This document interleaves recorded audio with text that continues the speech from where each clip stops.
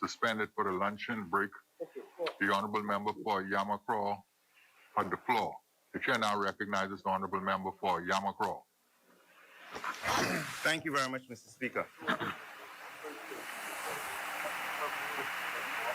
Mr. Speaker, I shall begin where we recess, and that is by stating, just by emphasis, as we look at the amendment that is now before this Honourable House, and that is, in short, the Fisheries Bill 2020. And I would like to read from an article that I shall table. Tough call. The scale of illegal fishing, the scale of the illegal fishing problem. And it says the environmentalist view. Honourable Member, for the record, could you state the source and the date? Pardon me? State the source and the date of the article. Okay. It's from the Tribune. The date is the 9th of January, 2013. And it's entitled Tough Call. The scale of illegal fishing. Thank you, Honourable Member. The scale of illegal fishing problem. And the reason why, as I went through, Mr. Speaker, and I did my research, the article and the other two that I will present basically encapsulate the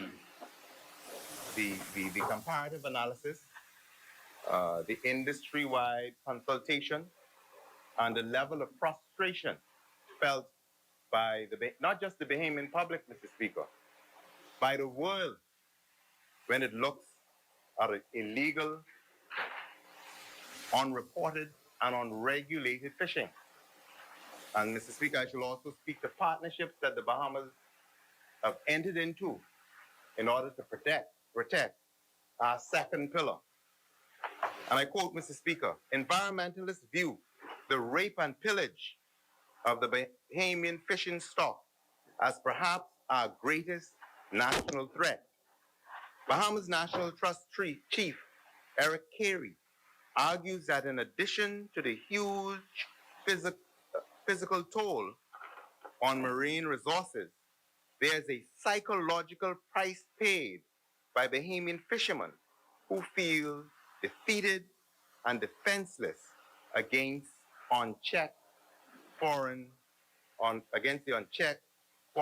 onslaught. And Mr. Speaker, the Fisheries Bill has 130 sections, and it's a response to the cry of Bahamians at large. And Mr. Speaker, I was careful to give the date. The date of the article is some 8 years ago. And the Minister of Agriculture stated that for more than, I think, 10 years, we've been having consultations. And before we recessed, we spoke about the number of administrations over the years that have dealt with this issue, the ministers that were involved in dealing with what is a socio-political, cultural, and economic problem. And Mr. Speaker, the bill, as I said, has 130 sections, 14 parts. Part 1 deals with the preliminaries. Part 2, continuance of the Department of Marine Resource. Part 3, the establishment and function of the Fisheries Advisory Council and appointment of the National Fisheries Stakeholder Forum that represents fishermen from around the country. Record information, that's Part 4. Financial provisions. Conservation, management, and development, a very critical area in terms of our resources. Licensing, the licensing procedure. Aquaculture and management and development. Part 10, monitoring and control and surveillance. Part 11, disposal, release, and forfeiture and seizure items. Part 12, it looks at the evidence and it puts the presumption on the person who's caught to prove that they have not committed the offense. Part 13, jurisdiction, procedure, liabilities, and offenses under the Act. So, Mr. Speaker, before we could, I made mention of Adrian LaRoda, and he is the past president of the Commercial Fishers Alliance. And I also made mention of Mr. former Minister of Immigration, Minister Fred Mitchell, who announced, as this article asserts, a ban on work permits for non-Bahamians. And I'm not just focusing here on non-Bahamians. There was a general discussion, as I said, with all of the islands, and that's why I call Long Island, North and South Eleuthera, Exuma, Cat Island, and all of the other islands who are involved in this heated debate about how do we preserve our second pillar for our country. And I also told you about the delegation that went to another country that dealt with the whole issue of illegal fishing and the millions of dollars that is being taken from the country each year. And I want to recognize, Mr. Speaker, a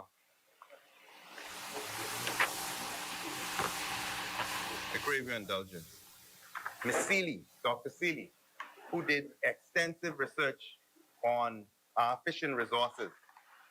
Mr. Speaker, recently in 2000, and I will sign and tender this article in 2020, June 5th, 2020, the government of Canada, the article is headed, the government of Canada takes the fight against illegal fishing to outer space. And this article, Mr. Speaker, and I spoke with the Minister for Agriculture, who confirmed that there is indeed a relationship with Canada, how they're now looking from outer space to see these boats or these ships that may come into Bahamian waters and take millions of dollars, thousands of pounds, scale fish, and indiscriminately destroy our fishing industry. And Mr. Speaker, with your leave, I'd just like to quote a portion of it, Mr. Speaker. It says, today we mark the International Day to fight for the fight against illegal, unreported, and unregulated fishing. Globally, illegal and unregulated fishing is a major contributor to declining fish stocks and marine habitat destruction. It is estimated that the unregulated or illegal fishing accounts for about 30% of all fishing activity worldwide, representing up to 26 million tons of fish caught annually at a cost to the global economy of more than $23 billion a year. And Mr. Speaker, we have one of the best preserved fishing ecosystem around the world. As I spoke about the requirement that we're now putting in law that only Bahamians be engaged just in commercial fishing. If you want to sport fish, if you want to go there and catch a meal for your family or catch something for your friend, nobody prevents you from doing that. And it says illegal fishing occurs both on the high seas, and it says where it occurs. It says, with the support of the Canadian Space Agency, because they said they take it to outer space. This is how serious the preservation of the fishing ecosystem is, not just to the Bahamas, to the US, to Canada, and other countries around the world. That Canada has taken the vigilance or the preservation of the fishing resource to space. It says, with the support from the Canadian Space Agency, Fishing and Ocean, Fisheries and Oceans Canada is using Canadian radars and satellite imagery to help small island nations and developing coastal states in the Caribbean, South Asia, South America, and Western Africa to identify and track dark vessels. These vessels represent a significant threat to global fish stocks and marine habitats as the vessels operate without monitoring equipment in the form of GPS trackers. And Mr. Speaker, when I did my research, I saw the former Minister of National Security highlighting some of the issues raised by fishermen, that some of these boats, you really can't detect them. And because of the persons who work on them, they alert other persons that the defense force or the police forces in the area checking on them. But I continue. These vessels, okay. Thank you very much. These vessels represent a significant threat to global fish stocks and marine habitat as the vessels operate without monitoring equipment in the form of a GPS tracker and do not wish to be tracked. Vessels without monitoring equipment pose a challenge for authorities to ensure compliance with fisheries regulations. Canada's support allows recipient states to scan vast areas of ocean for potential threats, allowing limited patrol resources to be focused efficiently. And then it goes on to say that it has partnered with the Bahamas for the purpose of protecting our fisheries resource. Mr. Speaker, earlier I highlighted the fact that the minister had indicated that there was wide consultation on this matter. This matter is not of recent vintage. Many different administrations have dealt with it. One of the articles I read said where fishermen were saying this is not a political issue, so don't make it a political football. Mr. Speaker, there's also a proposed amendment to the Immigration Act.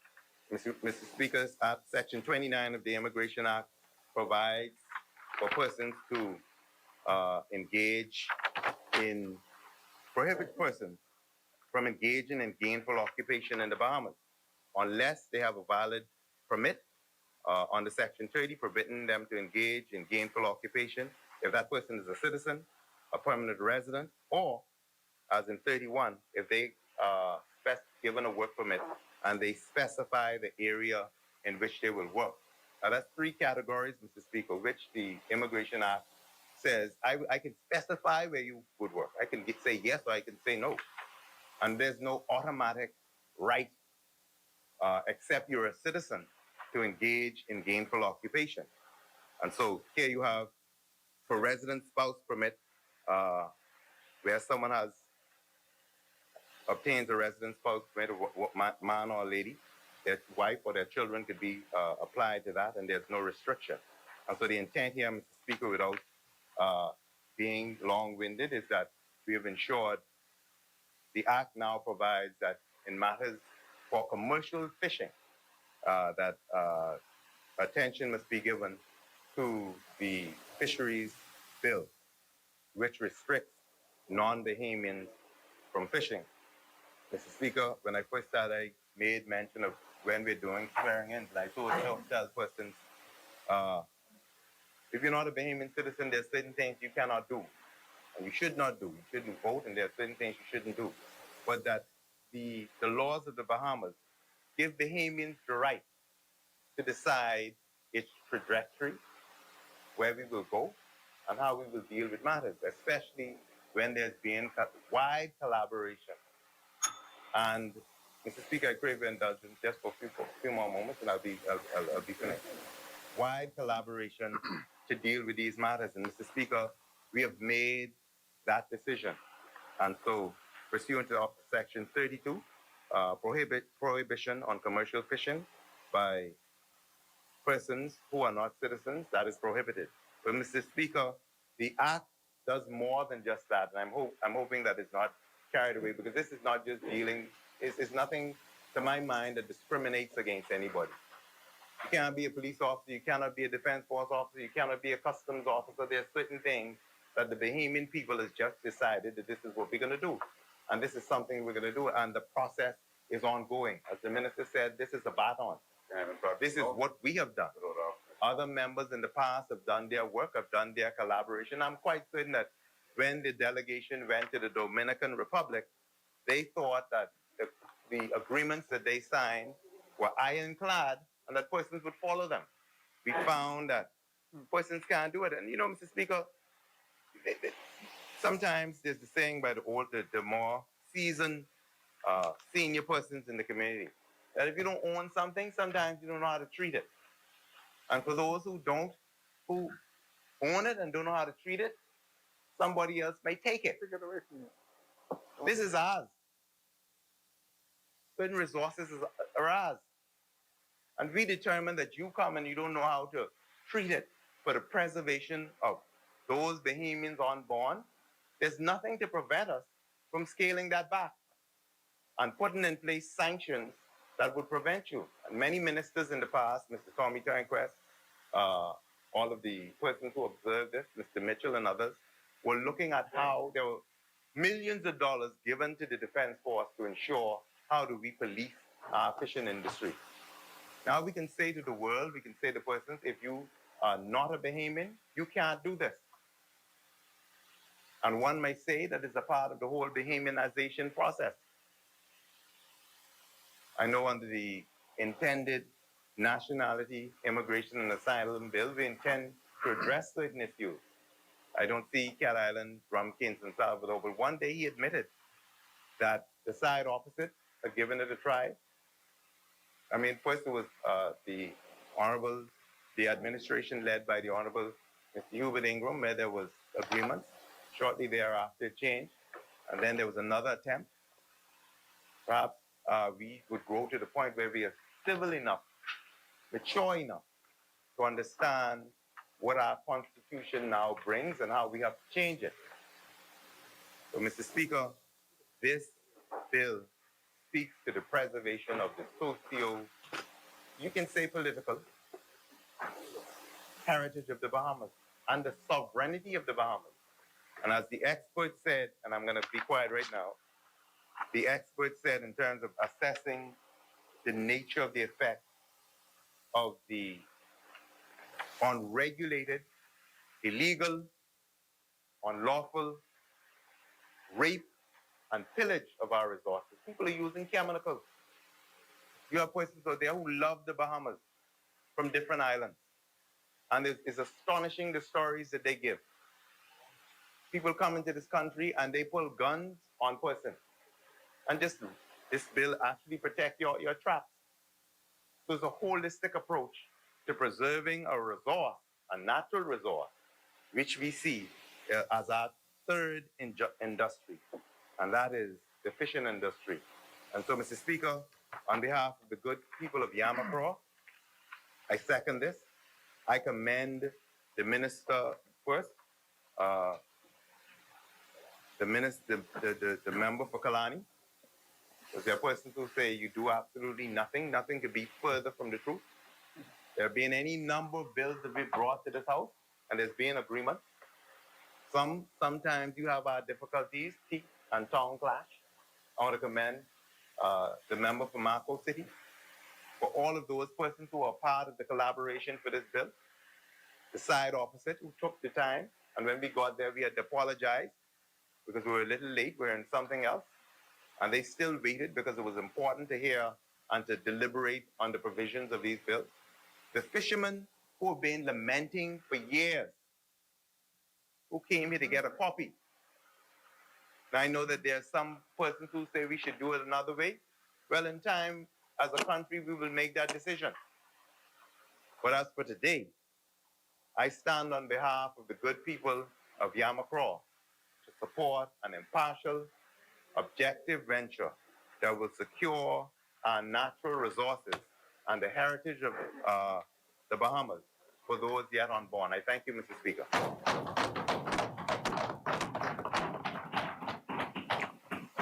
Thank you, Honorable Member.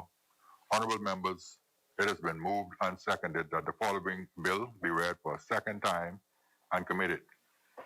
A bill for an act to provide for the regulation of fisheries resources of the Bahamas, to provide for the long-term conservation, management, and sustainable development of fishery resources by the application of the precautionary and ecosystems approach to enhance the livelihood of communities dependent on fishing and to meet the needs of future generations, to provide for licensing of commercial fishing and fishing vessels, to deter, prevent, and eliminate illegal, unreported, and unregulated fishing in Bahamian fishery waters, to repeal the Fisheries Resources Jurisdiction and Conservation Act of 1977, and for connected purposes. As many, the chair recognizes the honorable member for the Exumas and Ragged. The documents that committed to? I've already signed them. Yes, order that the documents be brought up. Thank you very much. Truly appreciate it.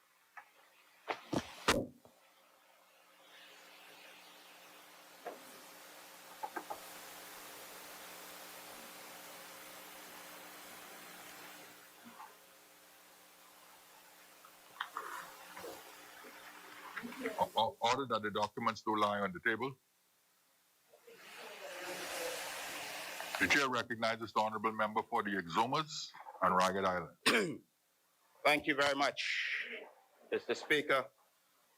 I take pleasure in standing on behalf of the people of Exuma and Ragged Island. I'm grateful to them, grateful to God for giving me the opportunity to be here to speak on their behalf.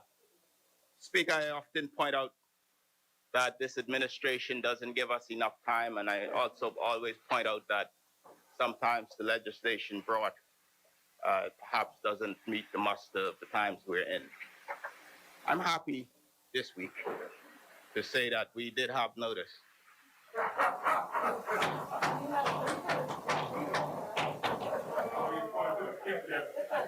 And I'm happy that we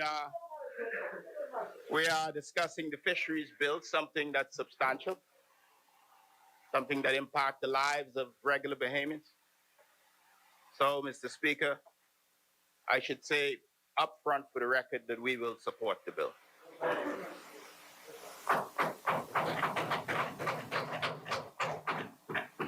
I am no agriculture or fisheries expert,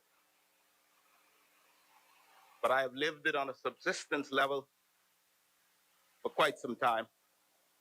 So it's something I am deeply interested in as a means for growing our economy and becoming more food secure and helping to empower Bahamians. The pandemic has shown us many things. Amongst them is the fact that the Bahamas need to become more food sustainable. Overhauling our fisheries industry with an eye towards dynamic growth is very much needed. And these are reasons why we put our support behind this bill. Let me thank the framers, who the minister pointed out has been working on this for some 10 years. I take the point. I want to say thanks to the current minister and the ministry officials, past and present.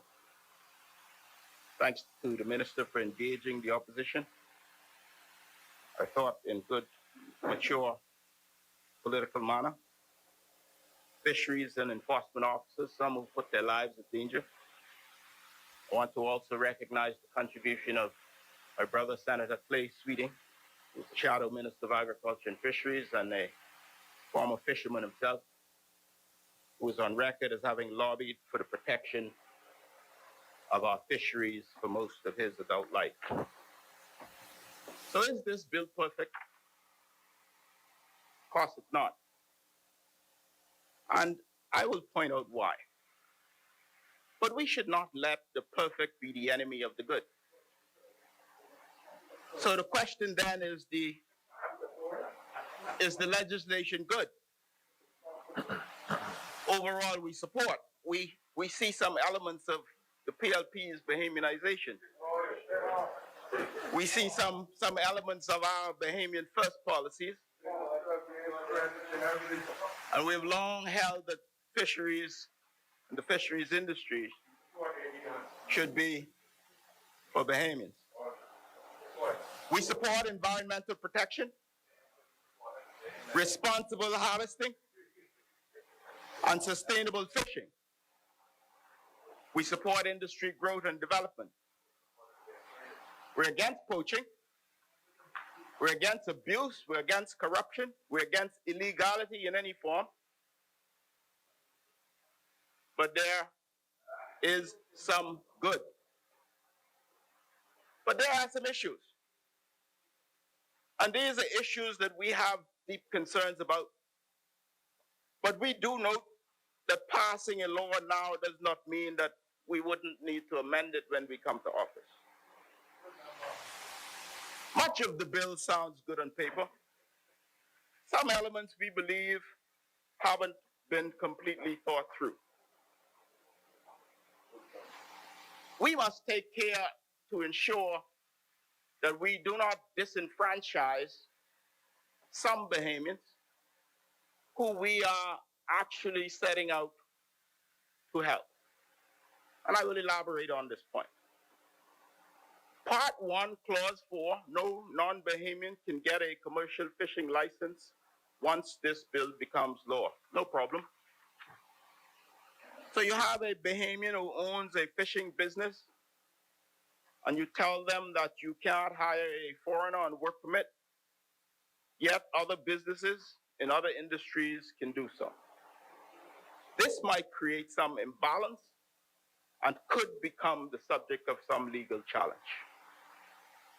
Mr. Speaker, when we look further at this, and I noted earlier that many have mentioned certain areas carved out for Bahamians, and some have pointed out from their seat that the legal profession is one of them. The leader of the opposition has rightly pointed out that there are special circumstances where foreign lawyers can participate, special permission to go to court if they must, but someone on a spousal permit can actually practice law.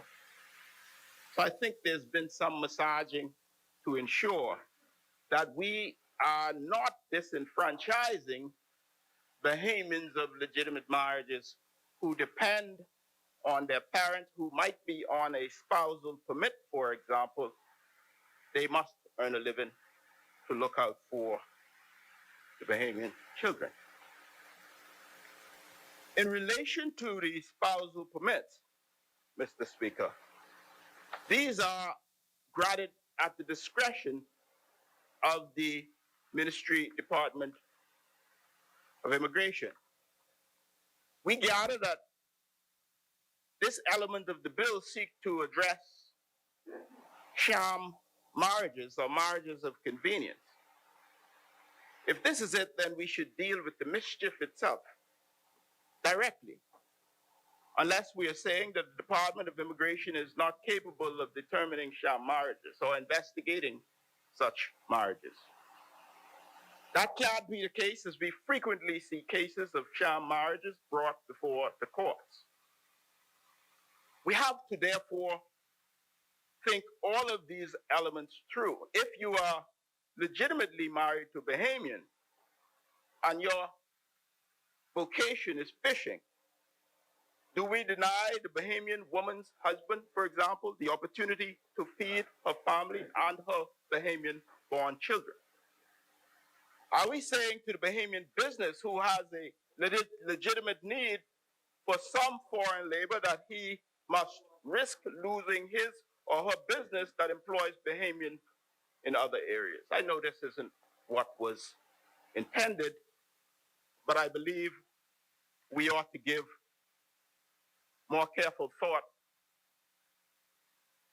on some of these points. Also, under this act, as is the case today, if you are a Bahamian but you are not resident in the Bahamas, you cannot register a commercial fishing vessel. So Bahamians who may live abroad, my cousin from Forbes Hill, Exuma, who moved to the U.S. for a better way of life, he's managed to save some money now and he wants to invest in a Bahamian fishing vessel.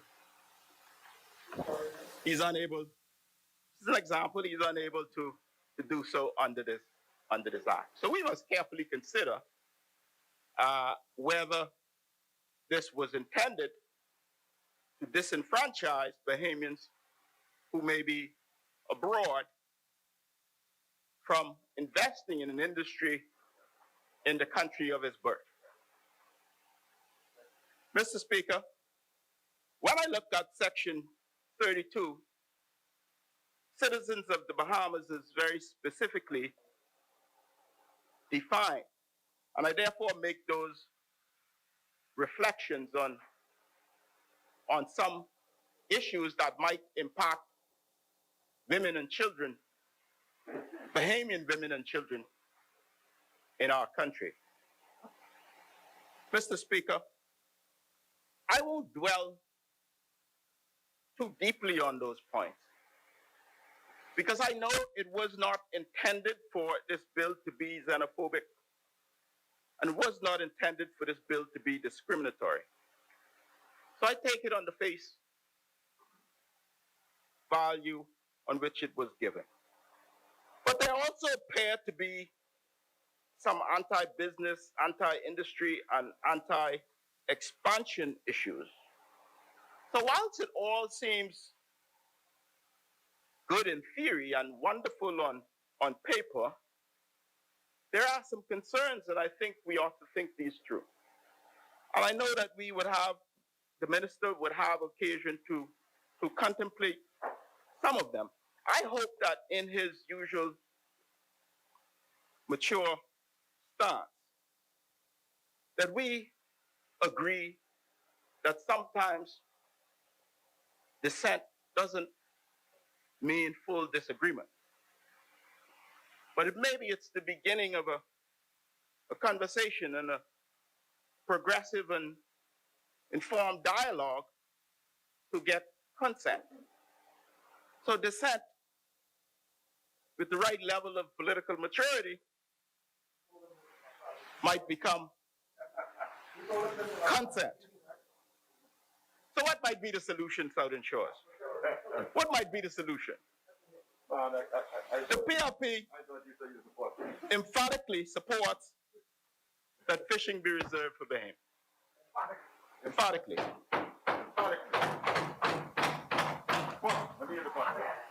It is in fact our long-held policy. The issue is one where we must put laser focus on the mischief. We must attack the mischief with blunt force, blunt enforcement, stamping out corruption in the process if it exists, but focus on the mischief. And then we must educate and we must empower our citizens to see the benefits in the fishing industry and provide access for funding and to provide access for technical support to Bahamians. Mr. Speaker, I call on the residents and the citizens of Exuma and Ragged Island and Bahamians everywhere to take full grasp of the benefits of this potentially lucrative industry. Mr. Speaker, we want the industry to grow, and we do not wish to kill what's already there. Fisheries contribute under 1.5% to GDP. This is woefully inadequate, given that our country is mainly composed of water, as the minister pointed out earlier.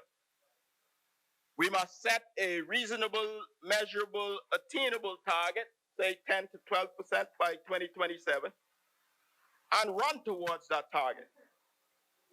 And there are many things we could do, such as the development of a strategic plan with fishing industry stakeholders to grow the sector, with some emphasis on deep water snappers, for example, and other species from the tongue of the ocean, relatively untapped.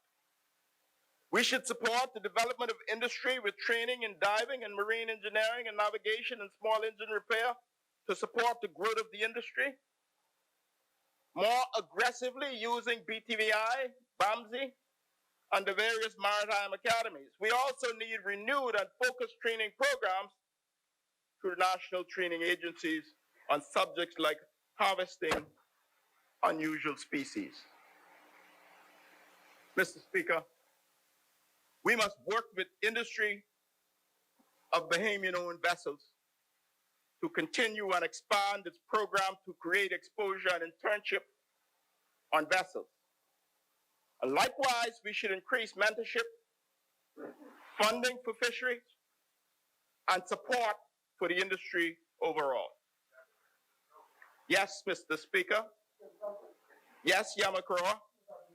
There are scores of Dominican fishermen working as mechanics and engineers on those permits, working on fishing vessels. And yes, there can be much abuse. We get this. But we should better enforce the permit process, not just shut all of it down and risk harm to Bahamian businesses. And I invite the minister, I know he believes in consultation and has done so broadly. I invite him to speak once more with owners, Bahamian owners of commercial fishing vessels, because there are some other issues, and I will mention them further as we go along. But if we train more Bahamians, the need for the Bahamian businesses to hire so many foreigners and request so many work permits, that need will fall away. So in an environment where we have well in excess of 30 or 40% of unemployment, there are many who are out of work, who perhaps need some reorientation, need some training, some education, some assistance. We can achieve our goal of 12% by 2027 if we can do so effectively, and we can do it in a way that is less combative with the investors in the commercial fishing business. Mr. Speaker, there has to be more focus on fishermen from the USA and elsewhere who come pretending to be tourists who are doing damage to the industry. And we have not paid enough attention to regulating recreational sport fishing over time. On large yachts with walk-in freezers regularly take large quantities of fish back to the USA and elsewhere without issue. This ought to be an area where we spend some more time and resources focused on enforcement. We have undocumented and unlicensed charters operating right under our noses from established marinas in New Providence and Family Islands. I'm not asking you if this is happening. I'm saying it's happening today. And it's not exactly a secret. The issue, Southern Shores, that there is inadequate enforcement and perhaps inadequate penalties. We have foreign tours throughout our islands and keys where illegal fishing on upscale yachts is occurring on a large scale. Now what commercial fishers are taking in. This must be addressed. And whilst we're at it, we should be looking at ramping up cruising permit fees for pleasure crafts.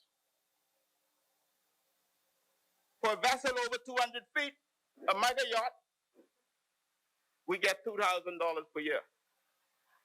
A pittance from whatever the wealthy owner of this vessel gets. Small yachts rent $25,000, $30,000 per week for a tour through the Bahamas.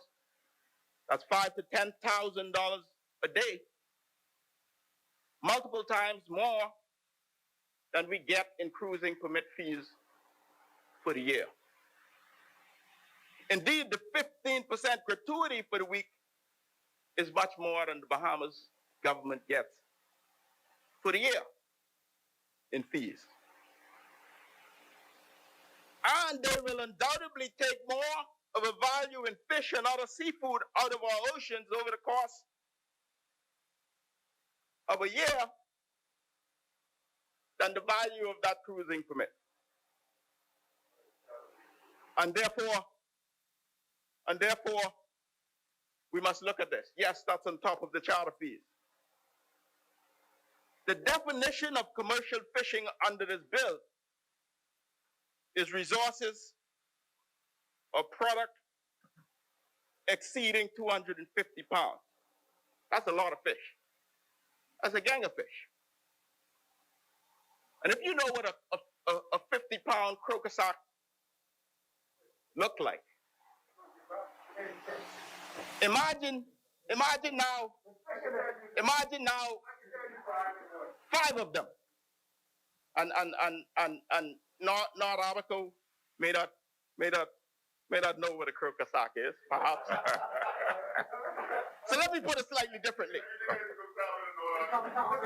If you buy the biggest bag you can find of pedigree dog food, that's about a 50-pound bag. It's about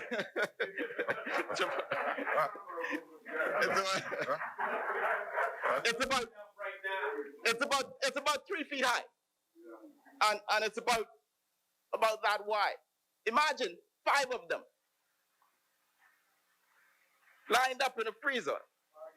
It's a gang of fish. So we must look at this. Are we to conclude that a boat registered to anyone can take 249.99 pounds at a time? We must look at it. In any event, if you can afford to purchase staff and fuel a mega yacht, you probably can afford an annual cruising fee of at least $10,000. We're also not enforcing the requirement. We are also not enforcing the requirement to have local fishing guides on board. Again, I'm not guessing here. I get complaints about this all over the country, especially from my friends in Exuma Keys. It's not being enforced. In Canada, I recall going on a vacation and seeing some people fishing on the rocks, and my son wanted to go. But I had to let him know we needed a permit. We needed a permit to do so. But here I see foreigners fishing on Saunders Beach and the docks of Montague all the time. This happens all through our countries, our country and our islands. So this is it.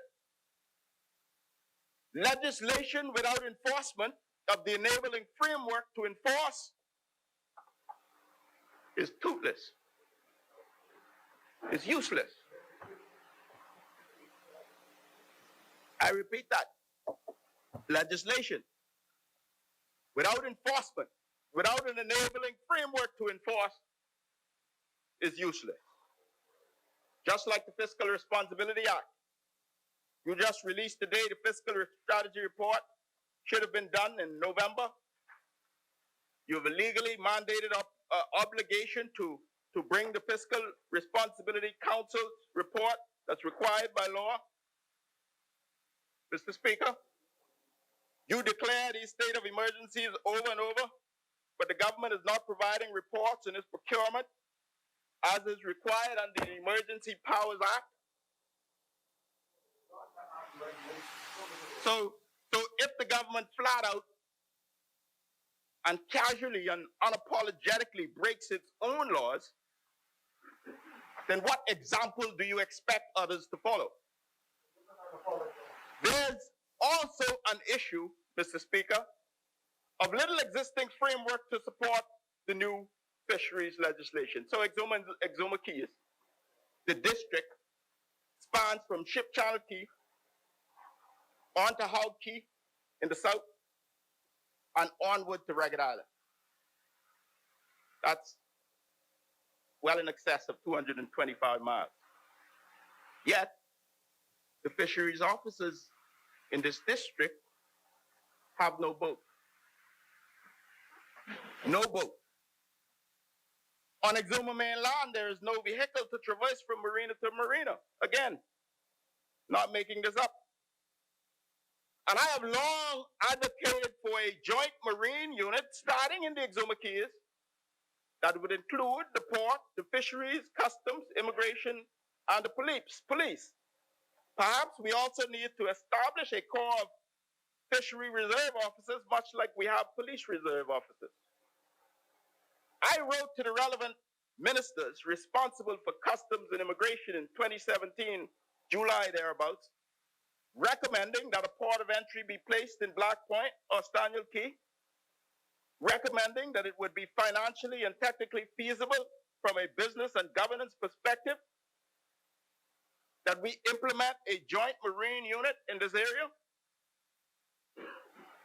that can also be done in several of the other islands. I heard nothing, got no reply, not a peep. I guess we come here and we figure we know what the islands need. With regard to Exuma, I have other national security concerns. I will discuss them directly with the minister, but we need more resources. Mr. Speaker, in relation to clause 75 of this bill, I mentioned a discussion needs to be had with Bahamian owners of fishing vessels. We are concerned that the bill establishes the monitoring system, vesting a discretion in the director to decide which vessels to install the devices in without regard for cause, without regard for objective reasoning or reasons. These owners of Bahamian vessels find this, quite frankly, egregious. They will seek legal advice. This might become the subject of a legal challenge. They're concerned about privacy. They're concerned about competitors. Someone mentioned competitors knowing where their drops are. Yeah, they're concerned about that too. Drops, their reefs, their favorite spot. When the season opens, they go to find their boatload of lobster. You know what I'm talking about. Mr. Speaker. And if this monitoring equipment stops working, they have to go to port. And if you own a boat, no matter how small it is, you know that things will go wrong every day. That will cost you money. So now you need to abandon your mission at sea and return to port because the device doesn't work. Add some salt water to the equation, and you know what happens with corrosion. Under clause 97, the bill talks about an observer on these same vessels. And the business persons are required to provide or accept and cover the cost of food and accommodations on these vessels at the same level as provided for the officers. And if they don't do so, they could be subject to $25,000 fine. They're concerned about this as well, Mr. Speaker.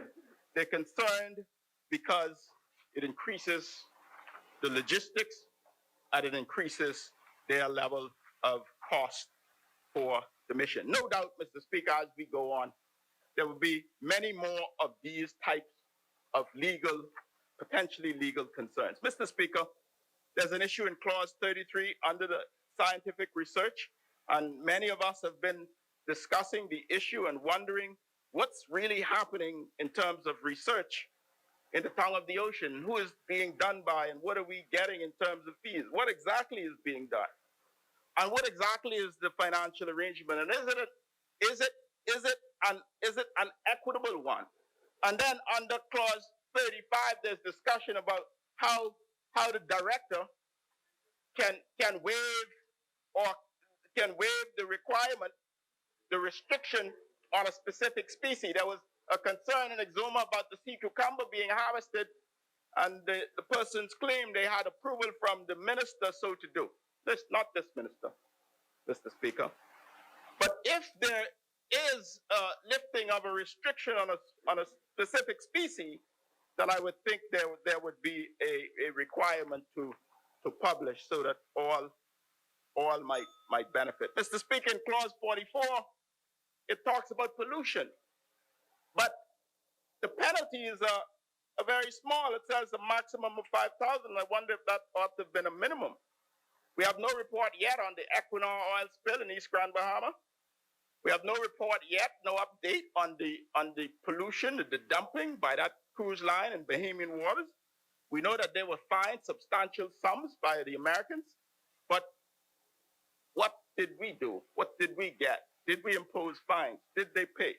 We need to know, because these are the level of accountability that we require, Mr. Speaker. If you're going to charge a Bahamian fisherman $250,000, who hire... Honorable member, just a moment. The chair recognizes the honorable member for Golden Gates. Thank you, Mr. Speaker. On a point of order, misleading or perhaps a misperception, and I just wanted to be clear. You said section 44 just now. I think you said prohibition on the pollution of fisheries waters you're referring to? And I think you mentioned $5,000. Were you referring to subsection 2?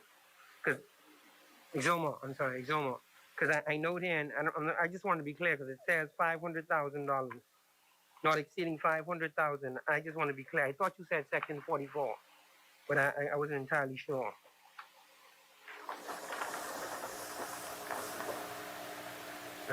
And 43 mentions 500,000 as well. I trust that my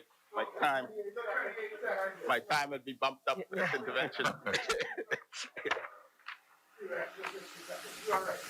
Mr. Speaker, we can look back at clause 44 and we can make the determination in terms of what the penalties are. But my recollection says.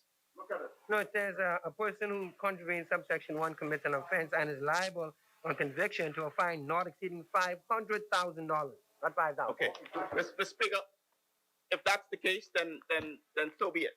I will examine it closely, Mr. Speaker. I reserve, if you will, arise again to speak on the point, if necessary.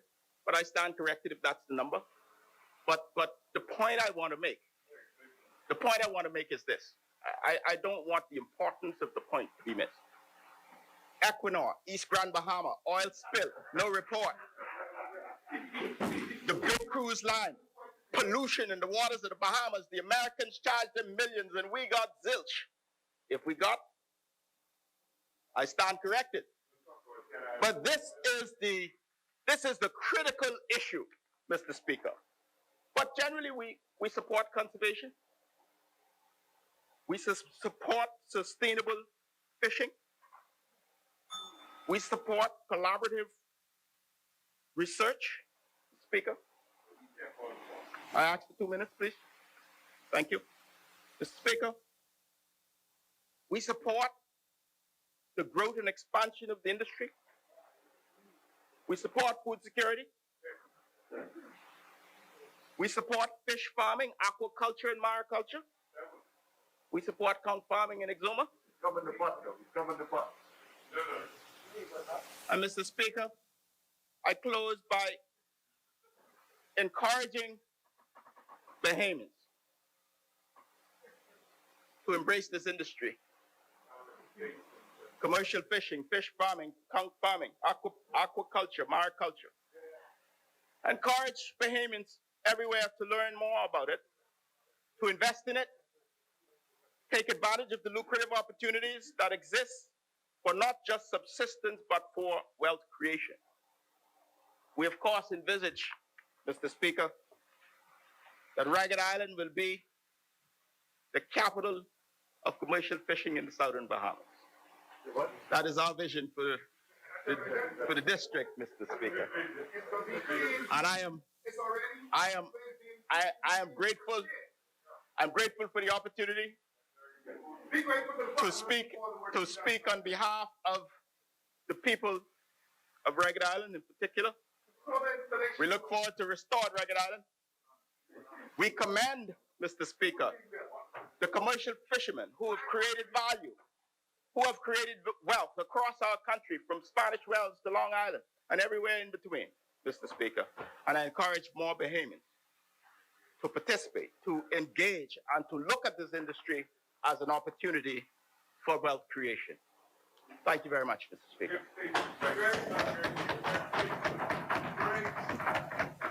Thank you, Honorable Member.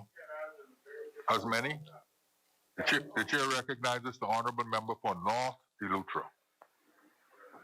Oh, Ricky, agree. Oh, and it's your time. Oh, sort of. Maybe waiting for the put two microphones on you. Are you ready now? I hear some of my colleagues saying that it reached.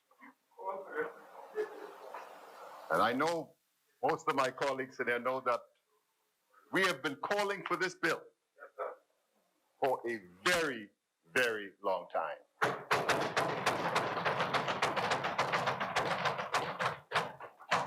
And that is why I'm of the view that we should get unanimous consent on it.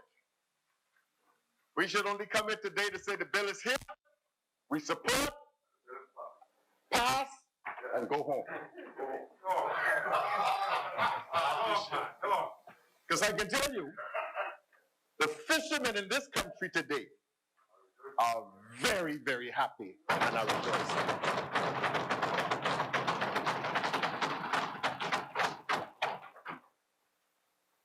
Mr. Speaker, it gives me great pride to return to this podium of this great chamber.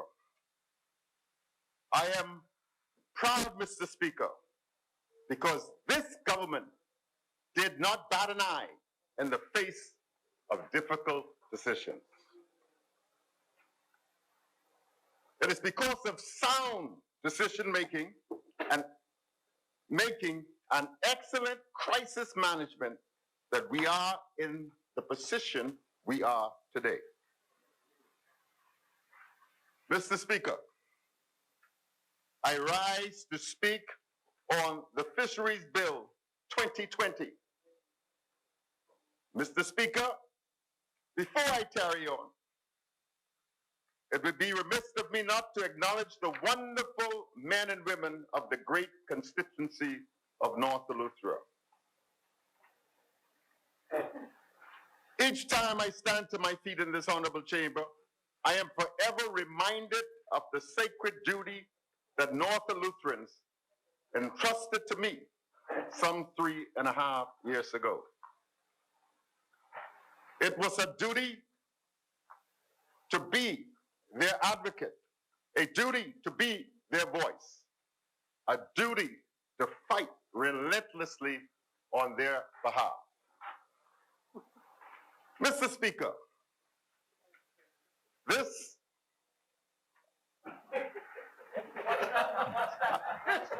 I enlisted and said, this sounds like a farewell speech. Well, you know, I came for this bill. But I have no intentions on leaving now. Because I don't feel no way tied. I come too far from where I started from. Mr. Speaker, this administration was elected in overwhelming numbers in 2017. And may I remind this House that we secured some 90% of the parliamentary seats in this chamber. This indicated that Bahamian people wanted badly to change the status quo. And that is what this bill represents today. However, as we begin our long march toward change, none of us knew the impending catastrophes that awaited us just a few months later. We have spent the greater part of this administration simply trying to stay afloat, as our economy was severely affected due to the twin crises of Hurricane Dorian and the COVID-19 pandemic. Mr. Speaker, the last few months have not been easy. It has not been easy for the people of North Eleuthera, nor has it been easy for the Bahamas at large. I want to thank the residents of my constituency who have continued to be their brother's keeper throughout this entire ordeal. In the words of a popular Indian author, in times of crises, we should always choose the higher path of compassion, courage, understanding, and love. I'm grateful to you all. I'm grateful to all of you for your compliance and adherence to health and safety protocols. I understand that you may be fatigued after we have spent so many months combating this virus. There were so many beautiful memories that we all intended to create this year. Weddings, anniversaries, birthdays, travel plans, all affected due to the invisible enemy known as COVID-19. Yes, Mr. Speaker, even the stress and emotions already associated with funerals were even more compounded for families due to this virus. I stand here today, however, to remind the people of North Eleuthera that there is light at the end of the tunnel. We continue to wrestle with these complex issues that were not of our making, but we press on, Mr. Speaker. We press on because we cannot make excuses, nor do we have the luxury to be paralyzed by indecisiveness or late again to process like friends in office before us. We must tackle these challenges ahead and fight to restore the lives of Bahamian people. And no exaggeration that over the last year, the government has been focused on the welfare of its citizens after so many lives were turned upside down as a result of what we experience today. Feeding programs and social assistance have been the order of the day to assist most of the vulnerable in our society.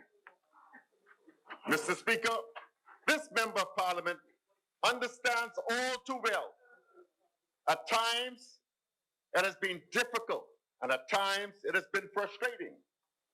But I say to the people of the Bahamas, and that our change agenda remains firmly intact. And after fighting through these unprecedented problems together as a nation, giving up is simply not an option. Mr. Speaker, I now turn to the bill at hand. Allow me to say from the outset that North Eleuthera supports the bill.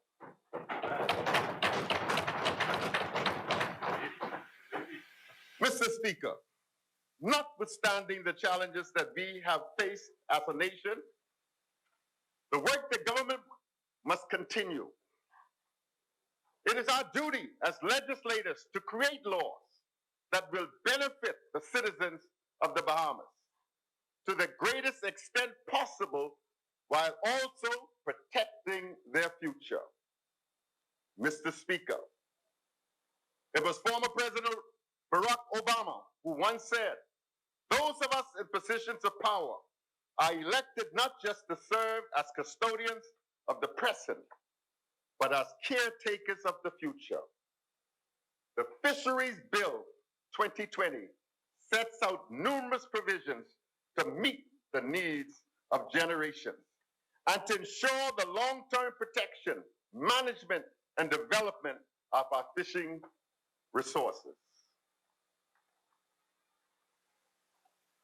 To say that I am not pleased today is an understatement. Mr. Speaker, I have been in the fishermen's chat since it was initiated a couple years ago. And I monitored that chat every day, 4, 5, 6 times a day, to say the least. And the concerns that were expressed for this industry, for the help that they were seeking to get from this administration, I am proud today that we are at that place where their questions, their concerns, their needs, their wants will all be taken care of in this bill. Mr. Speaker, a couple of the fishermen, well, not a couple of the fishermen, quite a few of the fishermen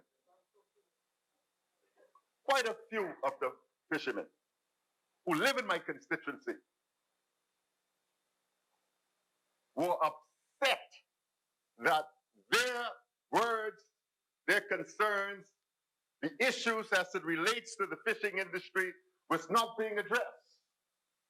On numerous occasions, they said they wanted to come on Bay Street and demonstrate and march because we did not care about them, that we did not hear their concerns.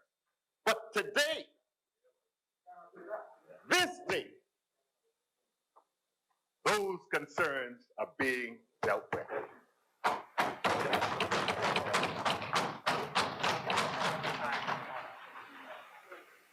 Eight years ago, Mr. Speaker, we had 32 boats in Spanish Wells with 300 full-time fishermen. Today, those numbers have decreased to 25 boats and 187 full-time fishermen. So we've lost fishing vessels, and we've lost approximately 113 jobs in this industry. And it is the job, and it is the responsibility of a caring government is to correct whatever problems that an industry may have so that growth and development can take place in the industry.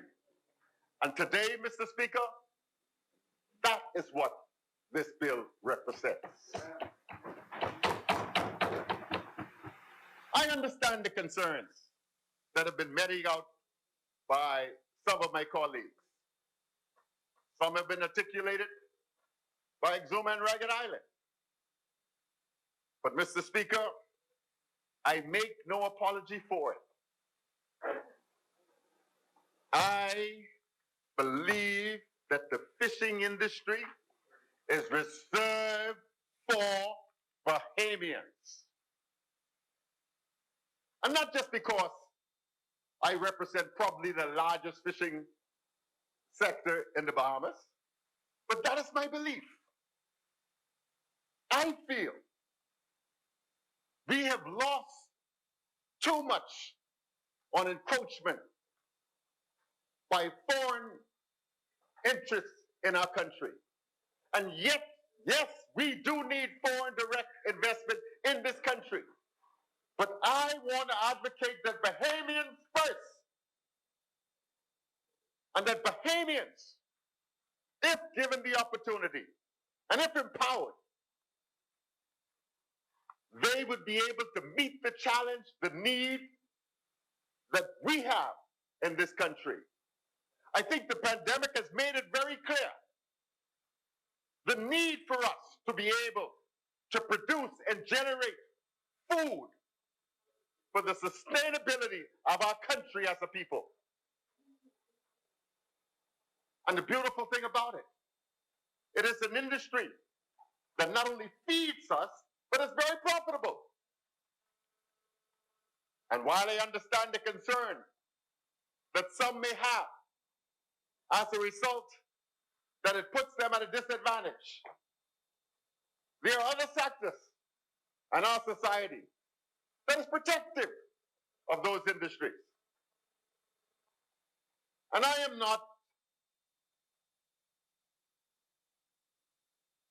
don't have a problem in certain instances that accommodations could be met. But I believe we must be firm in protecting some of these industries that exist in our country today. Mr. Speaker,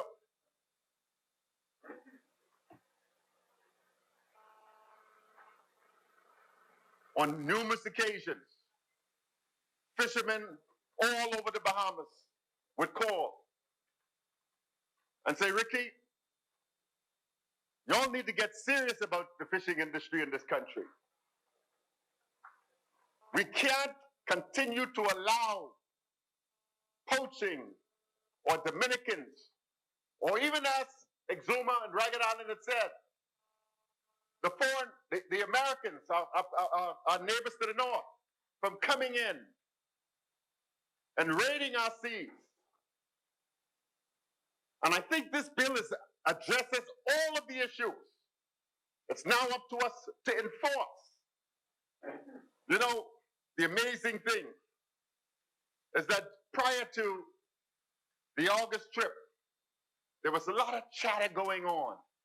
Oh, when you get out there weighing a fine nut, the Dominicans are gonna have already raided our bikes and our shores and our seas, and it's gonna be a waste trip. And then all of a sudden, the fishermen went out in August, and every vessel that came in was bragging about the bountiful caught that they did have.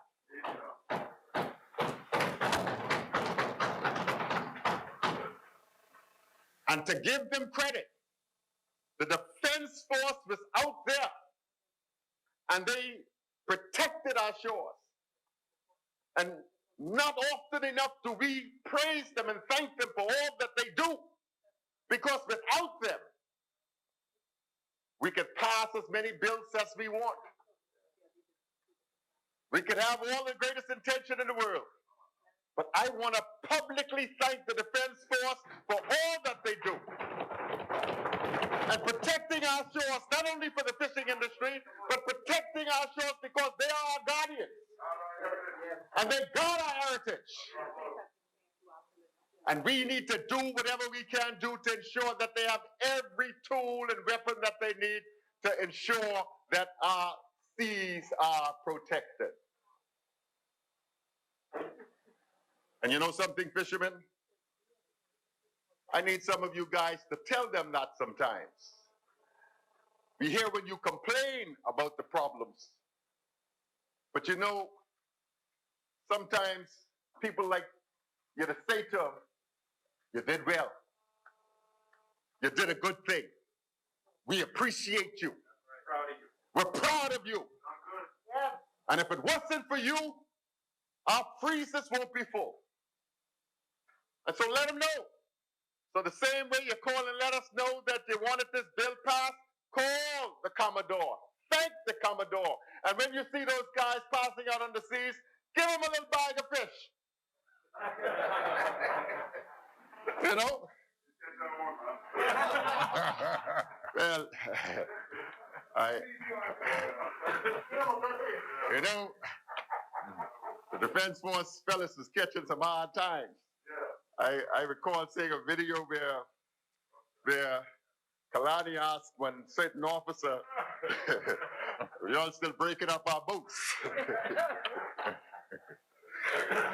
And then recently they had another boat that, you know, had some issues down in the southern Bahamas.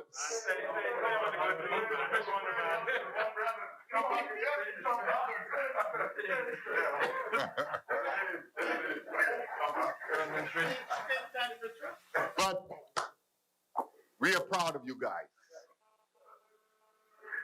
And you know, I can't speak of the Defense Force unless I speak of one Captain Obadiah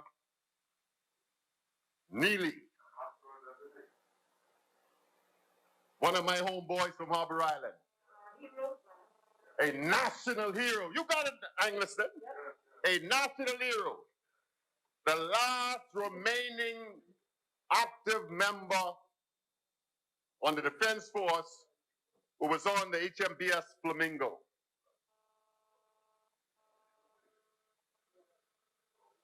Mr. Neely, you are my hero and I salute you.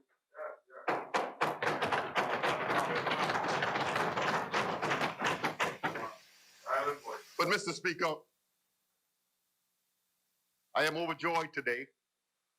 I'm happy that this bill has been brought before us and it'll address all of the concerns that the fishing industry have. Now, I know some people are upset about it. I know some people are not happy with it. But I can live with it.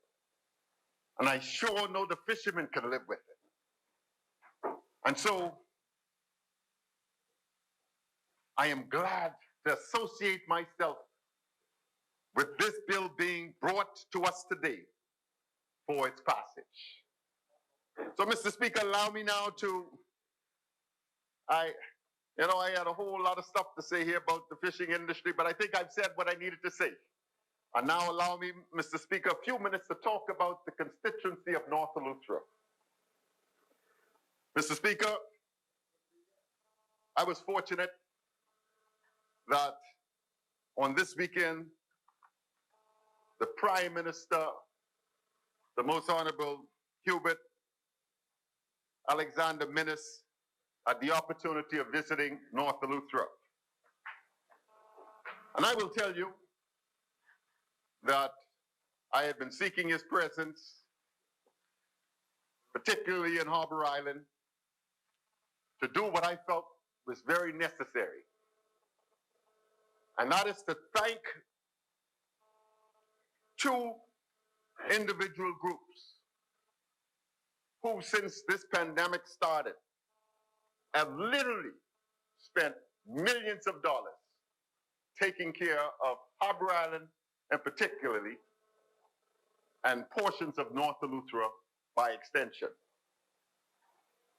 One of those groups is known as the Harbor Island, as Bryland Aid, which is a multi-purpose group that employed up to 60 to 70 persons for the last 6 months. And they've been busy cleaning up the island, clearing verges, painting homes, erecting fences, doing repairs to old homes. A tremendous job. And this was being funded by a group of widow residents who made Harbor Island their second home. One such person has indicated that when he dies, that he be buried on Harbor Island. And he already picked out his plot for him and his wife. And I felt it necessary that the Prime Minister thank these people for what they had done on Harbor Island and for the constituency of North Eleuthera. And those groups of people were delighted that he took the time out to come and thank them personally for what they had did for the people of Harbor Island and by extension North Eleuthera. And then there's another group, the food bank, that started distributing food immediately after the pandemic had started. They were passing out so much food that a lot of people in Harbor Island had food pantries. And I can tell you that food stores couldn't sell tuna, corned beef, rice, flour, sugar. I know this Exuma because my wife owns a store.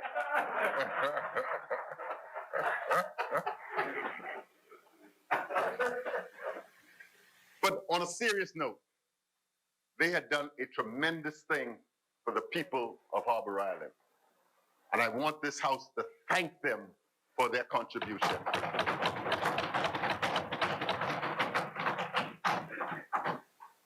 And while he was there, he had an opportunity to ride on the roads that everybody was talking about. And he will tell you, I told this driver, make sure I hit every hole in the road. And I think that was a mission accomplished. But let me just say, I am grateful because I know we are up to the challenge and that we will do it. Because for the past 30 years, every time the roads were fixed in Harbor Island, they were fixed by a FNM administration.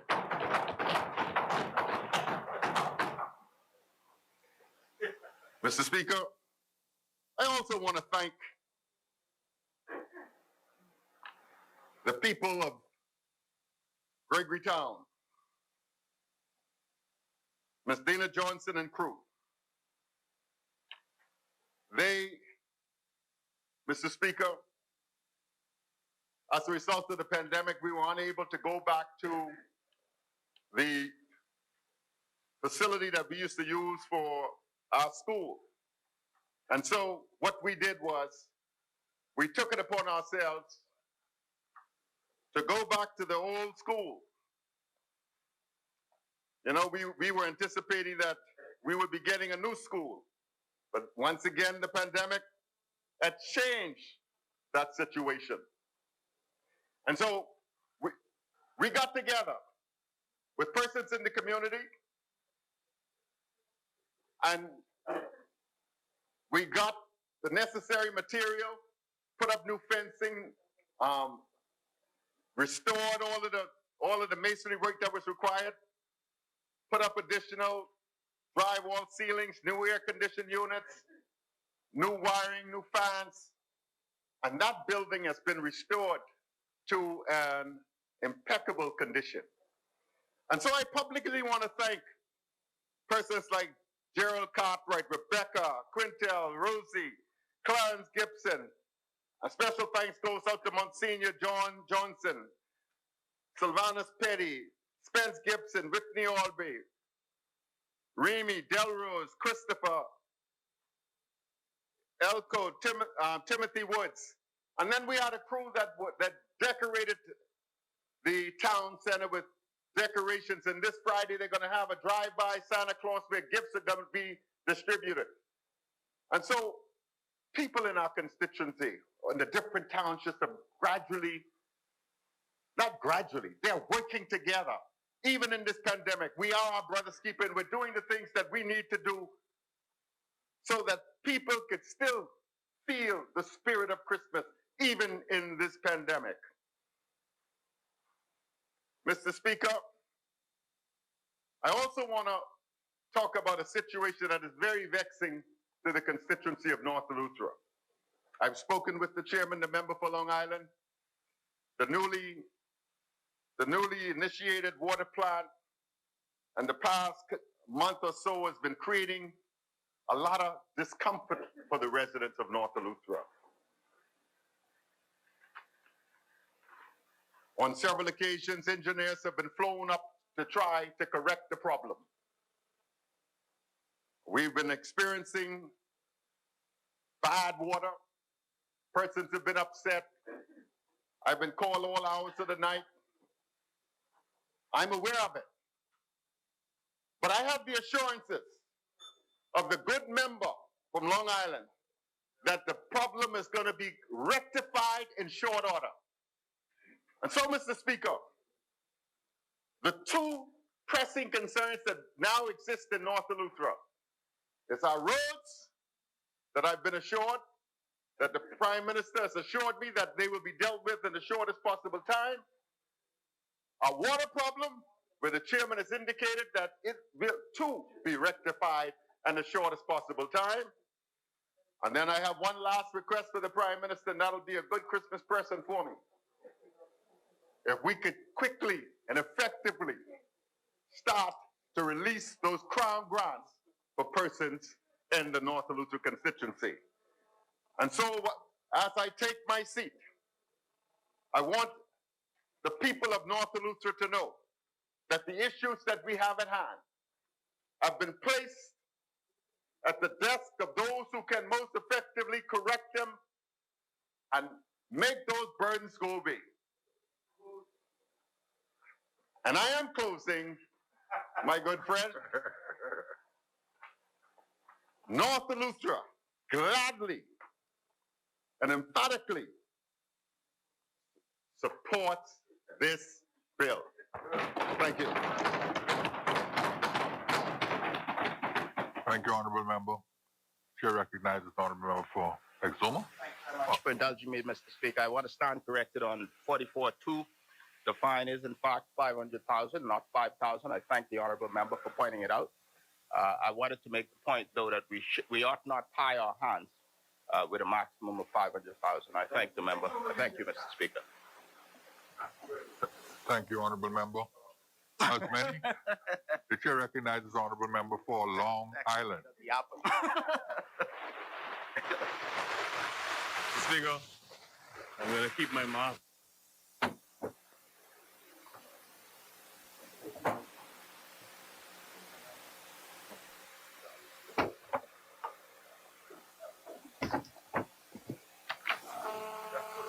Good afternoon, Mr. Speaker. I'm privileged to rise here, privileged and honored to rise on behalf of the indomitable and hard-working people of Long Island. My people, the people from whence I came. Mr. Speaker, though, I begin on a sad note by paying homage to my constituents and others who passed into eternity since I last spoke in this place. Speaker, I offer my sincere condolences to my colleague, the Honourable Member for Marathon, his wife and his family on the passing of their son. As a father, I cannot imagine the incredible sorrow they are feeling. Let us continue to pray for them. I want to also extend my condolences to the family of the late former Speaker and to the people of Central and South Eleuthera. Mr. Speaker, I want to extend condolences to the families of a few Long Islanders who have passed on since I last spoke in this place a few weeks ago. Ms. Althea Miller, who was an extraordinary teacher, community builder, and a wonderful person. She taught me English language and English literature in junior high school and was also my homeroom teacher in grade 8. She will be dearly missed. I extend condolences to her children, Jackie and Jasmine, her brother Stanley Pinder, and the entire family. Mrs. Jalila Knowles, who was a celebrated straw work personality and who I grew up knowing all my life as she lived in O'Neill's.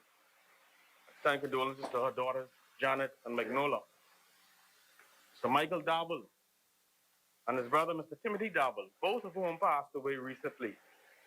They were the father and uncle of a key supporter, Miss Melissa Dabble, who I greatly appreciate. Condolences also extended to his wife, Helen Dabble, and the entire family. Of course, I also want to extend condolences to the family of Mr. Ernest Fox, his wife, Alfreda, Sandra, Kimberly, and Desiree, the Welly Smith family, and also the family of Mr. George Carroll. Speaker, over the weekend, I got news that Mr. Diallo Pratt, my classmate, schoolmate, friend, and cousin, and one of my playmates as a child, tragically died in an accident in Abaco Sunday morning. I was stunned. I'm still in shock. I have many memories of Allo. We grew up together in O'Neill's. I remember the night when I won my seat. And Allo was living in the United States at the time. And yet he found a way to be the first, or one of the first people to congratulate me. Not long ago, we all hung out one evening at the former Hammerhead at the bridge. I will miss you, brother. Rest well. To Rex and Jen, Recky, Keisha, Rances, and Reggie, I extend my sincerest sympathies. And lastly, Mr. Speaker, I want to extend my sympathies to the family of Ms. Cheryl Adderley, Mr. Mario Smith, and Mr. Shannon Moss. Mr. Speaker, I want to congratulate a man for whom I have the greatest respect and hold in the highest regard. He consistently offers wise counsel, and when he speaks, you listen. I congratulate my mentor and friend, the Honorable Member for Carmichael, on being elevated to Deputy Prime Minister. I also commend the member for Kalani for such a great choice. Mr. Speaker, I want to invite all Long Islanders to the commissioning of the Newton Key Bridge on Monument Road on Friday coming. The bridge will be commissioned at 10:30, and the road or monument will be commissioned at 11:30 a.m. I'll be honored to have both the Most Honorable Prime Minister, the member for Kalani, and the Honorable Deputy Prime Minister, the member for Carmichael in Long Island at the same time. And so, Long Islanders, I look forward to seeing you there. Let me note that we will soon be making an announcement about the drive-through, or the planned drive-through Christmas event. That, given the pandemic, is taking a different approach this year. And I also want to note to the people of Long Island that early in the new year, we will be turning on water in Long Island in phase 1. And we will again be inviting the member for Kalani and the member for Carmichael back to Long Island. To the people of South Andros, we haven't forgotten you. Early in the new year, we also intend to turn on water in South Andros. And Michael, we have not forgotten you. So sometime in the new year, we will be turning on water in Crooked Island. Mr. Speaker, I'm honored to contribute to the debate on this landmark proposed piece of legislation, the Fisheries Bill 2020, that is being debated as a compendium, accompanied at Galani, that is being debated as a compendium along with the momentous amendment to the Immigration Act. This is the start of a new era in local fisheries. I hail from an island that is home to thousands of fishermen, iconic and well-respected fishers who built wonderful homes and businesses, raised their families, schooled their children, and contributed positively to their communities, all from what they earned at sea. Frankly, Mr. Speaker, fishing is the economic lifeblood of Long Island. Without it, the island would likely have been largely depopulated at this juncture. And so I fully appreciate the fishing community's concerns about poaching and poachers robbing them of their catch by pillaging traps. Undoubtedly, this new fisheries bill pleases seasoned fishermen, such as my good friend Keith Carroll, and other outstanding fishermen in my constituency, such as Keith Knowles, Scotty Harding, Don Adderley, Roger Fox, Sean Minnis, Andrew Adderley, and so on. And so it puts them in a much better position. Mr. Speaker, let me commend the government and the member for Marco City for moving the fisheries bill. This is a paradigm shift that Bahamian fishermen have been fighting for the last 2 to 3 decades. So I would also like to commend all the fishermen, the fisheries bodies, and the stakeholders that contributed towards crafting this bill. I grew up in a fishing and farming island. And so from I was in primary school in the 90s, I heard family members and Long Island fishermen and others complaining about Dominicans. I've heard it in person, I've heard it in the community, I've heard it in the news, etc. We had no internet and social media back then. I don't often quote him. However, Sir Lyndon Finland rightly said, to paraphrase him, if you're not prepared to stand up and fight for what belongs to you, then you don't deserve to have it. He was right. Today, we are demonstrating to the world that we are prepared to stand up and preserve what belongs to us. Mr. Speaker, The proposed fisheries legislation seeks to preserve perhaps our greatest natural resource, the Bahamian waters. This piece of legislation will ensure the protection of the natural resource for Bahamians. It will provide a framework for fisheries management. It will ensure research and scientific studies to protect vulnerable species from exploitation so that governments and policymakers can make more informed policy decisions.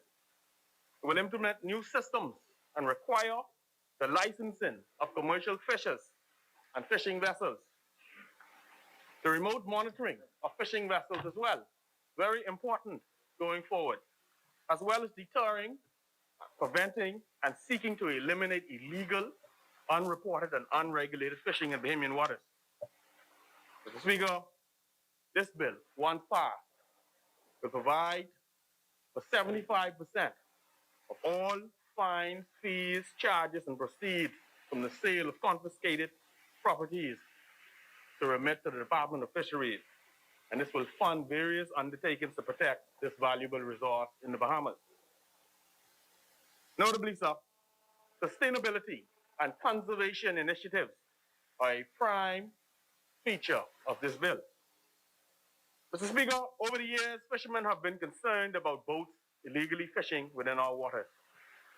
They've also been concerned about boats that have Bahamian captains and a largely Dominican crew. I have said in this place on more than one occasion that commercial fishing should be strictly reserved for Bahamians.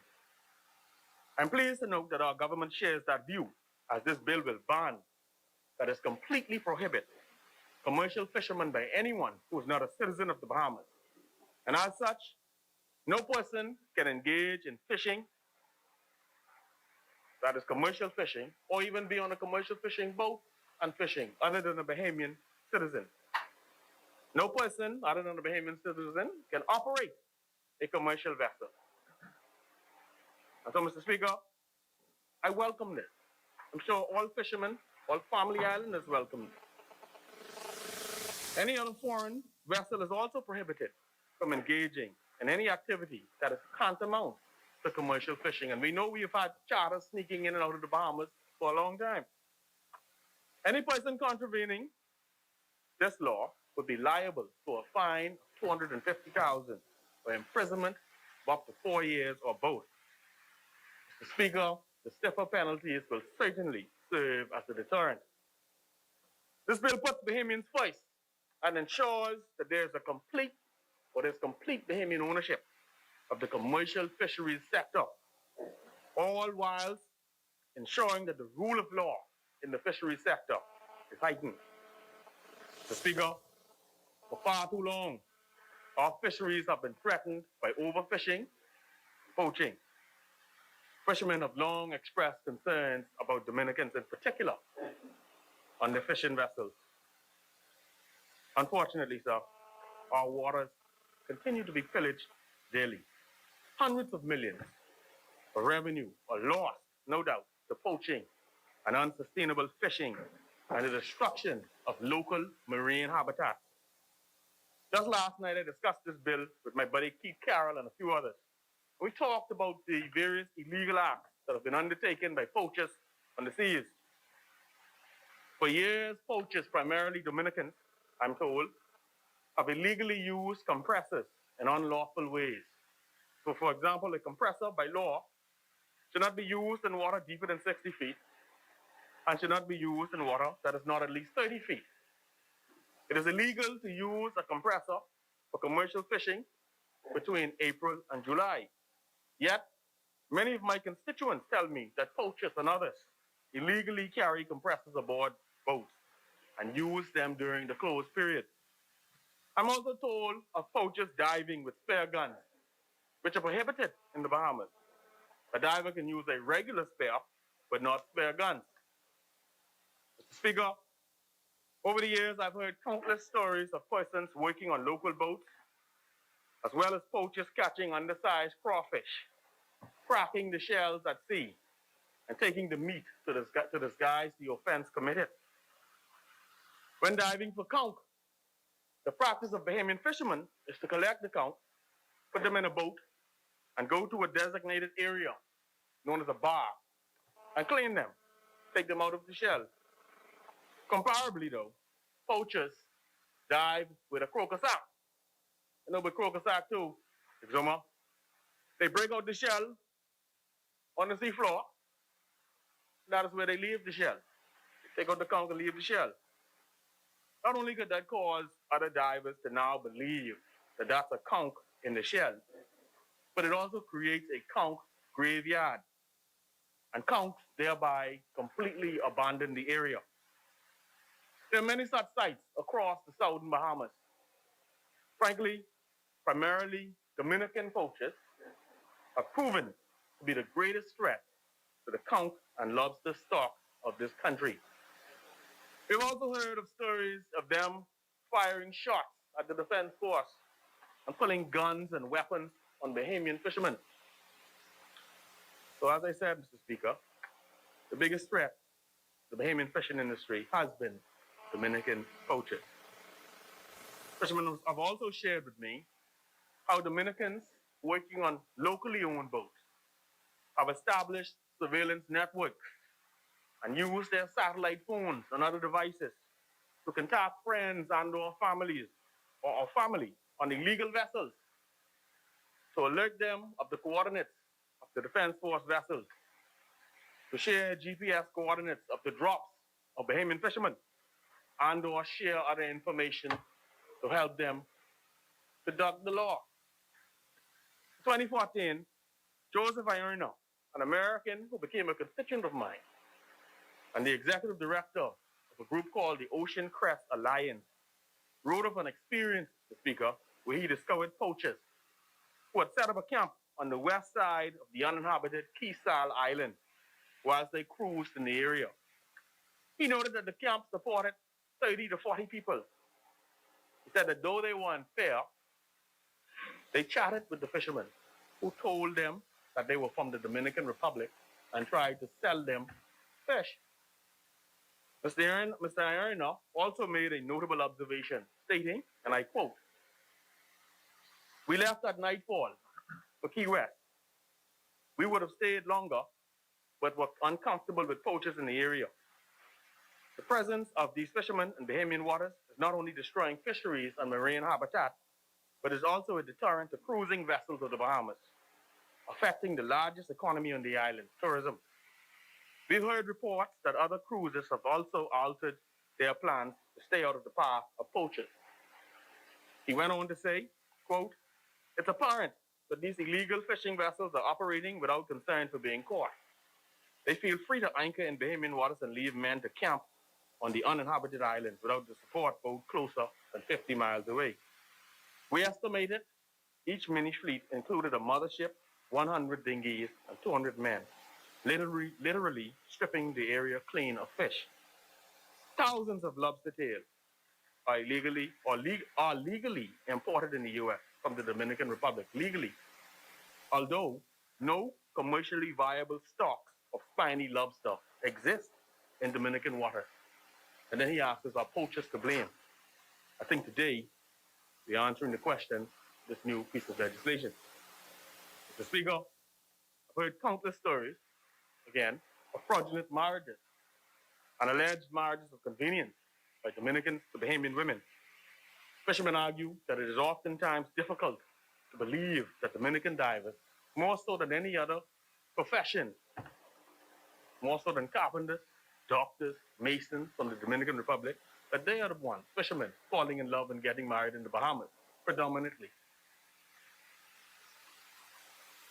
In the United States, the American Immigration and Naturalization Service are famous for sudden pop-ups and questionnaires to couples, some of whom they suspect of marriages of convenience. If we don't do it already, we must certainly employ such approaches whenever we suspect instances. Pop up at odd hours at residences. Perhaps make inquiries about any communication barriers posed, particularly if one only speaks English and the other speaks Spanish, and how do they overcome these barriers? Mr. Speaker, certain professions in the Bahamas are protected and strictly reserved for Bahamians, whether they are born or naturalized. some instances. From my profession, law, to the Royal Bahamas Defense Force, to the Royal Bahamas Police Force, to immigration, customs, members of parliament, senators, these are all reserved for Bahamians. And so it's only right to add commercial fisheries or commercial fishermen to that list of reserved professions. So, Mr. Speaker, I applaud the Ministry of Agriculture and Marine Resources for looking to also employ new fisheries officers, and I look forward to chatting with the member further about Long Island's allocation. Let me also applaud the Ministry's launch of the National Divers Training Program. This program will equip Bahamians with the requisite knowledge and training necessary to undertake a successful career in the fishing industry. I encourage my constituents to take advantage of such opportunities for comprehensive certification. This is the capacity building that we as a country need, Mr. Speaker. And while I'm at it, let me also encourage Bahamian fishermen, especially those from Long Island, to engage in more deep-sea fishing. I have noted that the price of fish such as wahoo, tuna, so on, they fetch very, very high prices in places like Japan and Asia. Speaker, let me also note that we have a lot of quote-unquote yachties. I know that thousands of dollars are being made from fisheries excursions by foreign operators. And I see that many of them boldly advertise in Florida. And so that is certainly a concern of mine as well. But I must commend the government because in our manifesto, one of the things we pledged was to mandate GPS tracking on all Bahamian registered boats. And this is a step in that direction. This will assist in enforcement and in flagging those who breach Bahamian law. Mr. Speaker, I often listen to and take note of the opposition's approach to a matter, whatever the matter is, any matter. Given that this current fisheries legislation was passed in 1977, one wonders if they had a more comprehensive plan for fisheries to completely revamp the legislation, particularly given that they were the government just last term. The last two PLP administrations, Mr. Speaker, appear to have had a plan to give away or sell out the Bahamian fisheries industry. In their 2002 to 2005 term, the PLP's plan was to bring Korean boats. Surely we haven't forgotten the infamous Korean boat scandal and the unanswered questions about how the Koreans obtained work permits. Honorable member, the chair recognizes Anguston on a point of order. To make sure I heard the member correctly, the member is saying that it's the part of the fisheries plan of the government of a progressive Liberal Party at the time was to bring in Korean vessels. And if he is not able to support that, I'm asking him to withdraw it because it is not correct. It's not true. Mr. Speaker, if I may, sir, I'd like to, you see, it's widely known, Mr. Speaker. Honorable member, carry on. I'm waiting for your explanation. It is widely known, Mr. Speaker, that between 2002 and 2007, Mr.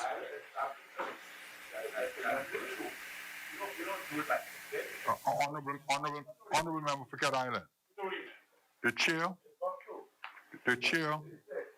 is waiting for him to provide the evidence. If he cannot provide the evidence, then he must withdraw it. Mr. Speaker, there were countless articles written, and I undertake, Mr. Speaker, to lay the article from which I drew this, but there were countless articles published, wherein the controversy arose about the Korean boats that were situated off Andros. Okay? In fact, Mr. Speaker, Honorable member. In fact, Mr. Honorable member for Cat Island. Mr. Honorable Speaker, member if I'm not mistaken, I believe. You have those articles with you. Yes, Mr. Speaker, and I undertake to lay them. I just need to. Mr. Speaker, I'm not withdrawing an obvious fact that was reported on. That was reported. Honorable members, honorable member for Long Island. Yes, Mr. Speaker. You said you have the articles. Yes, Mr. Speaker. And I undertake to lay it. I just need to. Well, no, the point of order has been raised. If you are able to make the reference now, cite the source and the date. Okay. Speaker, just give me a moment.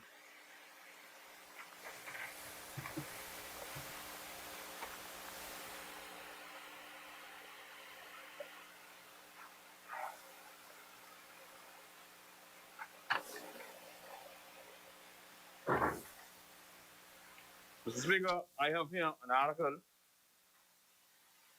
from Royston Jones, where he Cite the source. And the Nassau Guardian.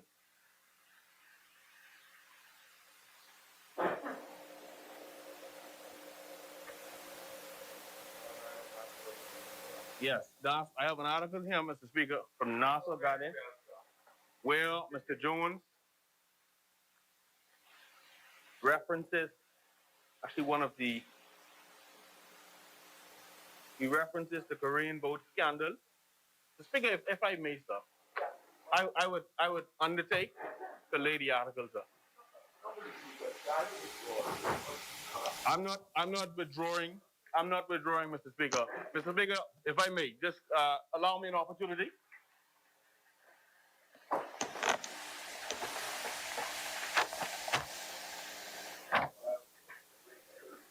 Oh, I have the article. I definitely do.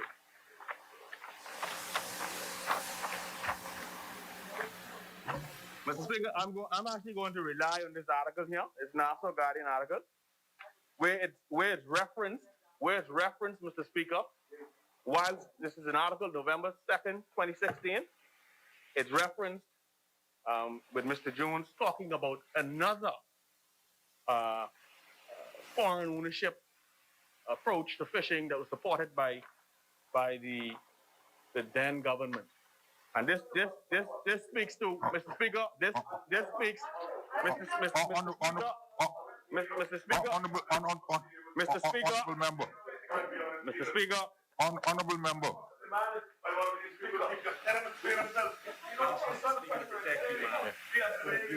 Mr. Speaker, I'm asking your protection, please.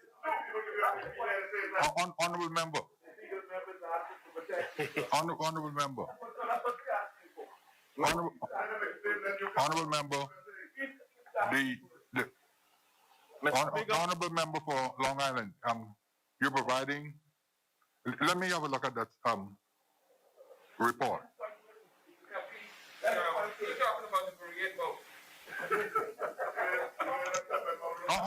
Honorable member, honorable member, read what your evidence into the record, and the chair will make a decision whether or not the evidence provided suffices. You see, Mr. Speaker, because that particular point I did not come to harp on for long. I will cite Mr. Jones. Mr. Jones did a report where he was covering my predecessor, right? Ms. Butler Turner. Yeah. And she spoke to strenuously objecting to any foreign ownership, including Mr. Royston Jones from the Nassau Guardian, including joint ownership of the Bahamian fisheries industry. And Mr. Speaker, I was getting to my second point, right? And this was along the way. But hold on, Cat Island. And Mr. Speaker, here in this article, Mr. Speaker, in this article. Honorable member for Cat Island. In this article, Mr. Speaker, in this article, Mr. Jones quotes Ms. Butler Turner, and she says, the previous Christie administration has a checkered history of inviting foreign interests to exploit Bahamian fisheries. This includes the Korean boat scandal, right? And then she goes on from there. I'm prepared to provide it, Mr. Speaker, right? Yes, but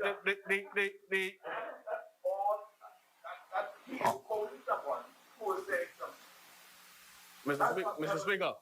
Speaker, I can easily provide numerous articles speaking to the Korean boat scandal. The assertion was based on what was stated publicly, Mr. Speaker, what was published publicly and not challenged by way of court or otherwise. That remains a part of the public record. That remains a part of the public record, Mr. Speaker. Countless news stories, and this is one. This is just one of them. Okay? So, Mr. Speaker, unless a lawsuit was taken out and it was proven to not be correct, that remains in the public domain. But, Mr. Speaker, that wasn't the overarching point I was making. That was just one. That was just one example. Honorable members. Mr. Speaker, that was one example. What I wanted to get to, Mr. Speaker. Honorable member.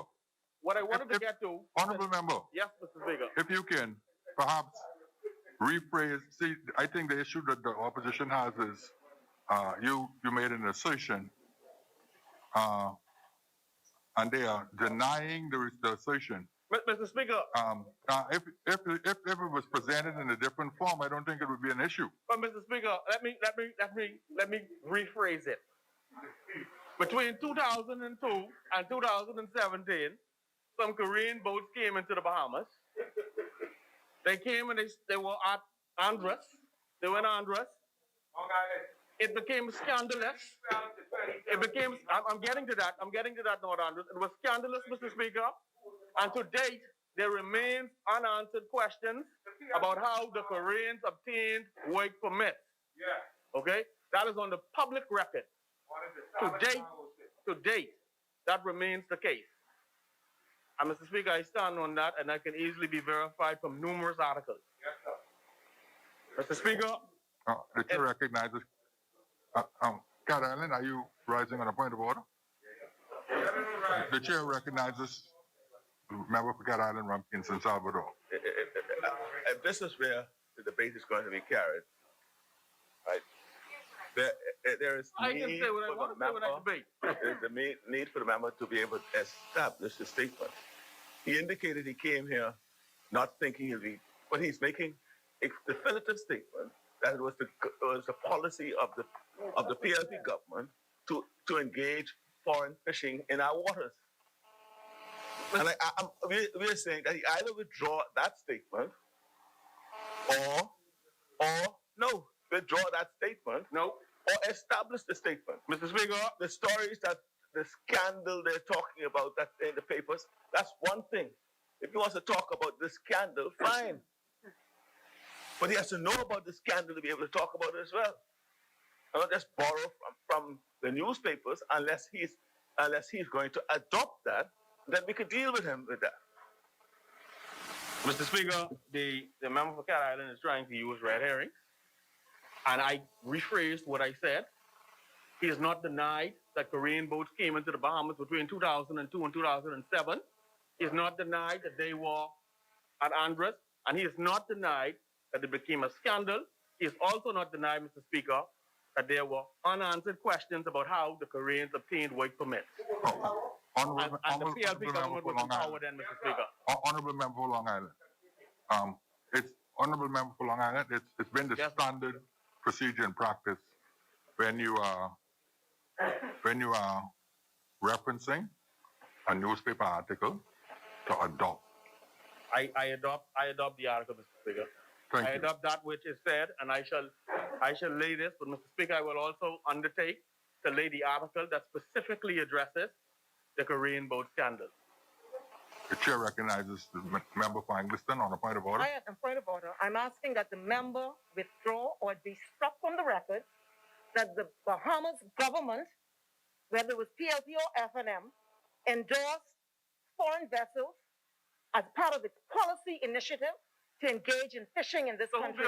The work permit. And I'm asking the member to withdraw that or prove or establish it. Because, Mr. Speaker, and I was saying across the way, we had some scandals in this administration, they're going to adopt it too. We had one the other day. No, I'm going to say it. But we have scandals in this administration. Are you going to attribute that to the Bahamas government? You have to have some level of discerning and discretion in the matter. I sat in that government, and I am not going to, honorable member, without protest. first of all, let me just say this to you. What you just suggested is that the chair didn't exercise a certain level of No, I'm not talking discernment and about you. discretion. I'm not talking about the chair. I'm talking about the member, not the chair. I'm talking about the member. The member should be able to discern between a scandal, which we've seen in this administration, and a policy initiative of a government.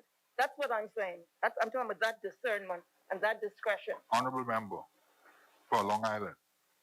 The member said that you stated that it was a policy decision of the former administration. If that is the case, Mr. Speaker, I apologize, but I will speak to the policy or the communications that came from the former administration momentarily. What I will say is this, Mr. Speaker, in rephrasing the earlier honorable member, before you rephrase, do you accept that you said that it was a policy statement? Mr. Speaker, I will withdraw that it was a policy statement, but I did not. First of all, Mr. Speaker, I did not say it was a policy statement. I said that the PLP did not have a plan for fishing. Okay? But Mr. Speaker, given that we're going to be held here talking about if it was a policy statement or otherwise, I will withdraw that statement to restate it momentarily. Okay? And so, Mr. Speaker, the facts are that between 2002 and 2007, Korean boats came to the Bahamas. Okay? They were at Andros. There were unanswered, scandalous questions concerning how they obtained work permits. Now, Mr. Speaker, here is where we are getting to where the PLP potentially, Honorable members. Mr. Speaker, here's where we get to where the PLP potentially moved to creating policy as it relates to fisheries. Okay? Here's where they discussed a proposal. In November 2016, Nick and I made the latest article, I have this right here. The National Guardian revealed that the Minister of Agriculture and Marine Resources, Mr. V. Alfred Gray, wrote a letter to the Bahamas ambassador to China, Mr. Paul Andy Gomez, giving him permission to pursue a proposal for China to invest in our agriculture and fisheries industries. Mr. Speaker, this is yet another short-sighted and ill-conceived approach. According to the letter, the proposal revolved around the injection of $2.1 billion in the Bahamian economy over 10 years. The $2.1 billion would consist of cash, farming, fishing, equipment, and Chinese expertise. This would involve the incorporation of 100 Bahamian companies, each of which would be owned 50-50 by Chinese and Bahamians. Ostensibly, there will be 100 companies that will feature 10 shareholders, 5 Chinese, 5 Bahamian. Now get this, Mr. Speaker, if the proposal was approved by the then government, they would have reportedly leased, according to that letter from V. Alfred Gray, a minister in their government. They would have, Speaker, Just a moment, on the point of order, the chair recognizes Cat Island, Rumkey, and San Salvador. Did the member indicate that the government approved that project? I did not say the government. No, that's what. Right? But you used the word approve. I never said approve. You didn't hear that. Sent by a minister. Okay. The minister did some funny things by a minister. And listen, Mr. Speaker, everybody knows that the rule of cabinet, Mr. Speaker, everybody knows that the rules that govern cabinet is one of collective responsibility. So they are collectively responsible for any letter that goes from any particular minister anywhere. Now get this, Mr. Speaker, if the proposal was approved, the government would have reportedly leased with an option to renew for additional years 10,000 acres. Honorable member for Cat Island. If it was approved. Honorable member. Let me repeat it so you can hear me, Cat Island. If the proposal was approved, this is the proposal that their minister sent to China.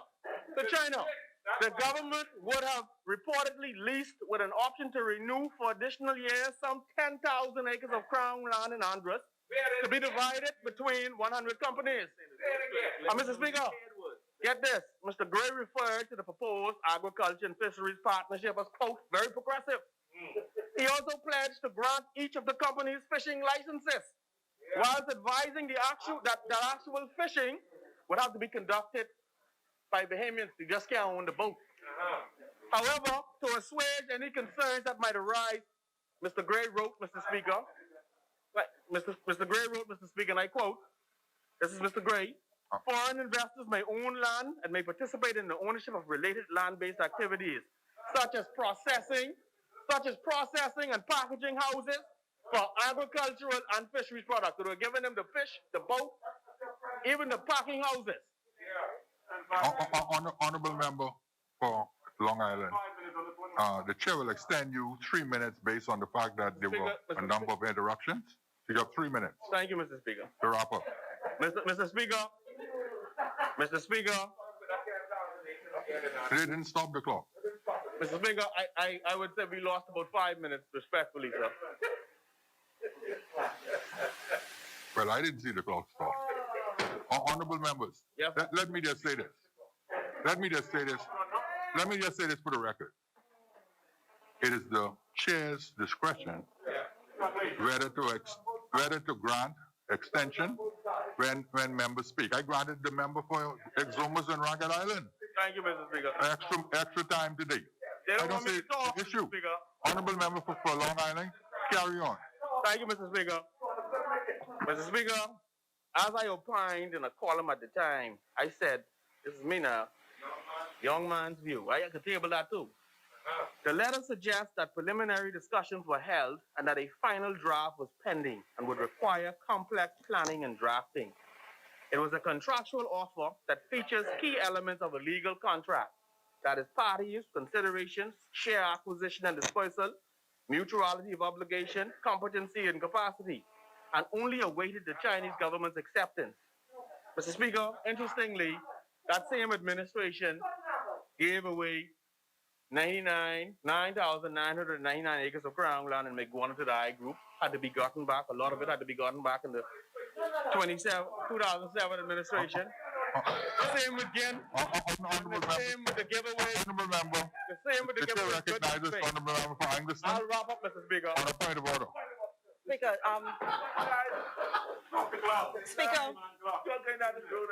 if we're going to go down this road, we will go there. But I'm going to answer when I speak this member fully, even though I had not intended, because I think this was a different kind of debate. But as he has injected this type of vitriol into the debate, no problem. But on the assertion that the member makes that the prior administration gave away 9,999 acres is untrue. It's untrue. He is referring to an arrangement between the Bahamas government and a foreign investor where a company was created, owned 50-50 by the investor and the Bahamas government, and lots of land would be sold. No land was transferred. The land would have been transferred to a corporate entity, not to a foreign investor. But it was the Free National Movement government that gave thousands of acres of fee simple land in Meguana, which currently lays fallow and dormant and inaccessible to the people of Meguana. The member should get it right. This member speaks next, Mr. Speaker. Mr. Speaker, I ask that the member withdraw that remark, that assertion. It's not true unless he can approve it, Mr. Speaker. 9,999 acres of crown land. Mr. Speaker, was transferred to the I group. That's not true. It's not true. It's not true. It's not true. And only It's not true. 5,825 acres were returned. That's a lie. Honorable member. Honorable members. That's a lie. Honorable member for Long Island. With respect to the word that you use in terms of transferred, are you suggesting that there was an agreement, or are you suggesting? Honorable members, allow me to finish the question. Or are you suggesting that a conveyance was done? I'm suggesting there was an agreement, sir. There was an agreement. Yes, there was an agreement. Mr. Speaker, Mr. Speaker, the same happened in Grand Bahama with the Gin development, and then there was the giveaway of Goodman's Bay. The earlier incarnation of Bahama. The chair recognizes the honorable member for Angleston again on a point of order. yes, on point of order, Mr. Speaker. The member asserted in this parliament that the former administration agreed to transfer whatever language he uses, almost 999 acres of Mayaguanan land to a foreign investor. And I am saying, unless he can assert that, he should withdraw it. And if he doesn't withdraw it, Mr. Speaker, I ask that you strike him, because we can come in here and bring all variations of the facts, you know. He is making an assertion. It is being refuted. And if he cannot establish it, he should withdraw it. He's making a basic fundamental assertion. And I'm sure he would not come in here unless he had his evidence supported. Give them 5,000. They have to give back. Honorable member, are you in possession of a conveyance or an agreement? You know, Mr. Speaker, as I'm speaking to you, right, the Honorable AG is texting me, and he says we can get the file from BIA. It is true. He sat in the cabinet at that time. Honorable member. Honorable member. Honorable member. Mr. Speaker. Honorable member. Yes. Honorable member, with respect to the assertion, hands of agreement, Mr. Speaker. Honorable member, you don't have it in your possession today, so no, the most you can do for Parliament is give an undertaking. Yeah. But you will have to withdraw the statement. You have to withdraw the statement, and then you can produce the heads of agreement when you have it available. Mr. Speaker, I withdraw the statement with reservations, great reservations, because it's true. But Honorable member, Mr. Speaker, I withdraw the statement, and I undertake to provide the document later. However, Mr. Speaker, I'll speak to that. I'll speak to that later on. The BIA. Honorable member, your time is up. Mr. Speaker, just allow me to just wrap up, please, because they disrupted me throughout my speech, sir. Constantly. I haven't had 3 minutes. Wrap up. You have 1 minute to wrap up. Mr. Speaker, on the final point of fisheries, sir, we all know that sharks are apex predators, and I think it is worthwhile, Mr. Speaker, for some consideration to be given to temporarily lifting the ban to allow for culling to balance the shark population. The shark population has exploded since the ban in July 2011. The fishermen have been speaking of the prevalence of sharks. Okay, and at this juncture, with sharks following boats and more sharks coming close to the shore and increased incidence of shark attacks, some consideration could be given to that. And Mr. Speaker, I also want to just wrap up by saying we are having in Long Island major banking challenges. Scotia prepares to withdraw next month. With all the government offices and businesses on the island, Long Island cannot go unbanked. It's a serious security risk. I've assured my people that I will do all in my power to lobby for the Bank of the Bahamas or some other institution to come to Long Island. Likewise, Mr. Speaker, we are in desperate need of a road traffic department office, because at the moment there are many unlicensed vehicles on the road because those offices aren't open, and I look forward to bringing that to closure, or helping to see that come to closure in short course. Mr. Speaker, lastly, I want to address a matter with respect to WSC. Can I just... Honorable member. The current matter, Mr. Speaker, just a minute. Yeah, honorable member, you have to wrap up now. You have extended your time, and the time extended to you. Mr. Speaker, I appreciate that. You know, the opposition has today, they tried to come for me today, Mr. Speaker. Mr. Speaker, I want to note that there's an ongoing issue with the Water and Sewage Corporation. We see the unions talking about bonuses. And this is where harmony and understanding and the capacity to reason comes into play. Mr. Speaker, all of us, the whole country, has seen an economic downturn this year. And so bonuses were deferred, not denied. And you see that in other institutions. COVID has blunted the Bahamian economy since March. However, since March, water and sewage employees continue to draw their full salaries, although they're working 4 to 5 hours per day. The average staff salary for line staff is somewhere around 40 grand. Average staff salary for a middle manager, around 75,000. Okay, so you're talking about perks, full medical insurance, You can add your family to your medical insurance at a concessionary rate. Cell phones and allowances, Christmas bonus, proficiency pay, increments next month, to the tune of $1 million or so. Thank you, honorable member. Honorable member. Speaker, I support this bill. I thank you. I fully support this bill. Thank you, honorable member.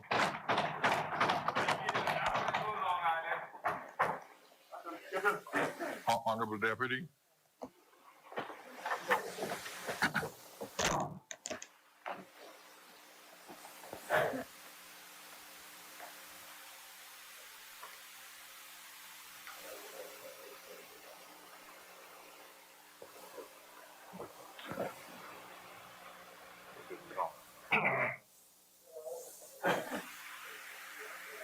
As many. Chair recognizes the member for Cat Island, Rumkins, and Salvador. Thank you. Thank you, Mr. Deputy Speaker. Speaker, there's one, the effort by the young member from Long Island to rewrite history is rather, sad, very sad, because he'll be well served if before he speaks on matters past, if he would properly research those matters before he makes his assertions. One second. What's the point of order? The member for Cat Island is not only being insulting and disrespectful and trying to belittle me, the young member for Long Island. He would be well served. This is not parliamentary language, Mr. Speaker. He's my colleague. I'm his colleague. We are here. He got here the same way I got here. Point taken. Member for Cat Island. You're the most senior in here, I believe. Mr. Speaker, I say what I say. Let me give you the example. The point raised on the point of order. Would you withdraw the term the young member? Just the honorable member. We refer to each other as honorable members. Okay. 1 second. I wish that the honorable member. Thank you. Will better inform himself when he's going to speak about issues. If you wish. If you wish. I just wanted you here for the right. Just be informed of the facts. And let me tell him why I say that. For example, he raised the Maguana properties. If he researched the facts properly, he would have found that involved 9,999.5 acres of property land. Right? Yeah, because I just want to let him understand what he ought to have done. He would have recognized that no land was transferred. He would have recognized it was a joint venture that involved the government and another entity where the properties were going to be developed and the government was going to be 50% owner in all of its interests. That's what was there. Now, it is true that the F&M government criticized the deal continually. Yes, they called it a giveaway. What we're saying, no, we thought it was the best deal for the Bahamas. Now, what happened? If he had researched properly, he would have found that the F&M government, when they came to power, decided to change the arrangement. They didn't just stop it. They could have just, it was a joint venture. It was not consummated as yet. They could have just said, okay, fine, we're not going to go with the deal and cancel the deal. But they did not cancel the deal. What they did, they then turned around and said, we ain't like this deal. So what we're going to do is we own 50% of the 999. Well, we can give you 5,800 and something acres of the land, and you keep it. And they conveyed it to that company. See, simple. That's what they did. More than the 50%. In fact, 825 acres more than the arrangement, almost 1,000 more acres than we had in place, where the government and the Bahamian people would have had a continuing business interest. That's if you research. Now, once you have gotten those facts, the member for Long Island is put whatever spin he wants on those facts, but that's the fact. The member for Cat Island for Long Island is rising on a point of. the member of Care Island is leading the state. Sounds very familiar. I want to take you, sir, to a Nassau Guardian article dated the 8th of February, 2012. Oh boy. Read paragraph. Before you read that, one second. Before you read the article, right? I don't, from where I sit, right? I know people referencing articles from the newspapers. This presiding officer, at least. I know you could use those. This presiding officer don't. I wouldn't accept an article from a newspaper as adopting it in the presentation and relying on it as supporting evidence for statement is a different issue. So I'm just saying that to guide you. That's all. This article quotes at the time that the new Minister of Tourism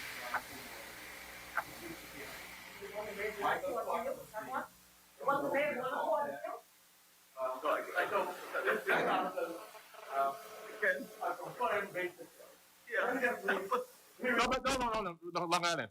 I know because I was going to ask Cat Allen to do this. I was going to remind Cat Allen of the order of the day. So I'm going to give you some leeway, and the same thing, Cat Island. The order of the day is the fishery bill, 2020. All right, and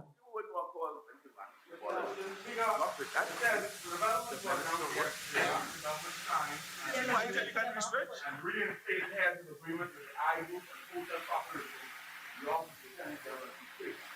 In the amended agreement, the I Group, in the amended agreement, the I Group transferred back 5,000 acres of land back to the government. That's not true. Let me take it as point of note. It's not true. It says here, in 2006, the Christie administration signed a $1.8 billion annual agreement that left the government and the I Group.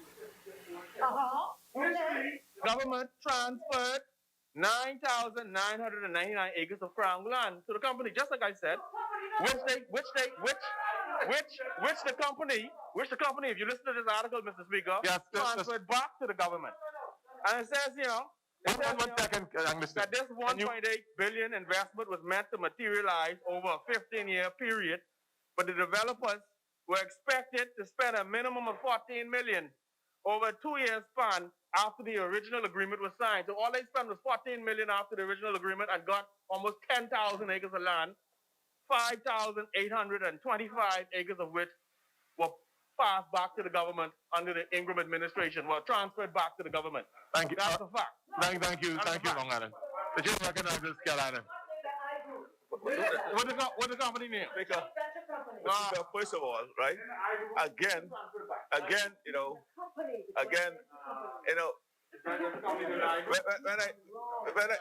when I speak about young, and it's not. I know you. What I'm saying is, please, you refer to a member in the House as the honorable member, a member for Long Island, a member for whatever. There's no need.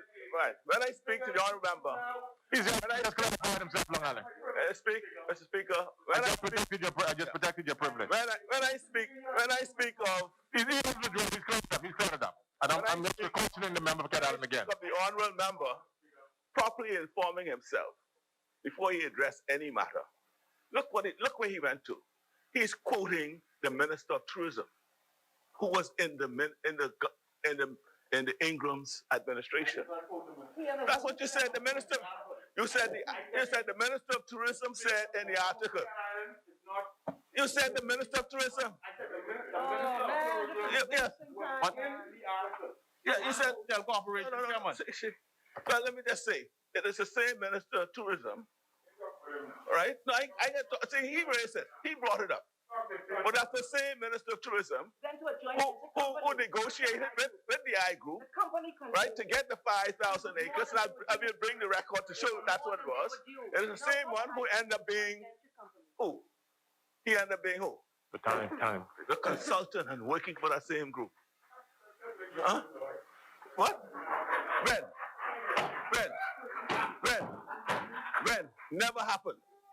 Never happened. Never happened. Never happened.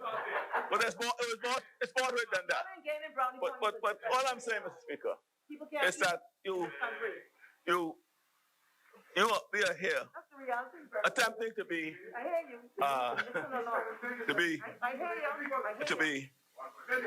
to be constructive in our debate, but very often we are drawn away to all these what he call it red herring. Yeah, all these red herrings has nothing to do with what it is today. And so, Mr. Speaker, Don't go there. Speaker, Don't go there. you know, Okay. you know, Don't go there. they're talking about.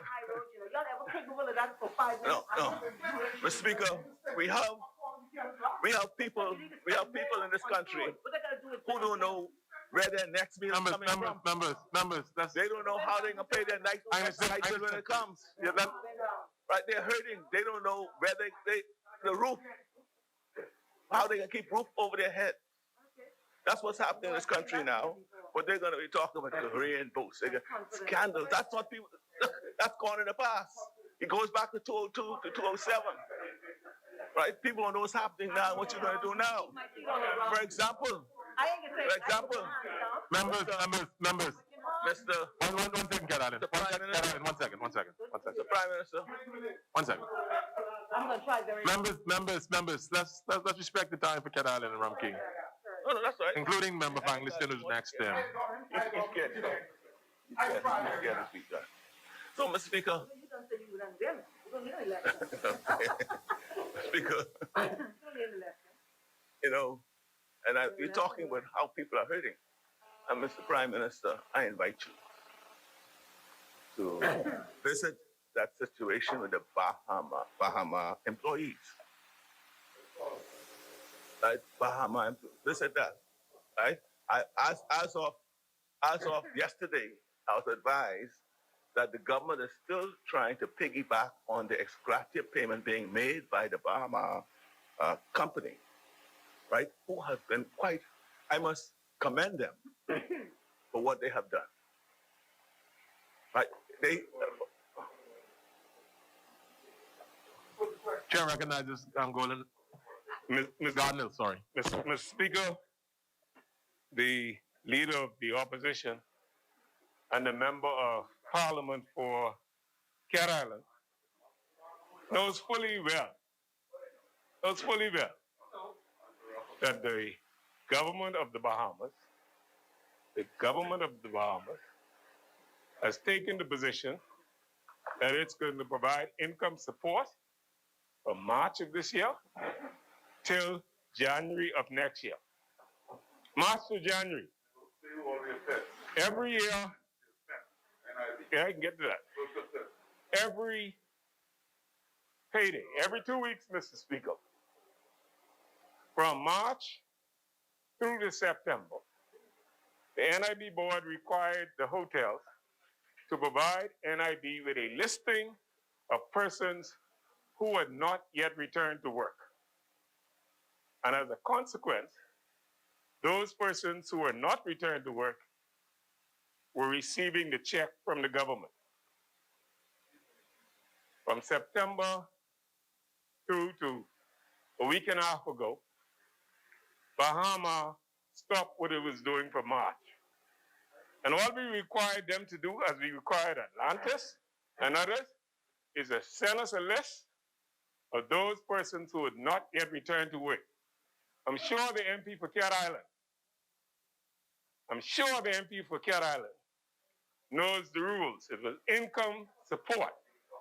And if people were working, we stopped providing them the income support. And Bahama, no, are you talking now? Not you. All right, Mr. Speaker. 1 second, Adam. He's going to wind up right now. You suggest Adam, you raised the issue. He's just trying to explain. As long as it takes the leader explain to the Explain that you're on a point of order, you know. I'm just giving you the leeway to explain it so Cat Island can continue to speak. The Speaker, Cat Island also knows that the government has provided the Bahamian people in income support persons who have, some of whom have not paid a dime to national insurance and others. Income support of over $80 million. 80 million. And that does not include, Mr. Speaker, the $1.3 million a week that the government is paying in food assistance. It does not include, Mr. Speaker, the persons who contribute to NIB. He's writing down right now. 1 second. Yes. It does not include the persons who contributed to NIB who is getting direct assistance from NIB. And that bill, Mr. Speaker, is nearly $150 million. And they say, and he wants, the member for Cat Island wants me to say there should be some intervention. Well, Mr. Speaker, I announced that last week, consistent with what Bahama was doing from March, consistent with what they did from March, they determined to provide NIB with a list of persons that are not employed. And these individuals, Mr. Speaker, will get their full check this week.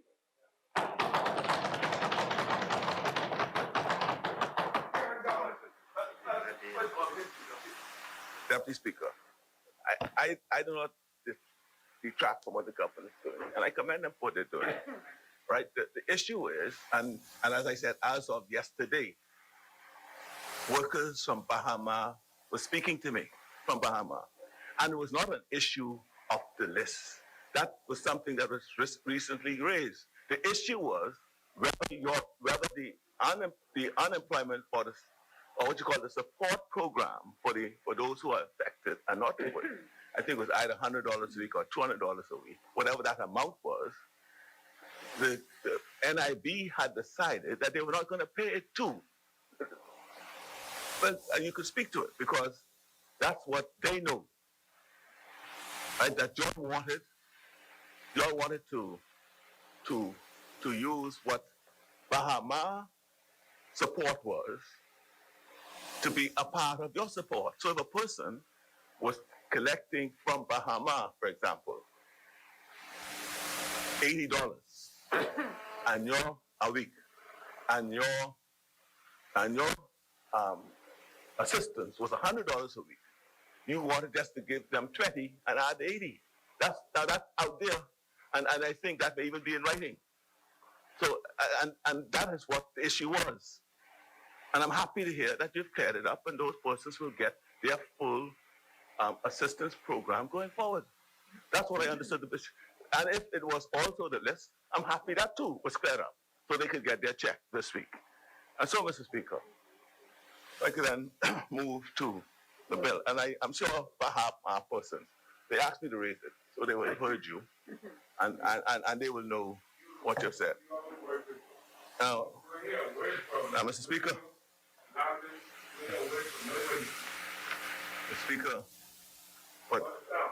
but I could say one thing. I know that, and it's been in the public domain, and you all should be commending Bahama for what they would have done.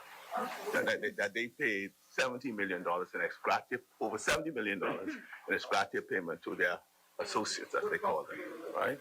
Good, yes, right. And I hear you say that Malay ain't cry, Atlantis ain't cry. Ask yourself why. So, Mr. Speaker,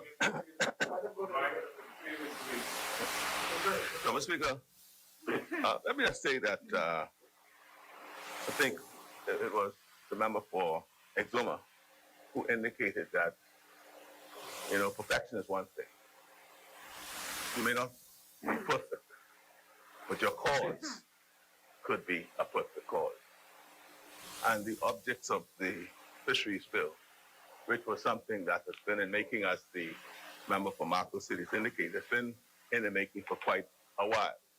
And of course, the opportunity was taken because, quite frankly, it also was codifying some of the arrangements and treaties that we are are part of to ensure that it becomes a part of our domestic law. The 1982 United Nations Convention on the Law of the Sea, the 1995 UN Fish Stocks Agreement, and the Agreement on Port State Measures to prevent, deter, and eliminate illegal, unreported, and unregulated fishing. I don't know the year of that, right? But and so this is overdue. It's long overdue, and well, we had a survey done, all right, in 2016, again, which informed a lot of this information in this document, right? And so, Mr. Speaker, we do have some questions, so that we understand specifically what the government policy is in relation to some aspects, in particular as it relates to the immigration aspect of it. To understand, now, there is a convention, there's a Westminster Convention that dictates that we could differ in policy, but government, that opposition ought not to stand in the way of a government implementing this policy, right? And so that is, but it don't preclude us from not criticizing and demonstrating that the policy could be different. In this instance, I just want to appreciate what the consequences of some of the provisions here would have. For example, particularly in the immigration.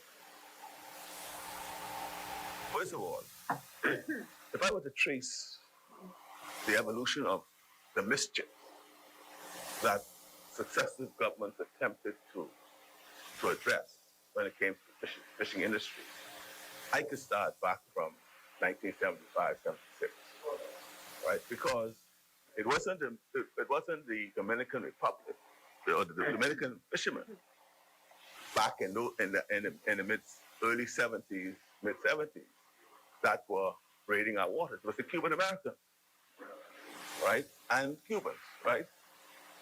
Now, when led by then Deputy Prime Minister, decided that we need to do something about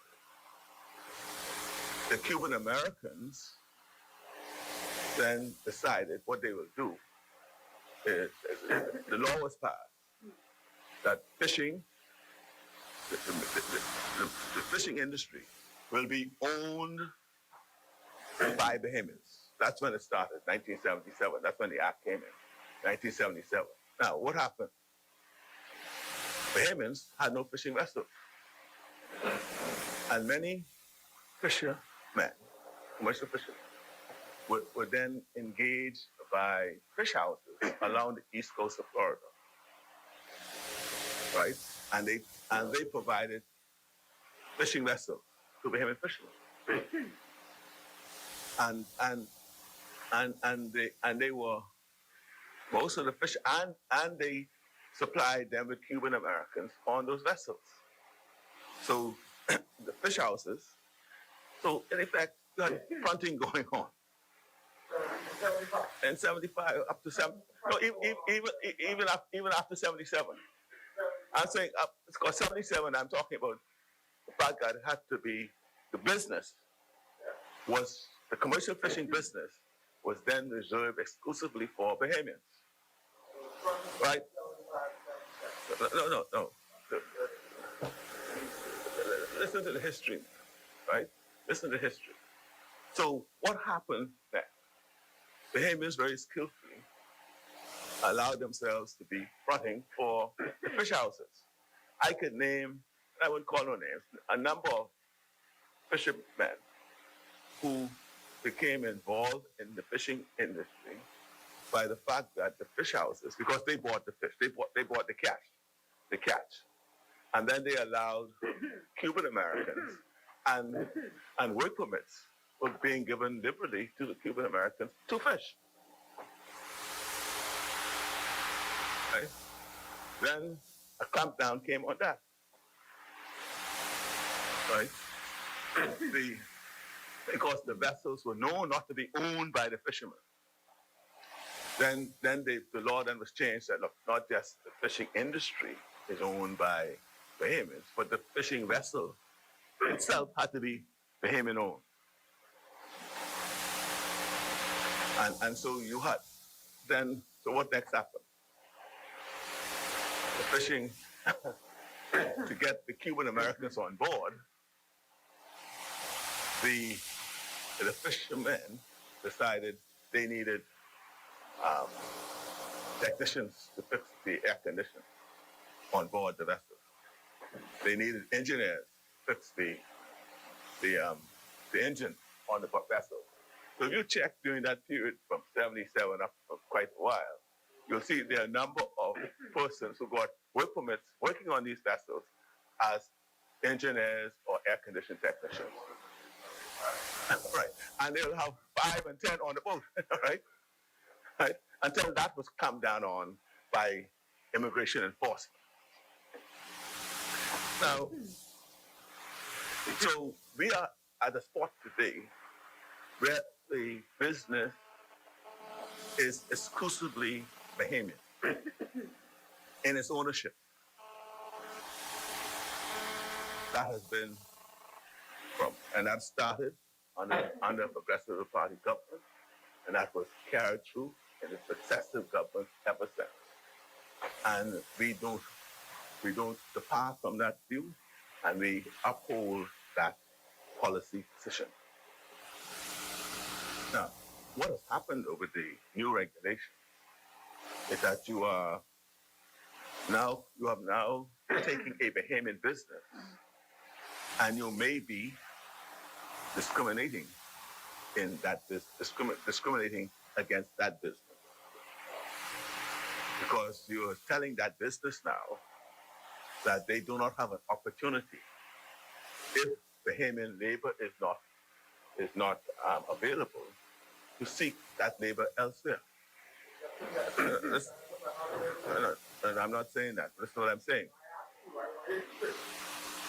The Speaker, many businesses in this country could apply for a work permit, right? If Bahamians are not available.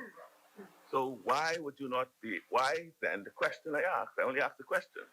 A Bahamian-owned commercial fisherman vessel, if they're unable to find Bahamian labor, they are not able to apply for that permit.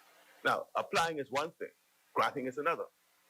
As I mentioned earlier, to get around some of the policy positions, right, they started giving them permits as engineers and air condition, but enforcement cracked down on that. So so you may have a challenge that, look, I'm a Bahamian business. This is my business. I'm hiring somebody to work for me. Why can't I, if I cannot find Bahamians to do so? Right? And I'm aware that there have been Bahamian commercial fishermen that underwrote programs at NTA to attempt to make sure Bahamians are involved in the business. And I'm encouraging it now. In fact, that's one of the things I would have thought that we may have covered in this bill. But that's, again, as the minister said, there are still other issues that may have to be addressed. Yeah, so training and finding a way to persuade Bahamians to get into the business might be one, right? Yeah, but see, the member for North Abaco will appreciate what I'm speaking to. All right, but so yeah, okay, certainly. So, and I'm also aware that the minister has also tried, or has been trying to start some programs to get Bahamians trained. So very often, once you train them, right, and they just go about their way, and they are not consistent in the industry, and that's the problem. So what is happening now? Of course, I'm aware of over the past, because of our own policies, a number of fishing enterprises. Of course, you know. Yes. Chair recognizes Marco City. Yes, sorry. Thank you, Mr. Deputy. Just on the point of underwriting, it is in fact not correct that the Commercial Fishers Network underwrote the program at NTA. The Ministry of Agriculture, in conjunction with NTA and the Defense Force, underwrote the program. They were invited to participate to provide vessels for practical training on the fishing component. And they were among others who were prepared to provide that particular service. And that program did happen. It was in fact oversubscribed. I think there may have been 29 graduates from the program, and I'll confirm by time of wrap up for you. And we are now launching it in 3 islands. It's going to be in Grand Bahama as well as Andros and New Providence. Hold up. I'm not talking about the program that you now have in place. I'm talking. There's one that was started before that I'm aware of, and I'm aware of the one that you're now doing. And I think one of the fishermen said that they had taken on 2 apprentices, and so I'm aware of that, and that is all good news for promoting the industry. And so I just said perhaps you might want to think about how it could be codified, either through regulations or coming back to amend the law. But that's a matter that we could deal with down the road. But I just wanted to point out, and I invite consideration as to what you're doing. Now, I heard that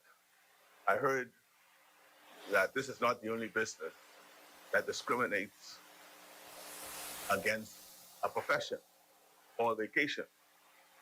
I even heard someone said you have to, an engineer, an architect, got to be Bahamian. Yeah, but see that and be a lawyer, you have to be Bahamian.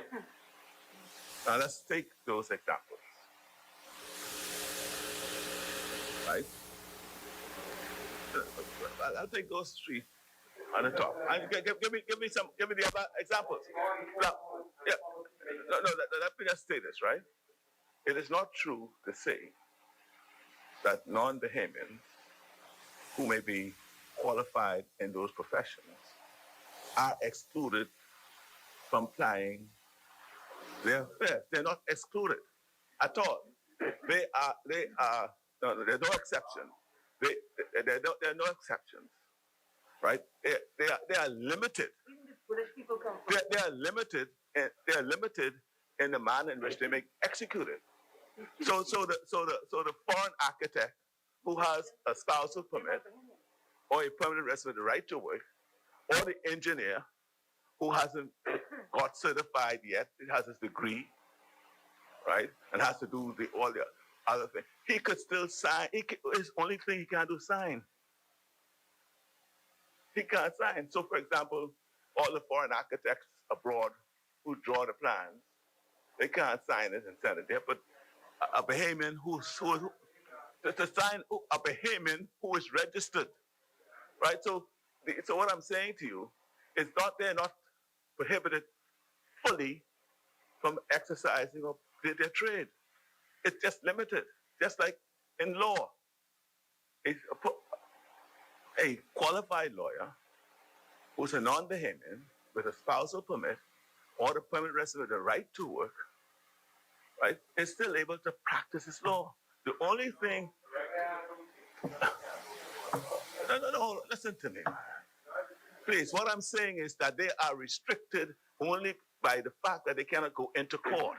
They cannot be admitted to the bar, yes, but they could practice their law. I could hire one as a registered associate. So this is what I'm saying. They are not precluded from not practicing at all. They're just limited. I like that right? That's limited. Okay. So I'm just saying. I'm just saying that so you need to. So I'm just giving all these examples of the fact that you are excluding a person who you as government or any government would have said the person is fit and proper to at least get a permanent resident with the right to work. Right? You give them a spousal permit because you're satisfied, or you're trying to satisfy yourself as to the bona fide of the marriage. But once you have decided that, why would you want? You're going to restrict them from being what they could be. That's the question I asked you. That's one you have to appreciate the policy situation. So let's let it run for Parliament too. On the point of order, Cat Allen. The chair recognizes the member from Marco City. Mr. Leader, opposite, I'm quite reluctant to interrupt since I'd have an opportunity and wrap up, but I think that this is so important, a finer point. Yeah. Because what it appears to me that you're seeking to do is to lead the House and the public into accepting that this is a unilateral position by this administration when, okay, so in that case, I would just like you to accept, let me make a request then. Acknowledge that both administrations have taken this same position. Oh, I mean, that would be appreciative. Okay. I know how vexing the question is. Yeah. It's been vexing, particularly when it came down to the use of the compressors. Yeah. And most Bahamians are just free divers or instead of what I call compressor users, even though some are. And most use the condos. So I appreciate what the vexing question is, right? But I also have the vexing question I have. I know The point of order was that are you acknowledging the point of order? I think was are you acknowledging that the position was the same position as the former administration? No. First of all, are you taking that? That's a position you accept that? Okay. I'm not saying that this is a unilateral position taken, right? No, we just never. First of all, it was never codified, and it was a fluid situation. It depends on who was sitting in the chair at times, right? It depends on who sat in the chair at times. No, it was sat in the chair at times, and so I want it to be appreciated. Perhaps why it remained fluid, because I know of families today, right, of Dominican fishermen who are on permanent resident with the right to work, with families, wives, and children. And the only thing they don't have is that, right? And so, and we are loath to give them citizenship, because most of them would have applied for citizenship, and instead of giving them citizenship, we give them permanent resident with the right to work. And again, it's who sits in the chair. I'm saying what we did, man. Point of order. The chair recognizes the member for Yamakura. I think it would be one that this matter is not contextualized just to persons in terms of spouses. This is an international situation that affects the economic stability and viability of our whole economy. And when I gave the presentation to my colleague who led, you're talking about, he's through you, sir. He's talking about spouses and all this. I'm saying that we have dark ships, foreign ships. So I don't want it to be lost and just be brought down to this one point. Foreign dark ships that take everything and destroy.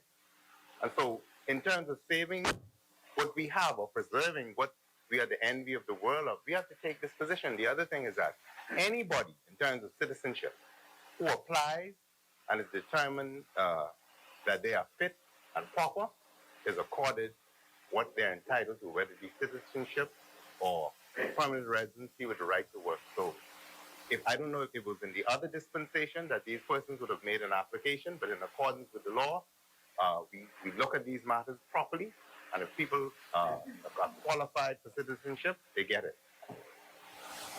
Get Allen from Key. But I'm not quite following what the member had to say. I will not follow him. But what I do know, right, is that under the agreement on port state measures to prevent, deter, and eliminate illegal and unreported, unregulated fishing, that deals with what they call the dark. That deals with the dark ships. And in fact, most of those are supposed to be listed identified and reported to if they have the what I call the sharing of information between as is required under the treaties, you'll know who those dark ships are coming into your port, and you could deny them entry. That's all right. And so that has nothing to do with the issue. What I'm saying, Mr. Speaker, is that you have spouses, with families that are now being impacted, and I just wanted that to be understood, and perhaps you may want to consider that. Now, an owner of a business may have a claim that you're discriminating against them. Now, it's not that you grant them the permission.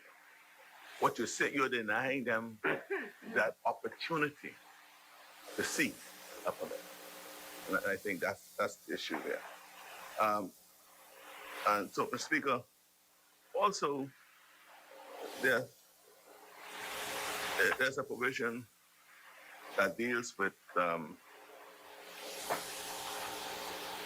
entry. Well, a couple of things. One, Section 75 of the Act that deals with the vessel monitoring system. We understand the purpose of the monitoring. We note that the operator will be done at the operator's expense. But what is troubling and perhaps needs some clarification, Minister, is that the director may establish and operate a vessel monitoring system and then decide which vessel would be monitored. And the question is, what will be the criteria to determine which vessel will be monitored, right? And there don't appear to be any objective criteria for that purpose. And since we'll be adding a cost to a fishing vessel, you may want to either through regulation and or I'll just refer to it, right? So that's something you may want to consider. I also note, if you look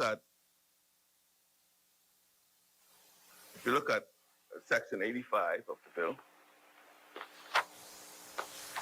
this speaks to the powers and duties of authorized officers and persons. Right? They are triggered to carry their functions. Right? Where that officer reasonably believe that there will be some contravention of the act or regulation. That is reasonable. That's what one would expect to see, where you're going to have what I call coercive powers of entry, search, and seizure. But when you look at 86, it just authorizes an officer, it gives an authorized officer just to stop, enter, board and examine and search a vessel without any reason. That may be challengeable because you would expect that there has to be some reasonable suspicion that the vessel that you're going to be entering or boarding may have done something in contravention of the act or regulation. So just as you have it in 85, you may want to consider looking at it in 86. You may want to, just as you have reasonable belief in 85, you may want to consider putting it in 86. Just as if you look at 87, when you go to the magistrate, right, you have to give them some reasonable information to get the warrant. And so you just don't want an authorized officer just willy-nilly stop anyone for whatever. Now, 40 will tell you. Who's 40? Oh, sorry. Come on now, get out of it. You're just in your mind. This is the second and third time you tried that. That's my partner. That's my partner. You don't call him 40. Leave me my partner. When you go outside, call him 40. No, my partner, man. Who are you referring to, Cat Allen? You Cat Allen, whether the member of objections or not. Southern Shores. Thank you. Southern Shores will know how an authorized person could deal with these things with reasonable suspicion, right? You know, and so putting the language in there, safeguards, safeguards. And so I'll ask you to look at that.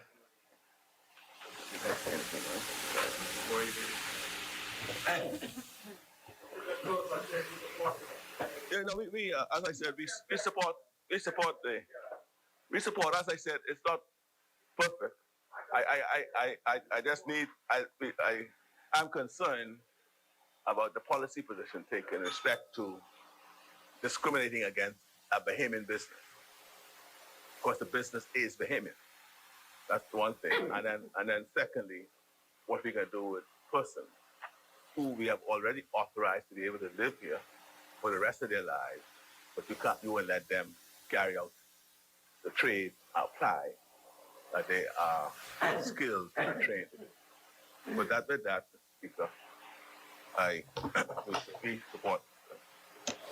Thank you, member for Cat Island, Rumkey, and San Salvador. The chair recognizes the good member for Southern Shores. Mr. Deputy, if I may, since he invited Southern Shores into the conversation, I just want to respond by saying the suggestion that it is discrimination if a foreign-born, not yet Bahamian fisherman can't go on the boat, but he could work in the parking house, he could work in any other phase of the industry, is likened and equal to what happens in the legal profession, where the lawyer can't go to the bar, can't go in the court, but he could go anywhere else within the industry. He could work in the office. He could go and visit persons at the prison. He could go and visit persons at the station, etc., etc. It is the same thing. They just can't in the court. Cat Island, Rumkey, San Salvador. Yeah, Mr. Speaker, let me just let me make clear. I'm not saying we could discriminate against foreign-born persons. The law, we could do that because we control our borders. We decide who we let in or not let in. I'm not talking about the fisherman or that person. I'm talking about the Bahamian who owns the business. That's what you're discriminating against. Why? Because you're telling him that if he cannot find a Bahamian to work in his business, he cannot apply for a work permit for him. Now, so here's the thing. I'm using that. I'm saying apply for the work permit. I'm not saying that. This is a policy decision. That's why I said it's your policy decision. I'm just hoping that you may want to tweak it. If you don't want to, that's your policy decision. But I'm not talking about the foreigner. I'm talking about the Bahamian. He got his business, right? The construction worker or the contractor, right? He could apply and get work permits for his job, right?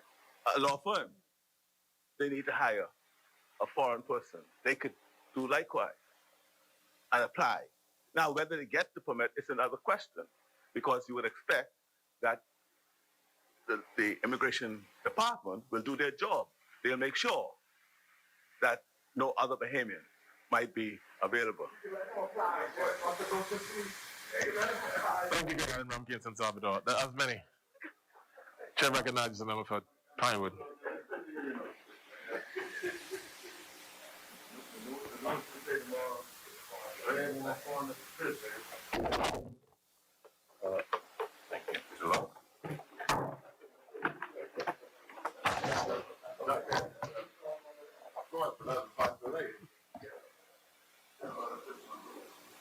Thank you, Mr. Deputy. As usual, I rise by the grace of God and for the good of Pinewood to stand and support this bill.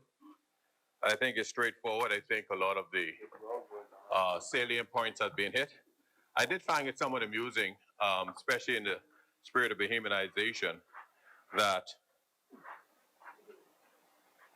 Bahamians would demand, and we do support, that our natural resource, in this instance the fisheries resource, be Bahamianized, and yet at the same token we are almost hearing cries saying keep the foreigners out of it, but yet give me the right to hire a foreigner in it.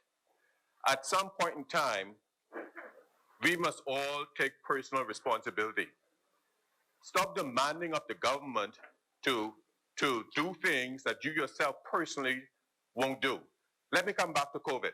The government put rules in place to help with the COVID. It didn't work till all Bahamians got on board. If you want Bahamianization, it cannot just be a government policy. It must be a personal conviction of every Bahamian. If you really want Bahamianization, if you really want to hold down this fishery for you, then you got to be willing to take a stand, as I heard intimated by the Minister of Agriculture, how the fishermen offer their boats for training. You got to be willing to take the stand too and say, if there's not a Bahamian qualified, we will grow Bahamian qualified. We can't keep this attitude up of saying we don't want foreigners to come in place, and that must be a government policy. And then when it comes down to our businesses, we want to complain, I don't have a foreigner to fill my shoe. This is a collective responsibility for all of us nationally, Mr. Speaker. I sat here and I listened to the debate, and so much things naturally flow in the debate that is just so synergistic in my mind, you know. We sat here and I heard of Mr. Whitfield Neely, name was raised in here, and someone cried national hero so appropriately. Quite frankly, if I look at it, all of us came here because of that very day that made Whitfield a hero. Because we all dismayed as to why you call an election on such a sacred day. And here it is, we come in this bill, we hear in this chamber the hero Whitfield Neely, who I had the honor of sitting with before his posting, and I just smile. And then here it is, we are on a bill whose very nature speaks to the occasion, whereas we as a sovereign nation took our first sovereign stance. And the first sovereign stance that we took as a nation after independence was when we had to defend the issue of the HMBS Flamingo, which was also tied to poaching. I appreciate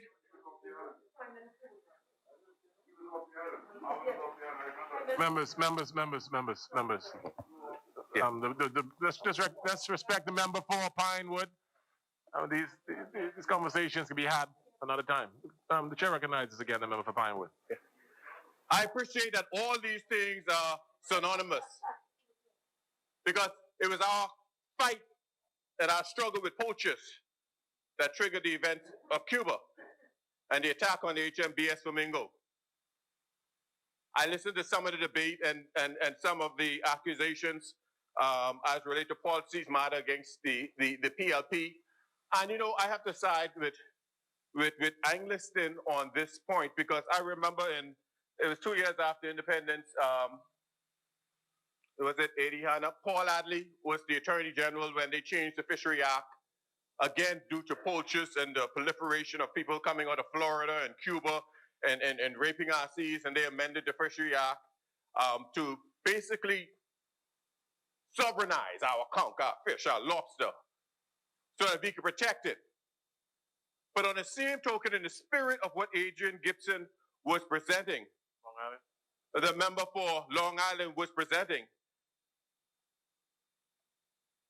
I cannot necessarily say, because I see no evidence of it as a policy position, but I do see clearly and beyond a shadow of a doubt how there seemed to be almost a systemic effort by some. And I thank God for the others who did not allow the breach to circumvent so many things in the former administration cabinet. And the thing about it is, we saw it, and it is true, and we need to note that things like this will further, apart from the original policies that were set in by the PLP administration, which actually held fast, notwithstanding those persons like, what's his name, Sidney Stubbs, who was the then chairman, And also at that time, Alfred Virginius Cornelius Gray, Minister of Agriculture, was also mentioned in these things that did make attempts to be able to circumvent the rules that restricts the operations within our fisheries to seek opportunities to bring in such things as we saw the Korean boats and certain other things. But somewhere along the line, there had to have been some principled people within the PLP administration and their cabinet who saw to it that those things stood strong, notwithstanding what I saw happening. That's somewhat to the truth. Speak to the chair. Mr. Chair? But nevertheless, we've seen over and over again, and this would concern me with things we face here now. When we elect leaders and people who takes the authority and the position of the Bahamian people, and they seem to seek every opportunity when the big opportunity comes to corner that for themselves. Let the crumbs fall down, but when a good juicy opportunity comes, let's see if we can corner this for my pocket. And we saw it in the Bahama deal. We saw it in the Bahama deal when we look at it and see all the things happening, when you look and see how many stores is owned by who and who got these contracts and everything else and who is trying to muscle through to get these deals. And leadership, especially on that higher level, should not be so that when we sit here and we have the opportunity to vet investments and opportunities, we should allow it to go down the chain and we should not try to corner it ourselves. We saw it when we saw Blue Water and just before the elections, and there's a sweet opportunity to sell BTC, and we saw the cornering of it again. A few want to come together and say, let's hoard this ourselves. We see it over and over again, even with the Bahamas Petroleum Company, in my opinion, that a deal could be signed that would actually not involve people, Bahamian people, in the lease agreement, that whatever agreement that came about to not allow the Bahamian people to have access to shares in something, even if the deal was bad, we weren't allowed to have access into it, only a select few, generally speaking. The oil drilling, the Bahamas Petroleum Company. I need to rebuke that spirit that seems to have been hovering over our nation so long. That there have been those who, whenever they seem to think a wonderful opportunity is coming, they try to corral it. That's why I applaud certain things, even though I don't think everything is ideal. When the port deal came through, the Bahamian people were able to buy shares within the port deal. When this one comes through, we're going to see Bahamian buying shares. All this tie into this fishery bill, Mr. Deputy. Mr. Deputy, the fishery bill to me is quite self-explanatory, but one of the most important things to me is this. When we would have passed this bill, which will again fortify one of our natural resources, and for the record of the Bahamian people, this government has done some things for our natural resources, and I want to remind us that the sovereignty of our airspace is natural resources. And thank you, Member for Angliston and Member for Southern Shores, for their work in going through that. That's a Bahamian resource. Tightening up on this, on our fisheries is a Bahamian resource. The member for agriculture, the minister responsible for agriculture, and the member for Michael spoke about the blue economy. Well, let's step off on that for a second. The blue economy is a beautiful one, and I do believe it exceeds the value of even oil drilling because it's sustainable, it's renewable, and it is ours already. But let me give you how I see it in my mind's eye. I remember when the tragic fire at the time happened just behind me in Parliament Street that cleared that way right along here, and all the buildings burned down. I think Kelly's was over there, et cetera, et cetera. And I remember when they put up the plywood wall and you couldn't see. And I remember that fateful day, I think it might have been a wind or something caused it, and I was driving from out west, and I was able to see the water. Man, my heart just felt liberated. For the first time I was able, it's like you could see clearly the water right out there. And it was like access. Then I see all the plans of this government ensuring that will never close again. I see the design of the boardwalk going all the way to length there so people can now move along that. This speaks to the blue economy. So I'm happy for this fishery bill, but now I have to ask the question. What good is all the access to these fishery bills when, especially in New Providence, we have limited access to the sea? I am hoping to hear soon in this House of Assembly our members show and make provision for the expansion and the creation of new launching facilities throughout New Providence. There should be, at least in New Providence alone, a minimum, I'm not even counting Montague in this, of 6 access points where people could launch their boats. So that Bahamians could have easier access to and from the sea. And I mean proper ones. Go and find land that is not so close to people's homes and where you can properly set it up. Montague Ramp, it was built in a confined space, and actually it needs to be reconstructed because the ramp on Montague is pathetic at best. It is too steep, it is too short, it should be gradual, and we have too many wrecks of cars sliding into the water down there. It's a waste. Let us not be like the administration who built the dock to nowhere at the end of Blue Hill Road going into South Beach, where there's a ramp that leads into sand. And there's no way out. I want you to think like fishermen, and I'm a fisherman.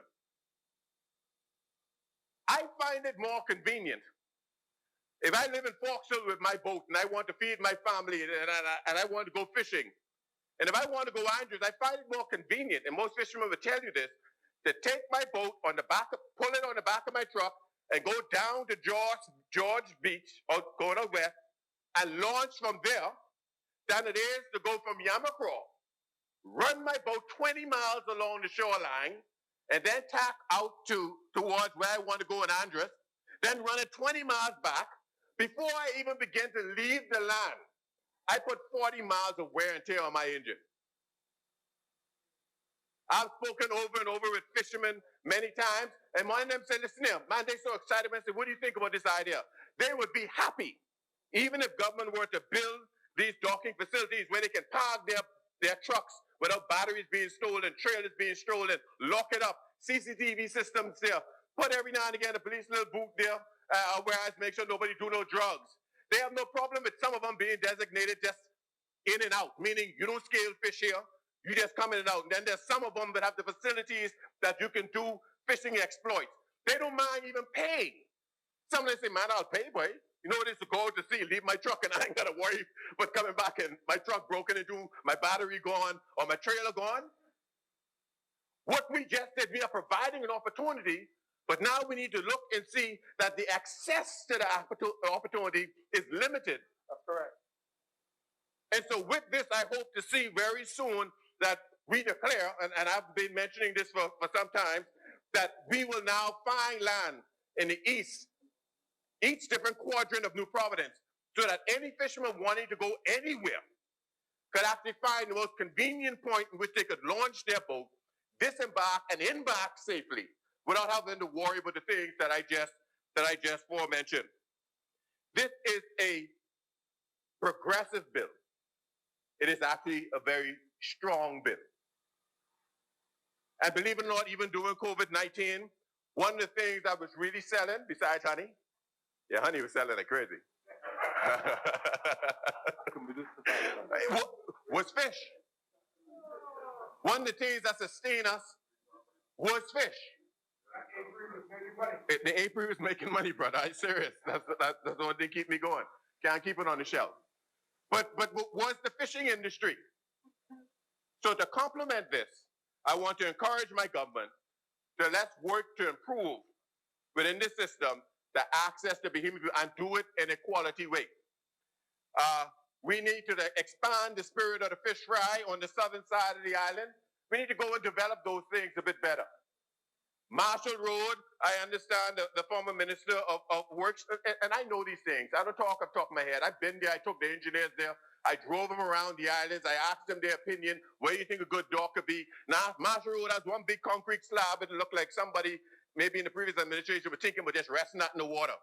There's good property right there in Marshall Road. Before homes come in that area, because there shouldn't be a boat ramp next to somebody's house. I know I live next to one. but I'm a fisherman too.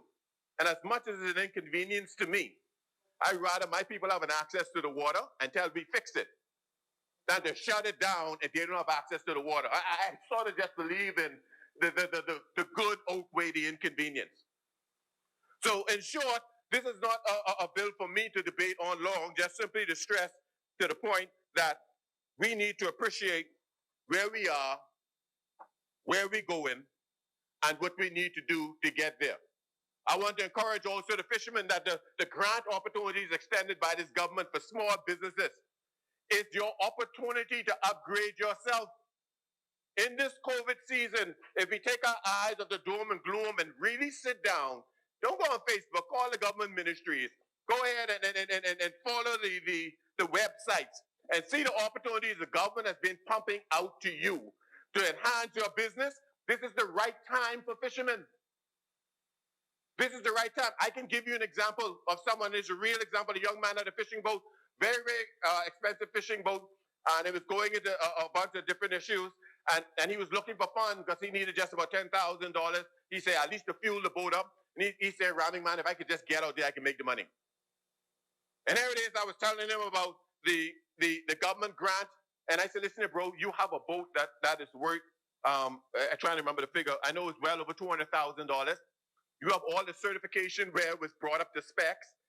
It's ship worthy. The problem is just that you too broke to fuel it up to take it out. And I said, bro, do you already have collateral? Do you already get this? You know about our opportunities? And guess what happened? While I was telling him that, and say I'll get the links to him, the team from the Prime Minister's office was in Andros. And he sat with them, met with them, and that bred hope into that young man. Stuff like that moves me, man. It bred hope into that. And they look at it, and they saw his business plan. They went and saw his boat, and they say, man, there's no way you cannot qualify for the assistance you need to get this done. I want our Bahamian people to know, just with a little bit of effort, follow the rules, do your little paperwork, follow the procedure. There is actual help, hope, and money on the ground to get you going. This government economic strategy ain't starting since hadn't started since the Prime Minister announced his effort. It was an effort from the beginning of this administration that was even augmented during COVID. Before the official policy was done, we had started pumping into our small businesses. To my residents in Pinewood, I go back to where I was when I was campaigning, I was walking through.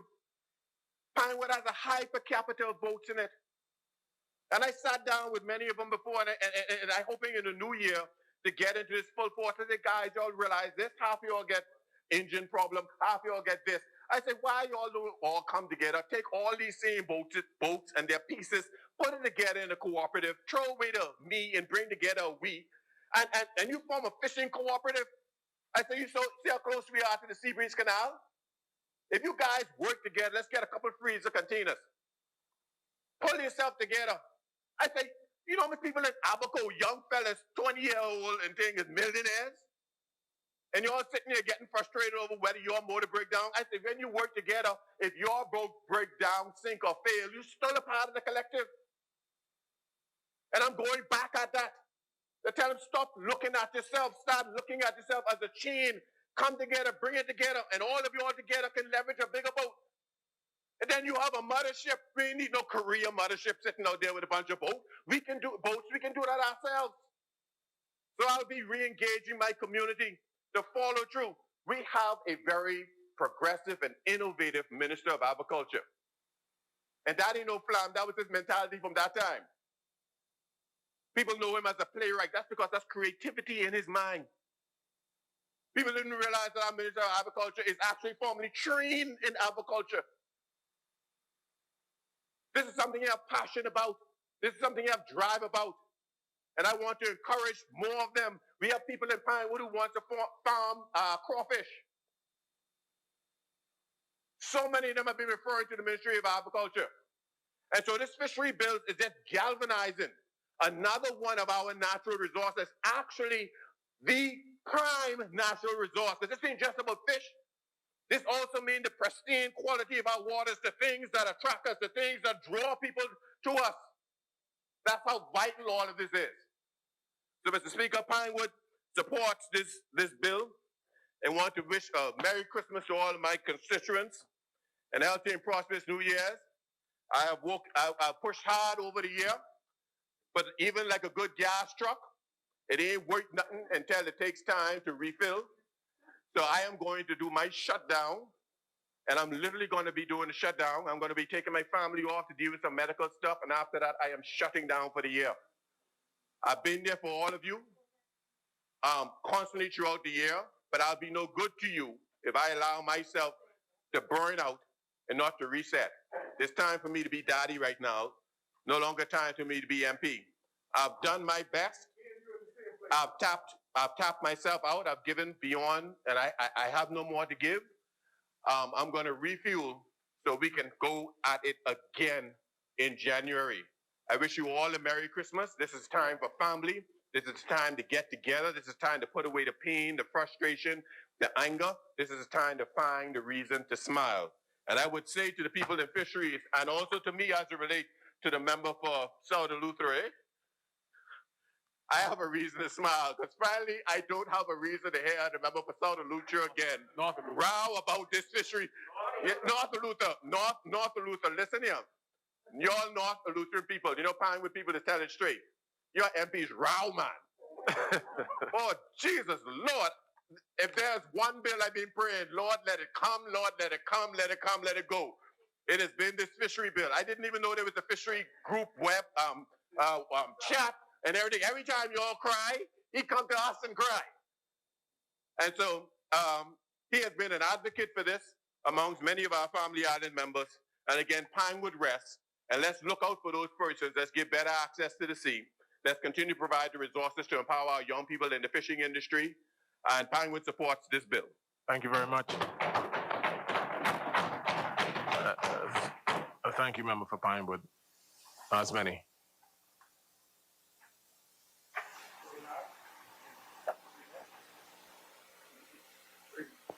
Chair recognizes the member for Bamboo Town. Thank you, Mr. Deputy. Mr. Deputy, I do move that the business of this House do continue beyond 7 p.m. tonight.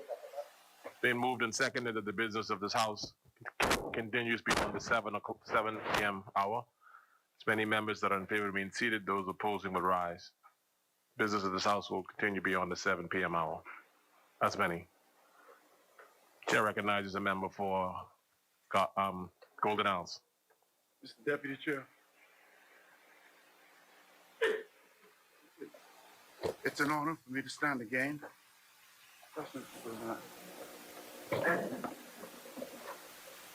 I'm indeed thankful and grateful to the people of the Great Golden Isles constituency who have afforded me this opportunity.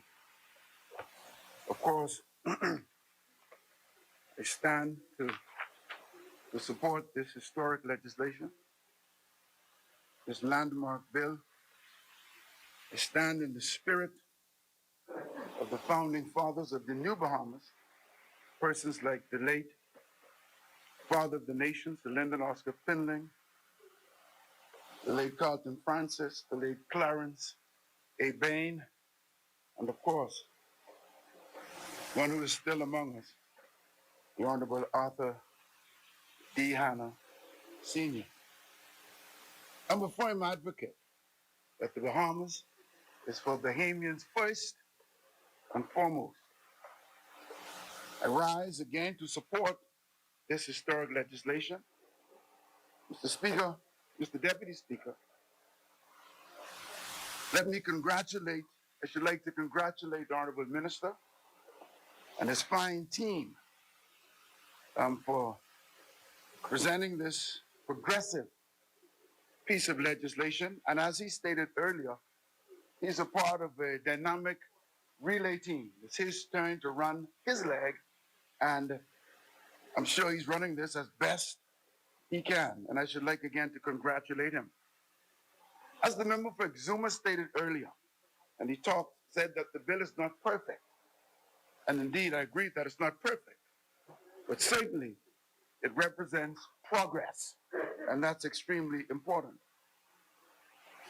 This legislation and some of the wording of it, as it says, one of the objectives of this legislation is to promote sustainable exploitation, sustainable use, and long-term conservation, management, and sustainable development of fisheries resources and the ecosystems that support them. It's to prevent, deter, and eliminate illegal, unreported, and unregulated fishing and fishing-related activities. It's to prohibit the licensing of persons who are not citizens of the Bahamas and foreign fishing vessels within the commercial fishing sector. Progressive legislation, and again, of course, on the legislation that is replacing. The challenge, Mr. Speaker, and I've spoken with persons on both sides, persons for it, persons not totally against it, but who are primarily, the focus is against the section, and I think that's in section 32, in terms of being able to employ foreigners to help them to maintain their business. And I think that's where the challenge is. I'm not certain how the minister proposes to go forward with this, but certainly I would think it would be wise, it would be my advice, to meet with that sector, to meet with those persons, and to see how best that they can be accommodated. I am for Bahamianization. I believe that our resources, our fisheries, our resources, again, is for Bahamians. The Bahamas is for Bahamians first and foremost. And since they're Bahamians, and since they're Bahamian business persons who are already in the industry, see what can be worked out, is my advice with them.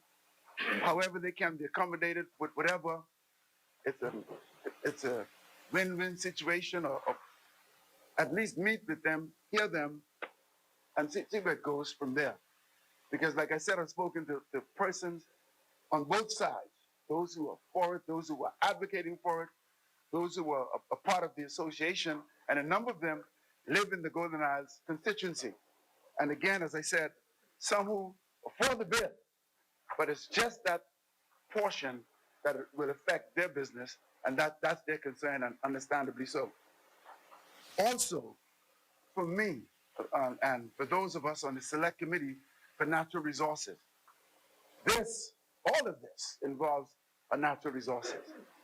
Our ocean, natural resources. Fisheries, natural resources. The seabed, natural resources.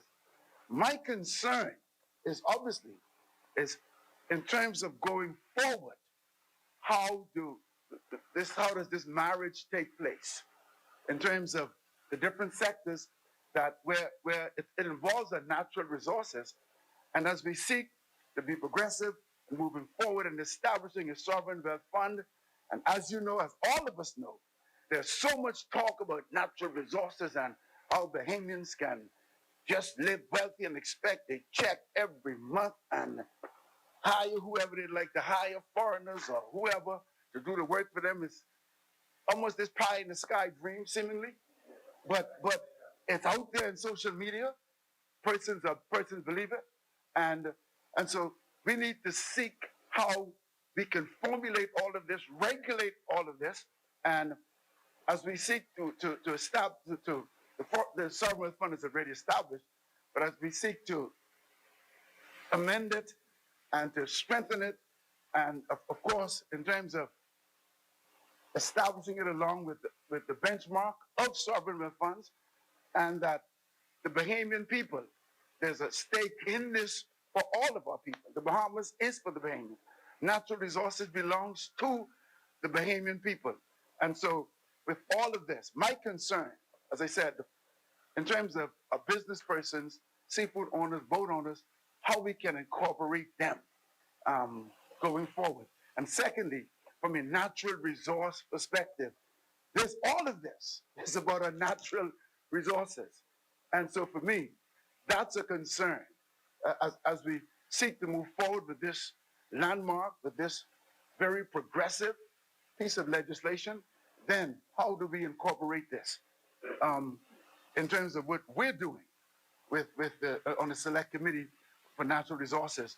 And these are areas that we will be investigating. These are areas that we'll be researching into. And as we seek to go forward again, that marriage, how will that take place? And of course, it's for the benefit of the Bahamian people. And so I just stood to speak briefly to this. We've been here all day. There's no need for me to regurgitate and repeat what's already been said. But those two areas were grave concern to me. And as I said, I've spoken to persons from both sides. And my concern is particularly for those whose businesses, as they expressed to me, are at stake and is hanging in the balance as a result of how we advance this piece of legislation. And so again, I should like to congratulate you, Minister, your fine team, for this historic piece of legislation. And our people can benefit from this tremendously. One thing before I take my seat is critically important for us as a country. This is an example of it, but it's about training and preparing our people. It's about training. Now, I heard of there was some training done and some 100 Bahamians were qualified to become divers. But I'm not certain how far that went, but certainly, as I spoke to you earlier, I grew up in Eleuthera, and farming was what it was all about. But as I look at it now, a number of younger persons are beginning to become interested, and a lot has to do with the pandemic and food security. But prior to that, it was as if nobody wanted to venture into farming. But now it's beginning, seemingly, an interest, there's an awakening in that area. And similarly, in this field, in fisheries and fishing, I think if the Bahamas is going to be for Bahamians first, we need to train, we need to prepare our people to take advantage of the opportunities. And certainly, this is an area that we need to do that in. And so, please, give this a focused attention. Training, particularly our young men, to train them. Let's take advantage of these opportunities, and where we will not be in the position where we have to look outside of the country for persons that come in and to assist us with it. We need to train our people, equip our people to take advantage of these opportunities. And this is a field whereby a lot of money can be made in this field, in this area. Growing up, I saw evidence of it from persons going fishing, and some of them just meant to get a daily catch to sell and go again as long as the weather's good. And they made a good living of it. And so we need to teach our people to give them a greater sense of appreciation for this. And so they can develop that pride and they can take advantage of these wonderful opportunities that's coming our way. Because in the aftermath of the pandemic, my concern is that the new norms are supposed to be poverty or unemployment and poverty. And certainly this is an area that we can put a dent in unemployment. And certainly where there's employment, poverty decreases. Where there's unemployment, poverty increases. And we can certainly, through this field, make a dent in that, and that will not be the case for us. Again, congratulations, Mr. Deputy Speaker. Golden Isles support this initiative. And so, again, thank you so much for permitting me to speak briefly to this. And the Almighty God, Yahweh Elohim, continue to bless the Commonwealth of the Bahamas and make the wealth more common. Golden Isles support this program. Thank you, member for Golden Isles. That's many. The chair recognizes the member for Seabreeze. Thank you, Mr. Deputy Speaker. Good evening. Good evening. Deputy Speaker, for a moment there, I forgot that good members of Golden Isles had crossed over. Such a considered contribution, Mr. Deputy Speaker. Was sounding like what I call a good F&M, but Deputy Speaker, it is what it is, and he's still my friend nevertheless because we are all Bahamians. Mr. Deputy Speaker, today I rise on behalf of the good residents of Seabreeze to share my contribution on the Fisheries Act 2020 and the amendments to the Immigration Act 2020.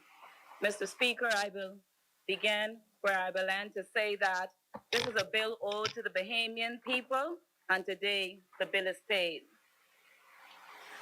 I would like to share 5 preliminary points, Mr. Speaker, not directly related to the bill, and Mr. Speaker, but I seek your indulgence.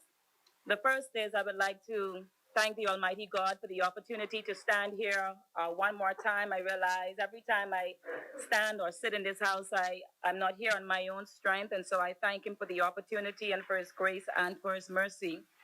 To the constituents of the good constituents of Seabreeze for maintaining their confidence in me to continue to be their strong voice, Mr. Deputy Speaker, in this House to speak facts and to share candidly on issues. My prayer, Mr. Deputy Speaker, is that the Lord continues to keep the good constituents of Seabreeze and as many as we ride out the COVID-19 storm. I would like to express special thanks to Mr. Deputy Speaker, all the Seabreeze residents who supported the curbside giveaway of our Christmas gifts on Saturday past. I want to thank them for coming out in very large numbers, and persons say it went very, very well, but I must say it was not me alone. It was the team that was there with me from Seabreeze Free National Movement. And it was also the cooperation of the great constituents of Seabreeze. And so because of its success, I want to thank the Lord and thank the constituents of Seabreeze. Mr. Deputy Speaker, I find it important as I get closer into my substantive contribution to thank the good member for Killarney, our Prime Minister and Minister of Finance, for continuing to operate with steady hands during these very troubled times. Mr. Deputy Speaker, I find it is my conclusion still to date that he has demonstrated commitment to the office of the Bahamian people as entrusted in his care. With Dorian and now COVID, Mr. Deputy Speaker, no one could fault a leader who would have said, I can't do this anymore, I didn't sign up for this. But Mr. Deputy Speaker, we have a leader who says daily steady as she goes. And now, Mr. Deputy Speaker, the good member for Kalani, Mr. Deputy Speaker, with him, I will say it's been my experience, you probably won't reach your destination on a bed of ease. But if he says you'll get there, you'll get there. And be sure and know, Mr. Deputy Speaker, that certainly he is a doctor because the whole nation knows he continues to prescribe medicine. But if when you visit the doctor, the reality is I get into this debate, if when you visit the doctor, you attend there being ill or develop a sickness, what else do you expect the doctor to do but prescribe medicine that will help you get better? And so it has been my observation that if he says it, you will see it. And so, Mr. Speaker, Mr. Deputy Speaker, when all the dust settles, I think that his record will speak for him. And Mr. Deputy Speaker, I am persuaded that with this leader, he could not and cannot operate on his own strength. The task is too great, but with the help of the good Lord and the prayers of the faithful, he can do all things through Christ that continues to strengthen him. And so my prayers are with him, and I pray that all of those who know the virtue of prayer continue to pray for the Honorable Prime Minister, good member for Kalani. Mr.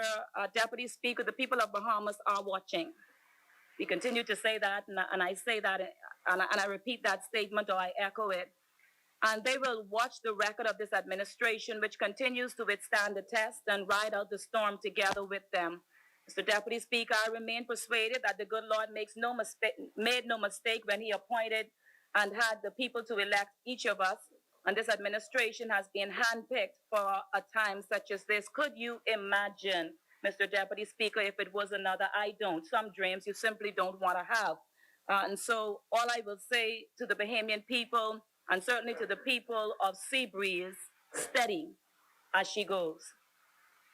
My third point, Mr. Deputy Speaker, I would like to congratulate the member for Carmichael for his ascension to the office of Deputy Prime Minister, and the Senator, the Honorable Kwesi Thompson, Minister of State for Grand Bahama, on assuming his additional responsibility as Minister of State for Finance. Mr. Speaker, both parliamentarians, I've had the opportunity and certainly the privilege to work with them, and they are both competent and capable, and Seabreeze wishes them well in their new offices.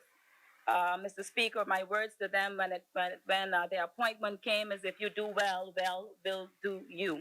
And so, Mr. Deputy Speaker, in the same vein, I wish to encourage the former Deputy Prime Minister and member for East Grand Bahama to stay focused and be encouraged. He has done a great work during his tenure, and to say to him that trouble don't last always. May the good Lord continue to strengthen his hands as he continued to work for the people of East Grand Bahama, yea, the people of the Commonwealth of the Bahamas. Finally, Mr. Deputy Speaker, I also wish to congratulate and to commend the Division of Cultural Affairs on our virtual Christmas tree lighting ceremony and coordinating the month-long activities in celebration of National Cultural Heritage Month 2020. This year's celebrations are being held under the theme Rejuvenated, Re-enhanced, and Recommitted to the Culture, Building a Modern Bahamas.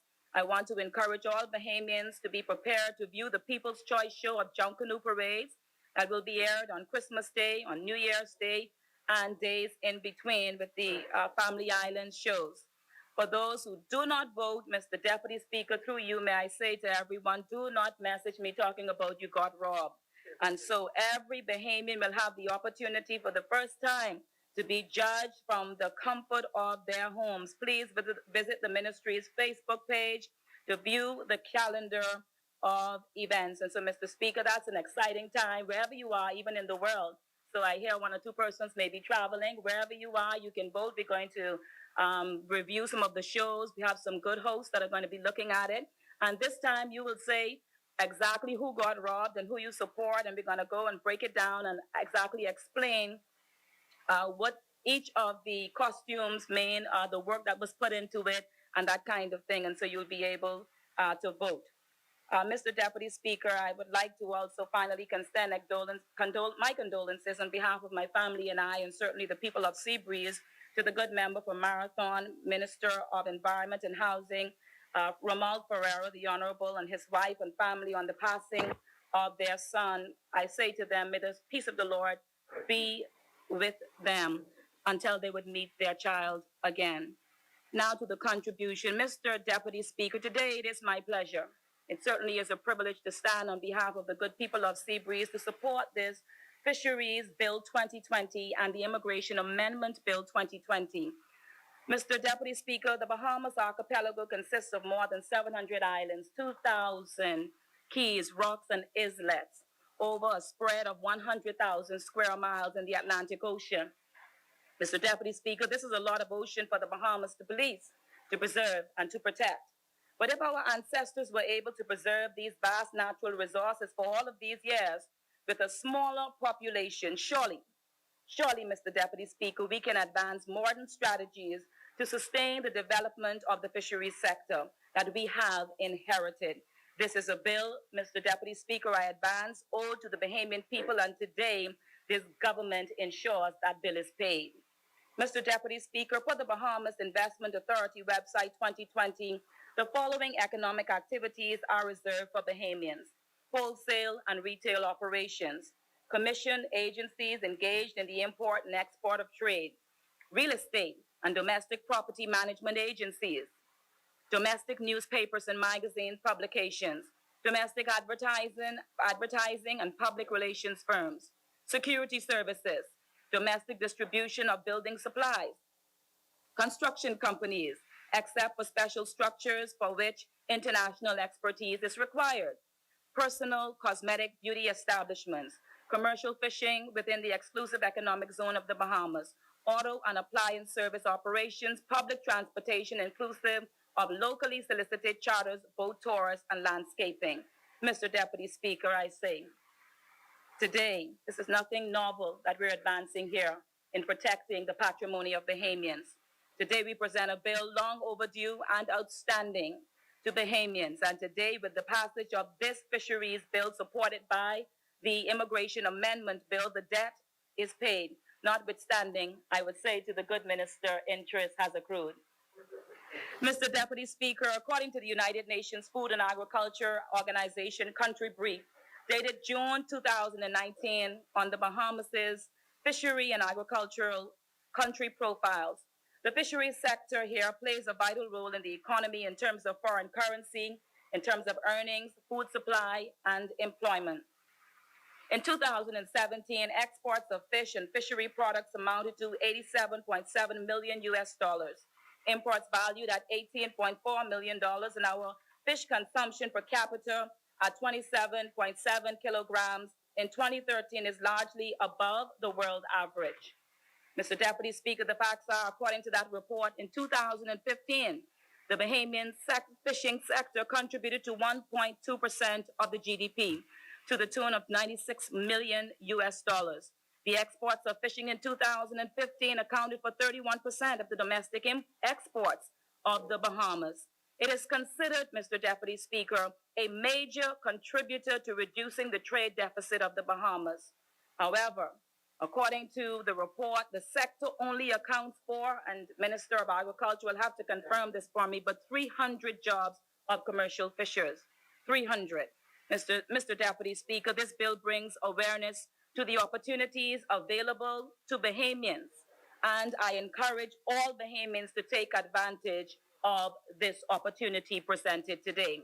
Mr. Deputy Speaker, the fishing industry is important to the world and more important to Bahamians. We need a robust sector that protects our resources and provides direct benefit for our people.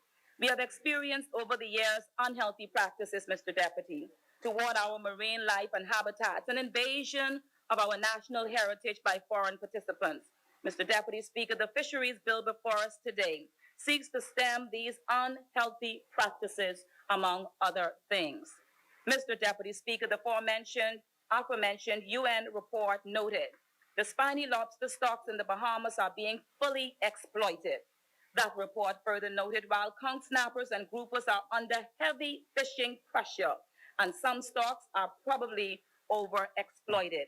The report says one of the major threats to the marine and fisheries resources of the Bahamas is over-harvesting of commercial species and disturbance to sensitive sites.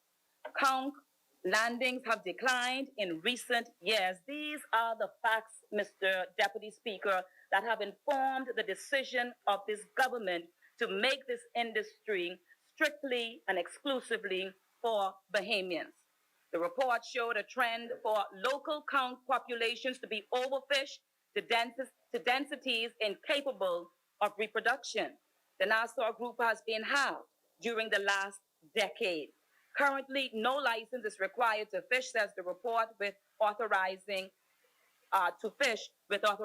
fishing gear. The report indicates management objectives inclusive of the development of the fisheries sector through sustainable use of integrated management of fishery resources, coastal zone, and the marine environment for the well-being of the Bahamian people. So, Mr. Deputy, that UN report has recommended that we take the considered approach we are taking today. And so, Mr. Speaker, I'm not surprised to have heard every member that preceded me stand to support such, Mr. Speaker, a piece of legislation, a proposed legislation that will benefit not one, but all. Mr. Deputy, we have only a small number of Bahamians owning businesses in the fishing industry. A minute number are employed. We have overfishing, our grounds are overexploited, and habitats endangered. We need rules of fishing practices to protect our fish and marine environment and make the industry sustainable economically and otherwise for generations to come. And so, Mr. Deputy Speaker, this bill is not only for today, but this bill serves for our people and our nation tomorrow. Mr. Deputy Speaker, successive governments, I repeat, owe a debt to Bahamians and this bill is the currency to satisfy that debt. The bill moved by the good member for Marco City and Minister for Agriculture and Marine Resources seeks to do a job and to do it for the benefit of Bahamians. Mr. Deputy, this bill is an example of what we came here to do, and we must do it. And I commend the Agriculture Minister and this government for looking out for the Bahamian people and for tabling this bill to pay the debt owed. Plain and simple, Mr. Deputy, the bill says the waters are ours. I believe that the good member for Yamacraw elucidated this fact. The fish are ours, the conch is ours, and anyone who wishes to benefit must be a citizen of ours. May I repeat that? The bill, Yamacraw, I don't know if you said this earlier, just trying to repeat it. But he said, the water is ours. Yes. I don't know who want to be offended by that, but the fish is ours. Yes. The conch is ours. Yes. I like lobster, and the lobster is ours. Yes. And I don't like too much tilapia. I go with grouper, and the grouper is ours. Yes. And anyone who wishes to benefit must be a citizen of ours.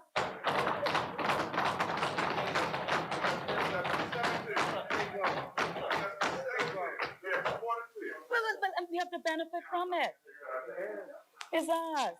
And so we don't want to apologize, good member for Michael. If I inherit something or purchase something and it belongs to me, I must apologize for it being my own. That's what I'm saying. So it's ours. And so all we are here standing on is ours. Come on now. And so, Mr. Deputy, as many may apply to receive citizenship, I heard one of the good members said that this morning, we are not discriminating, and if everyone can apply, all who will, you can apply. But you must be ours in order to get some of ours. Or you have to pay for it. That's all we're saying. You have to pay for it. Yeah, you have to pay for it. But I am sure if one comes here to be a help and not a burden, no good thing, Mr. Deputy, this government will withhold from you. If you come to be a benefit. But our forefathers and mothers ensured and secured our marine life, and based on the challenges of this day, this bill represents the modern actions the officials of the Ministry of Agriculture and Marine Resources have concluded we must take to protect our interests. And therefore, I must commend them on this Bahamian-centered initiative. Mr. Deputy Speaker, according to the Constitution, our overriding responsibility is to protect the interests, the public interest, and the interests of Bahamians. And that is what we are doing today. Mr. Deputy, the Fisheries Bill 2020 seeks to establish an exclusive fisheries zone incorporating best practices concerning fisheries management. The purpose of the bill is manifold. It is to conserve fisheries industries for the fishery industry for Bahamians. It is designed to create a mechanism for sustainable development of the fishery industries. Specific clauses provide for the protection of Bahamian resources for Bahamians, executing the Ministry of Agriculture's mandate to police our marine resources. The bill provides for a structure to further regulate the industry and to impose rules and corresponding penalties to prevent the misuse, the abuse, and deprivation of our Bahamian resources. Mr. Deputy, the Fisheries Bill is the payment of a bill long overdue and a debt outstanding. And Mr. Deputy Speaker, today we are here to pay that bill. Mr. Deputy, as the Minister of Youth, Sports and Culture, I am very enthusiastic about the current and future prospects in the fishing industry for our young people. I know that the Fisheries Bill 2020 speaks of sport fishing, which is linking fisheries with sports and our tourism industry. Yet, another area with great potential for growth, it is another area for great potential for growth and participation. It is well suited for our youth target, for those between 15 through 29. It would be good to have the insertion of provisions of pathways for young Bahamians to be given preference in the area of sport fishing. This will hopefully drive the creation of economic empowerment for our youth which is critical for the future sustainable development of the fisheries industry of the Bahamas. The bill demonstrates significant strides to bring diversification to our economy. That's the second point. The effects of climate change reflected in Category 5 Hurricane Dorian and COVID-19 pandemic are events that tells us we cannot put all of our eggs into one or two baskets. And we cannot just talk about diversification. We must put in place systems that work and mechanisms that can effectively impact the change that is critical to our survival as a nation and sustainability as a vibrant developing country. The fisheries industry may very well prove to be a pillar in youth economic development, grounded by the concept of sustainable wealth distribution. Mr. Deputy, I will now highlight specific clauses of the bill to elaborate on the value of these provisions to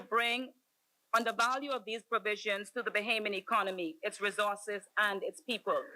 Clause 4, the objective, it demonstrates Bahamian resource conservation and preservation.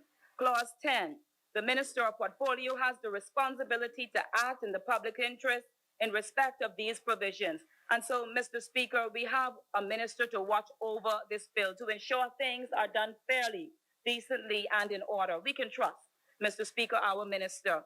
Mr. Deputy Speaker, the Minister of Agriculture and Marine Resources and this government are people with a record of service people can rely on. People are making considered decisions, Mr. Deputy Speaker, and I want to make this point, it's been my observation of the Bahamian people over the last 3.5 years in particular. People are making considered decisions about who will represent them today. The fridge in the car, the phone in the stove, they're not going to do much. But people want and need true representation, and I believe they will support people who have a record of service. I say that, Mr. Deputy, because the good minister from Marcos City and Minister for Agriculture and Marine Resources is one whose reputation I can stand on.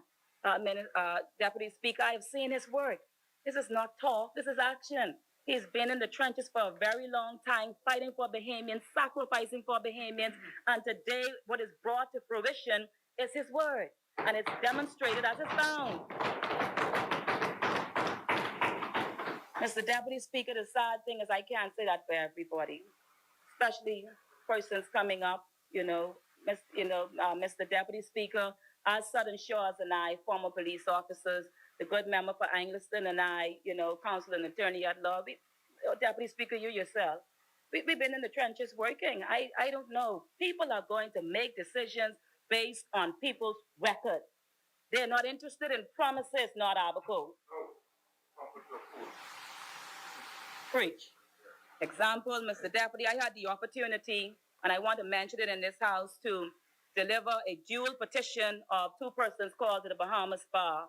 And Mr. Deputy, this young man who is married to my sister, they both were called to the Bahamas Bar last Friday. And I was able to check his record, and Mr. Deputy, the young man has a heritage or a lineage of service. You have to check people's background. Mr. Deputy, that's one thing my mother told me. When you're interested in someone, and Angleton can tell me if this is a good thing or not. Say, when you're interested in someone, you don't only look at that person, you check their background. You have to check where they come from. Check everything, man. Because where they come from is going to inform you as to where you're going. So don't let anyone come talking about they this and they that and they the next thing. No, we're going to check your background. We're going to check deep. And so the member for Marcos City, mother is a praying woman. If only because of that, I always call him brother. And so this young man, who I had the opportunity to present his petition. His father, this is what I'm talking about. I'm talking about record, good member for Freetown. I'm talking about record. You've been in the wash house business long. You got a record. Whenever I used to go there, I might wash, clean, and I could watch TV at the same time. Come on now. Listen, but this young man's father, Mr. Deputy, he is just retired as a Defense Force officer of good service. His brother is a senior officer on the force, and this young man has just been called to the bar. This is a record and lineage. I understand you come from a good background, a record and lineage. People are not dealing with persons who come in with all talk. Hello? So, Mr. Deputy, we're really talking about people of a record you can trust, and that's why even though there are some nuances in this bill that we can get to at a later point, the focus must be on substantively and the overriding purpose why this bill is brought. It is brought to protect the Bahamian people. And I'm saying that the person who brought it is what I looked at when I considered all of the nuances, Michael, and whether this is something I really in my heart can support. And I know the nuances concerning discrimination and all of that. I said, this is a man of good heart. I'll check his reputation. He means well. And whatever needs to fix, we'll fix it down the road. But I go in with him. And so that's all I'm saying. That's what the Bahamian people are talking today. And so, Michael, I knew you before you were in the seat. Don't tell them that. We have a record of service. Fox Hill represented in sports, West End and Bimini served as a reporter for ZNS. Am I right, West End? Listen, man, we're talking about women with record of service, not women of record of promise. The bill is about action, not talk and promises. This is not about competition, but about tabling a record of service to country and the Bahamian people. Mr. Deputy, Clause 14, establishment of Fisheries Advisory Council coordination of national policing policies related to fisheries. Clause 32, prohibition on commercial fishing by persons who are not citizens of the Bahamas. This provision does not in substance discriminate against any gender.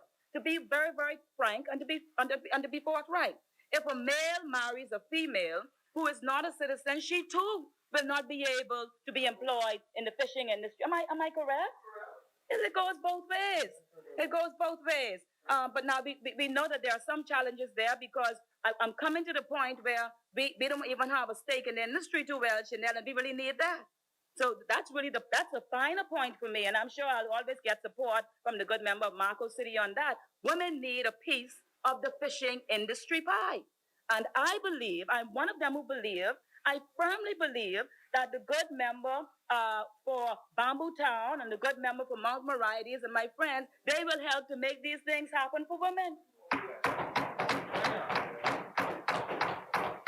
And so, Mr. Deputy Speaker, Unemployment is at a staggering 11.27%. Per the report of the website Statista published on the 10th of November 2020, youth unemployment is at 23.51% as at 2019. Mr. Deputy, this government seeks to be proactive, to be progressive. I didn't say Progressive Liberal Party, but to be progressive and strategic in our approach to give Bahamians a fair chance and a fair advantage in the fishing industry. Clause 34. No fishing with explosives and chemicals. Clause 35. No fishing of unexploited species. Clause 36. No dangerous fishing practices. If you don't support this, you don't support rules. And if you don't support this, you don't support law and order. And what happened is I am from a lineage of law and order. So I have to support this. Clause 44, no genetically modified fish without the minister's approval. Clause 36, no dangerous fishing practices. What's so hard about that? We all ought to, only because I haven't spoken for a little while, I'm making my 2 points here. Other than that, you just mark it and sign it and let's go. It's a good thing.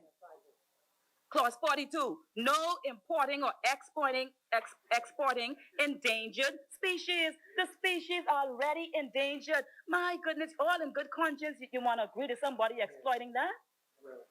No pollution of fish, no pollution of, would you cross the bell ring? Let me wrap this up. No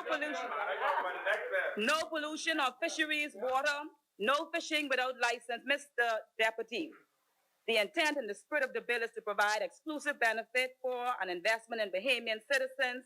There are significant strengths to this bill. I will just, as I need to close, indicate one or two limitations I see. The bill makes exclusive, it is exclusive for Bahamians, and that is the limitation, but this is a good limitation. The bill or subsequent amendments should make special provisions for specific demographics that are marginalized and should be targeted to benefit from the business. In other words, the number of young people under 35 and the number of women who own commercial businesses are next to nil. That needs to be addressed specifically and strategically. The disabled community, how can they benefit and be included in this sector? That needs to be addressed strategically and specifically. Women have been playing the role of breadwinners, and if this industry is as lucrative as it is, women should be empowered to own a piece of the pie, and men who lead this industry should make this happen. Yes, the bill or subsequent amendments, we need your support, though. We need your support. The bill, I know that. The bill or subsequent amendments can better provide for a strategic design for building industry capacity. I know the proposed National Dive program. However, it will be more effective if the program, for example, commits to providing training for a specific number for a specific period. That's where people can rely on it and they can monitor it and they can accept it as something that will happen for a specific number of people. And so those are some of my observations. The final one, another observation is whether if there is only 300 or whichever specific number recorded Bahamian employees in the fishing industry, if that is not sufficient. Thank you, Mr. Deputy Speaker, and thank you, just to wrap up. And so if that is not sufficient in terms of the number, persons equipped to dive, to package, to manage and sell, to keep the industry growing, Mr. Deputy Speaker, I believe a number of members, including Golden Isles, alluded to this. There is a responsibility for continuity of that industry to ensure that communications, discussions are had to see how it can be properly transitioned to secure and safeguard those persons in the business at this time. And we call them key stakeholders, Mr. Deputy Speaker. And just the immigration bill, it is only two small amendments. The amendments simply strengthen and support this particular substantive bill for the Fisheries Act to ensure that persons who are not Bahamians, you're not able to engage in commercial fishing. Mr. Deputy, this bill is to reserve the rights and patrimony of the resources of the Bahamians, and I am a Bahamian. I certainly cannot in all wise conscience not support myself.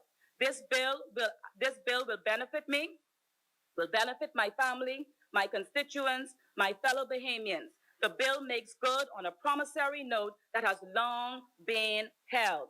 The Bahamian fishing industry is lucrative. Mr. Deputy, on my final page, it is ripe with the preacher in me. It is ripe with opportunities for business expansion, employment creation, and national revenue generation. The industry is for all Bahamians, male and female, rich and poor, brown and yellow, red, blue, or green. However, it seems to be highly technical and ripe for the picking for those who are interested in learning about the fishing and fisheries industry. No Bahamian is prevented, and I want to make that clear. No Bahamian is prevented from seizing this opportunity. Am I correct?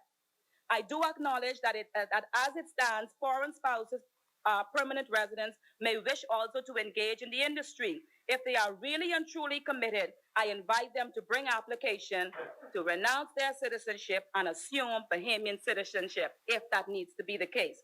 Mr. Deputy, we have vast waters and resources, and the more, the merrier. So we don't want to keep anyone out, but we say for this particular sector, you must be Bahamian. Mr. Deputy, this minute's administration inherited, Mr. Deputy, a bill, and notwithstanding Hurricane Dorian, and I want to make this point as I close, notwithstanding Hurricane Dorian and COVID-19 pandemic, today the minute's administration pays that bill. With those few words, Seabreeze supports the new Fisheries Bill 2020, which repeals and replaces the Fisheries Resources Act of 1977, and Seabreeze supports the 2020 amendment to the Immigration Bill. Mr. Deputy, in closing, I wish to take this opportunity to extend a Merry Christmas and a Happy New Year to my constituents of Seabreeze, my parliamentary colleagues, and all Bahamians. May the good Lord continue to bless our marine resources, our natural resources, and may He continue to bless the Commonwealth of the Bahamas. Thank you, Mr. Deputy.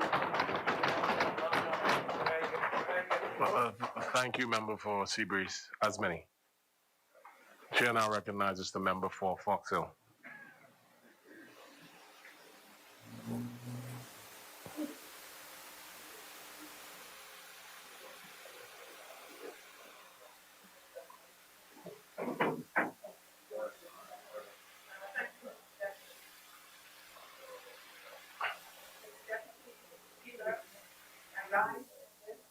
Place.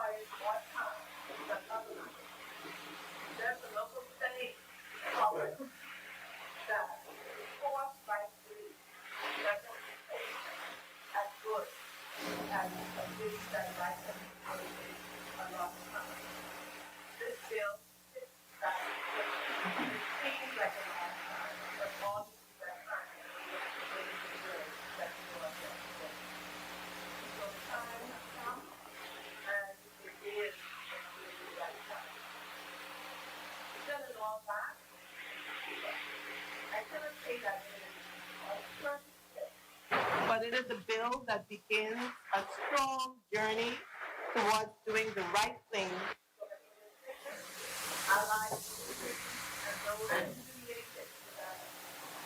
It is a bill that ensures protection of Canadian patrimony for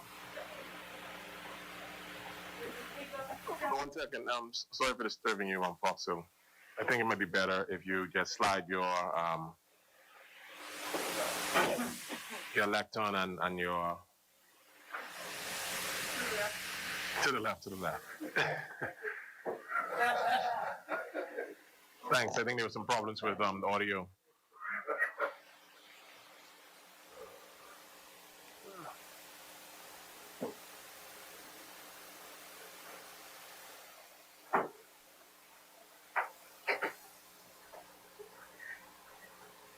Thank you very much, Foxhill. Chair recognizes Foxhill again. You can start from the not the beginning, but that paragraph. I don't think Mr. Clark. Just 1 second, Foxhill. How long is it? Okay. I'm instructed that just a few minutes, so you probably could just restart that paragraph.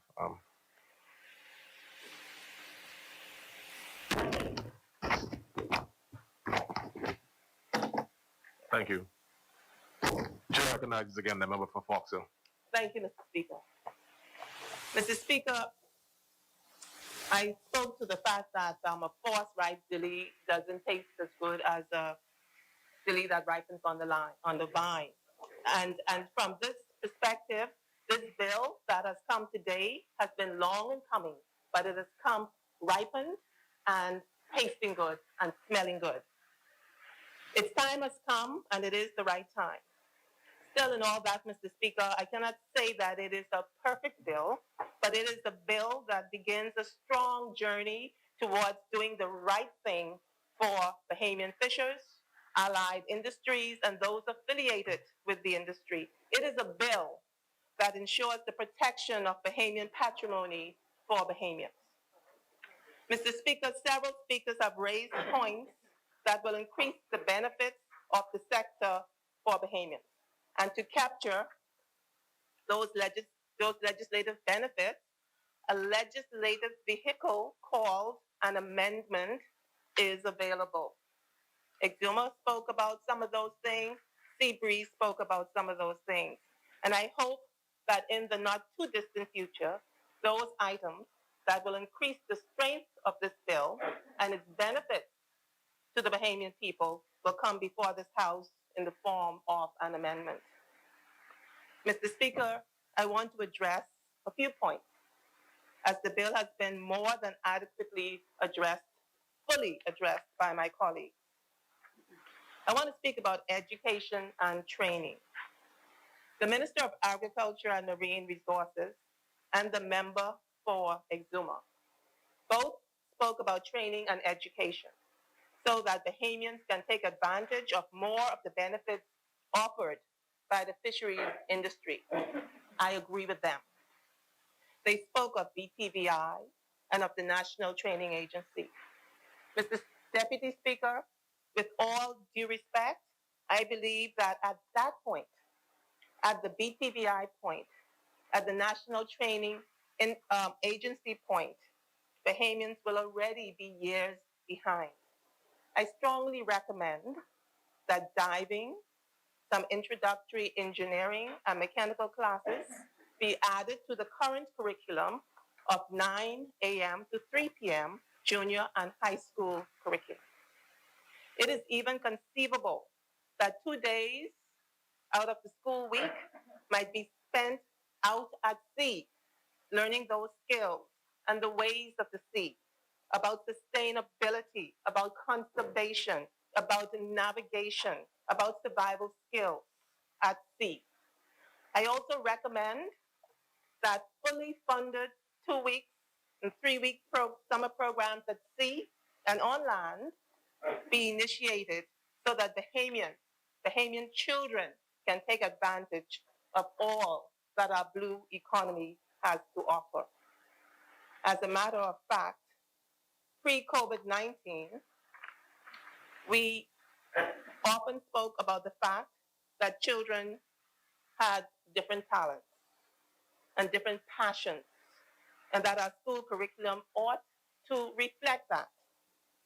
So I am asking the Minister of Education and the Minister of Agriculture, Fisheries and Marine Resources to make this a reality as soon as possible, but absolutely, please, no later than September 2021. Currently, a new constituent of mine, Mr. Frank Johnson, has been teaching sailing during school time, during regular school hours, not after school hours. He's at the primary school level, there's the opti boat sailing, junior high school level, laser class, and at junior and high school level, sun class sailing. Some of the schools involved include C.R. Walker, C.C. Sweeting, St. Andrews, T.A. Thompson, H.O. Nash, C.C. Sweeting, Anatole Rogers, T.G. Glover, Centerville Primary, Stephen Dillett, Uriah McPhee, Woodcock Primary. So it is possible, but it has been done. In addition to that, every summer, over 200 children turn up to the summer program. And there are children from New Providence, children from the Family Islands, and even children from outside of the country come here for this training. So it is possible. And as it relates to swimming, Andy and Nancy knows, and the Let's Swim Bahamas program happens during school hours. So this is possible. And this is not just for boys. This is for boys and girls. And as Seabreeze said, the time is now. It's the urgency of now for women. And I beg to differ that we have to come and take it. We are here to be our brother's keeper, and we are here to be our sister's keeper. So we don't have to come and get it. It is our duty to give it. So in other countries of the world, women fishers abound. It should be no different here. Women have held the reins of households. They have farmed the land. Why can they not farm the sea?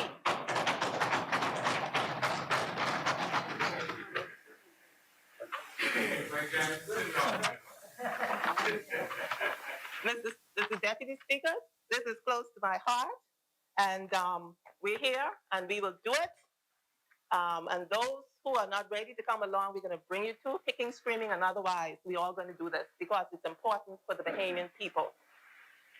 The second thing I want to talk about is the children of Bahamians.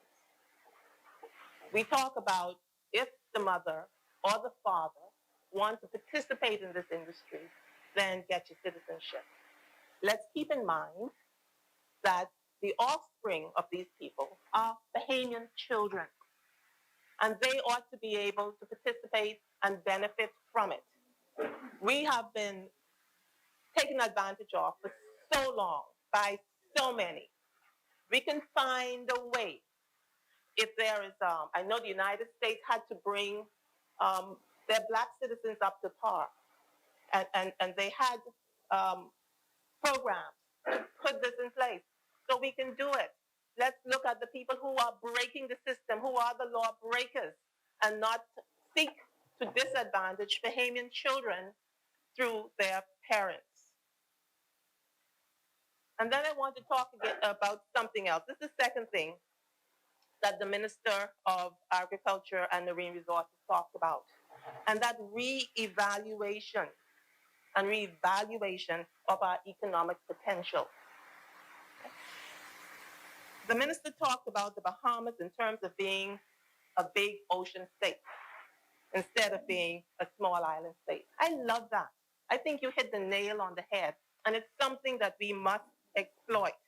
That characterization, in my estimation, has a very serious economic potential for our country.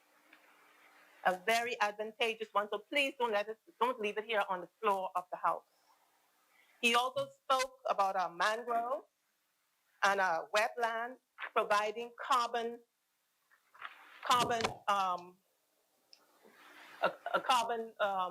storage for the globe, for the world here in the Bahamas.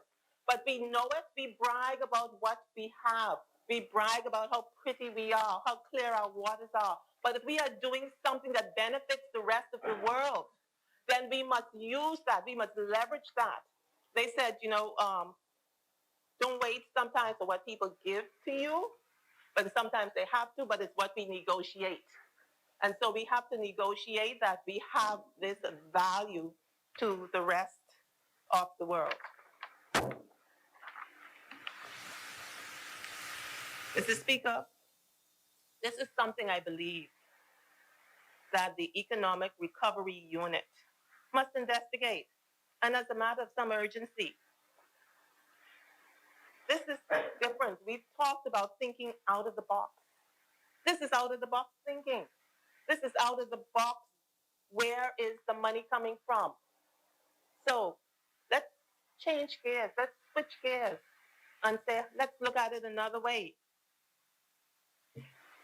So, Mr. Speaker, the Deputy Speaker, too often, great ideas are left on the floors of this House. They sound good, and we bang on the desk, and we bang, and we bang, and we walk out of these doors, and they are left littered on the floor here. So I'm hoping, and I'm depending on you, Minister of Agriculture and Marine Resources, that those ideas are not left here on the floor.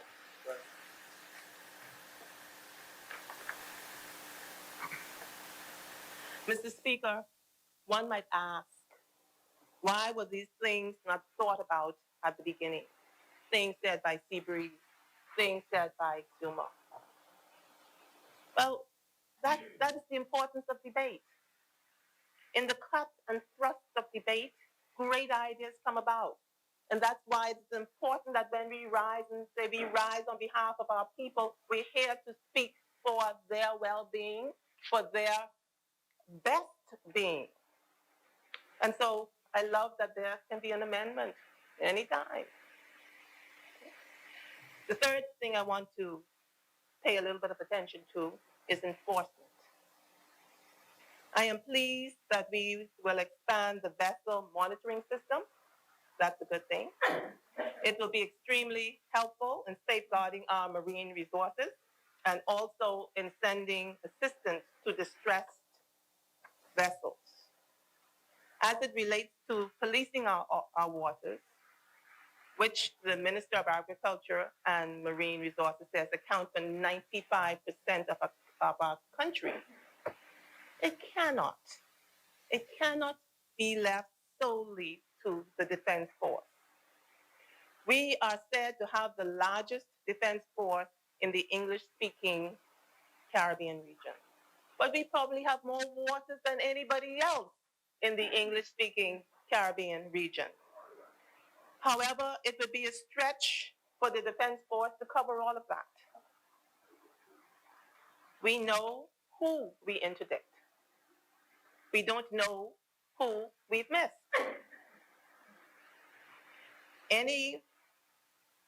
Those that we have missed might be taking more fish and marine life than those that we interdict. We don't know. So I see a corps of marine inspectors, marine police. And you know what this will do? It adds additional jobs. It creates a whole other sector of jobs for Bahamians. Mr. Deputy Speaker, I have heard of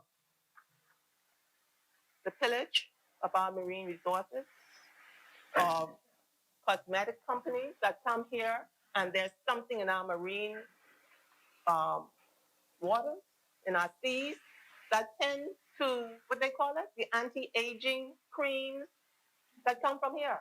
But I don't know what it is. Do you know what it is? So if somebody's taking it, how are we going to tell them to stop? Because we don't know the value of what they're taking.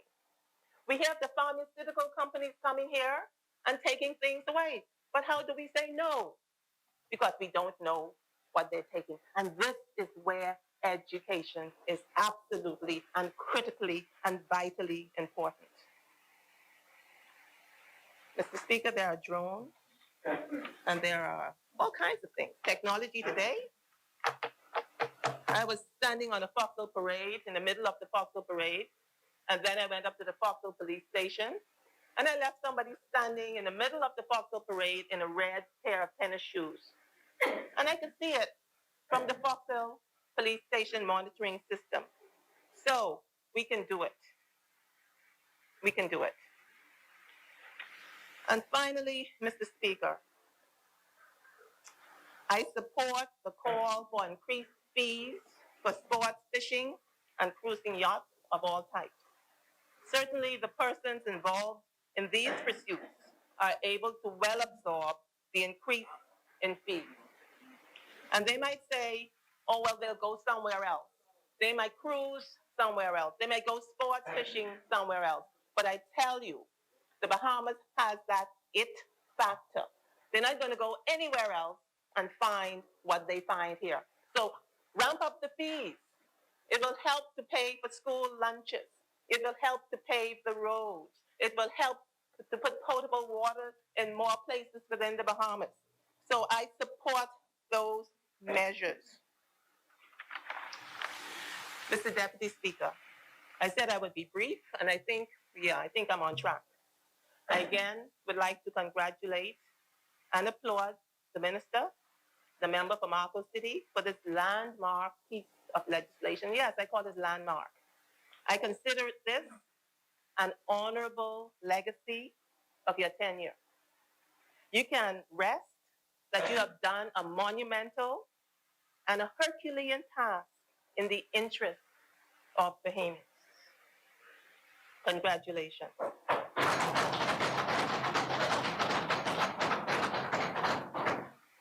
To my constituents, the wonderful constituents of the Foxville constituency, I say to you, continue to stay safe, wear your mask, wash your hands, social distance. We are huggers, we are social beings, we like to be under the tree, but we've done well so far. Let's continue to do well as we go through this blessed holiday season. So I wish you all the blessings of this season, which is going to be different. But different is not always bad. Sometimes different is better. And so we come to the true meaning of Christmas, which is the Christ child, which is family, and which is friends. So I pray God's richest blessing on you and a blessed Christmas. Thank you, Mr. Deputy Speaker.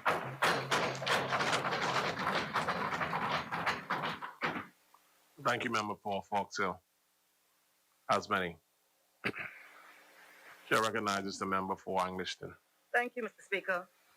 Speaker, I am privileged yet again to stand in this honorable house on behalf of the incredibly wonderful people of Angliston, whom I feel very honored to be their voice in this place. I watch them from day-to-day activities. I watch the pressures that apply, and I'm just amazed at the fullness of their character and their strength and the dignity that they exhibit in the face of great hardship. I've raised this over and over, and I'll raise it again. There continues to be a housing crisis. There is no rent assistance program that was designed for the pandemic. I know the Ministry of Social Services is processing applicants, but many people are falling between the cracks. It's taking very, very, very long to process. People are being evicted, and they're ending up on the streets. And I raised before that I had spoken to a woman. I spoke to her yesterday, but I think she through the help of people, she was able to find accommodation tonight. But she has 4 children from the age of 17 to about 4, and they were staying in a car. And then, of course, the issue of the access to food. I've raised it in here before, that the phase 2 is now operating from the former 601 building. People have been taken off. I don't know what the criteria is, but I'll give an example because I heard from this person yesterday, and I've given the example before in this house. There's a household, and this is just an example of 9 people, 2 adults, 7 children, no income, and they have been dropped from the program. And I want to say again for the 3rd time that the criteria needs to be looked at again to ensure that they are not taking people off who should be on. Because what is happening is people are being placed in situations and circumstances where they are struggling for basic survival when there is a program designed apparently to meet that need, and they're falling between the cracks. And I want to raise my voice again on behalf of those individuals. I want to also, before I begin, to say happy birthday to Evelyn Stewart, who celebrated her 103rd birthday 2 days ago. And she's an Androsian and a very, very proud, super intelligent woman. Her faculties are banging, even at this age. And she, in her heyday, she was a seamstress of the finest degree and had a wonderful reputation for her craft. And she just celebrated, and we're just happy that she's been able to be here with us all these many years. I want to raise again, I saw the minister who was here, but I think he stepped out, Minister of National Security, the reservists, those who were asked at short notice to go into the shelters, post-Dorian, who they say were told that they would be remunerated in a particular way. They're saying that has not been honored, and they're very upset about it. The minister indicated that it was being addressed, but this has to be about close to half a year. I've been raising this issue for the reservists, and I'm asking the minister if there is a gap in the information, if they can call in one or two of the reservists to find out what is it that is their claim, and he is able to respond appropriately, because these are the ones who at short notice went in those shelters, a very difficult environment, and on behalf of the Bahamian people, and they should not be fighting for their remuneration. Mr. Speaker, this debate is in large part about sovereignty and our natural resources. We've heard that over and over in here.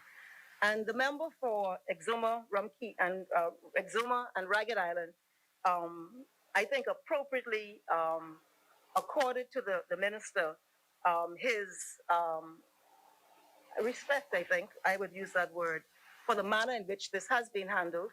I was in a briefing, there were 3 ministers in it, including the Minister of Immigration, the Minister of Fisheries, and the Attorney General, and they were able to explain the provisions. It would have been good if that was the standard set in other important pieces of legislation. Didn't happen in other aspects. But we thank the minister for having the respect for the opposition to ensure that there was a broader understanding of the principles engaged or involved in this legislation. And as indicated, we support it.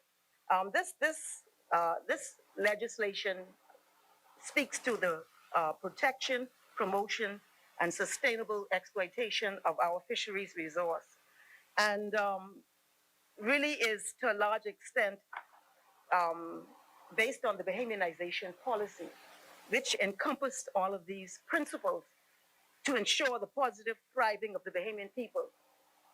I'm only saying this because of the nature in which this debate went. The Bahamianization policy was a policy of a pending administration. It was the first time this nation had seen it. It was implemented to ensure that people who couldn't go beyond primary school, because there was only one high school, which was government high, public high school, that every Bahamian would have an opportunity to excel in their human development, and that the economy would be preserved as far as was humanly possible for the aspirations of our people. So he was the driver. So let's if we can talk the politics about who do this and who do that, let's just start with the factual foundation of what we are dealing with. Furthermore, I want to say that the Bahamianization was this belief that the Bahamian people are capable of the most incredible achievements and attainments. It started with that premise. Before that, it was saying, well, you only could do some little menial things. But the Bahamianization policy said, no way, you're great. And you can build a fine nation. That was the Bahamianization policy. The fisheries component of that policy dealt with a natural resource. Because not only do we have a fantastic people, we have a fantastic geography and fantastic nation. And the fisheries are a part of that. And the original legislation which this repeals, and we must give due regard where it's due, is the, it's called the, we find it quickly. I have it right here. The Fisheries Resources Jurisdiction and Conservation Act. This is it right here. It preserves fishing in this country for Bahamians. That happened in 77. So, let us be faithful to the journey. It doesn't take anything off anyone. No one has to tell me I dirty. If you want to celebrate the attainment of this administration or the work of the minister. But the foundational legislation for the fisheries resource is the Fisheries Resources Jurisdiction and Conservation Act of 1977. That was a pending administration. And I only say that because, and I probably would not have gone this route if this debate had not gone in a skewed manner, misrepresenting our history. I was thinking the other day, they say that in China, this is back in the early 20th century, that, I don't want to call the names of the leaders, but whether it was, I don't know if it was Mao Zedong, but it was that struggle. They were, he and his right-hand man were very good comrades. And they were breaking ground. There's a picture of them breaking ground. And then they fell out. And the next time you saw that picture, they took him out. He was taken out from the photograph. A distortion of history. We don't need that.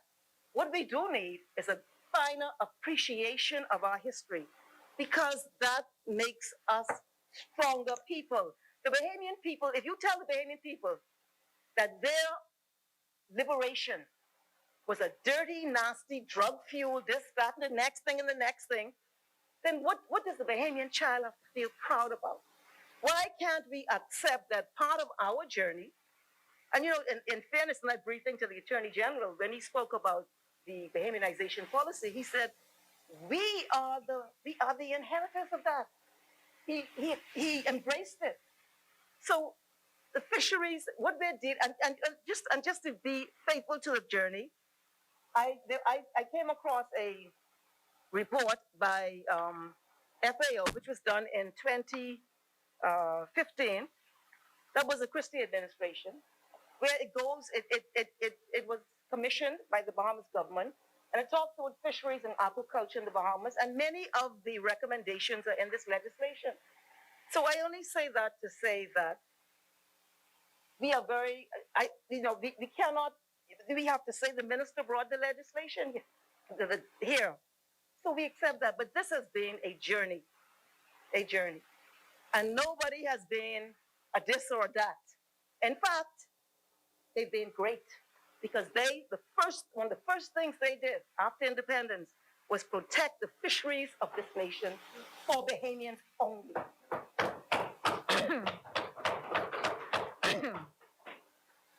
And so this is our legacy. I don't want to get too caught up on this other stuff with the oil drilling because that went to both administrations. That's the other thing. Both administrations had their hand on that. Now, I heard the Prime Minister say he doesn't agree with it. Well, I can't fight him for his views. But I know he was sitting in the cabinet when the former Prime Minister Ingram dealt with this. So, let's not try this narrative. I know elections coming, but let us be honest, because I don't think that is what the Bahamian people, I don't think they can fall for it, frankly. Things are too tough. They've been through, excuse the expression, hell. So I don't think they're going to fall for this. Yeah, just yee. It ain't going to work. No, it's not going to work. Because it's beyond that now. It's like when you don't know what can happen next in your reality. Speaker.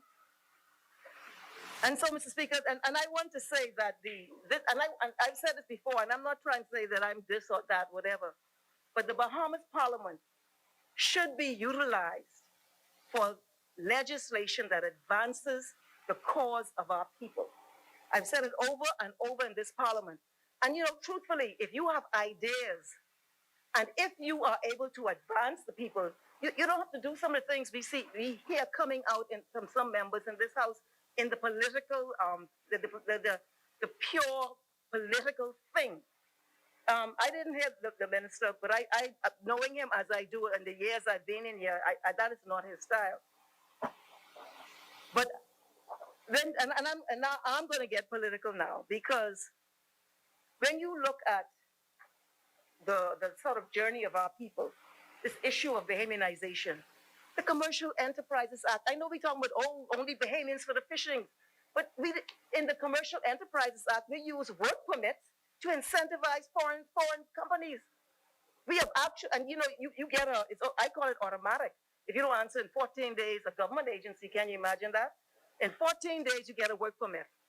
Well, when you pat yourself on your back, let's look at the whole picture of what is happening here. I oppose this from day one, and I oppose it to this day.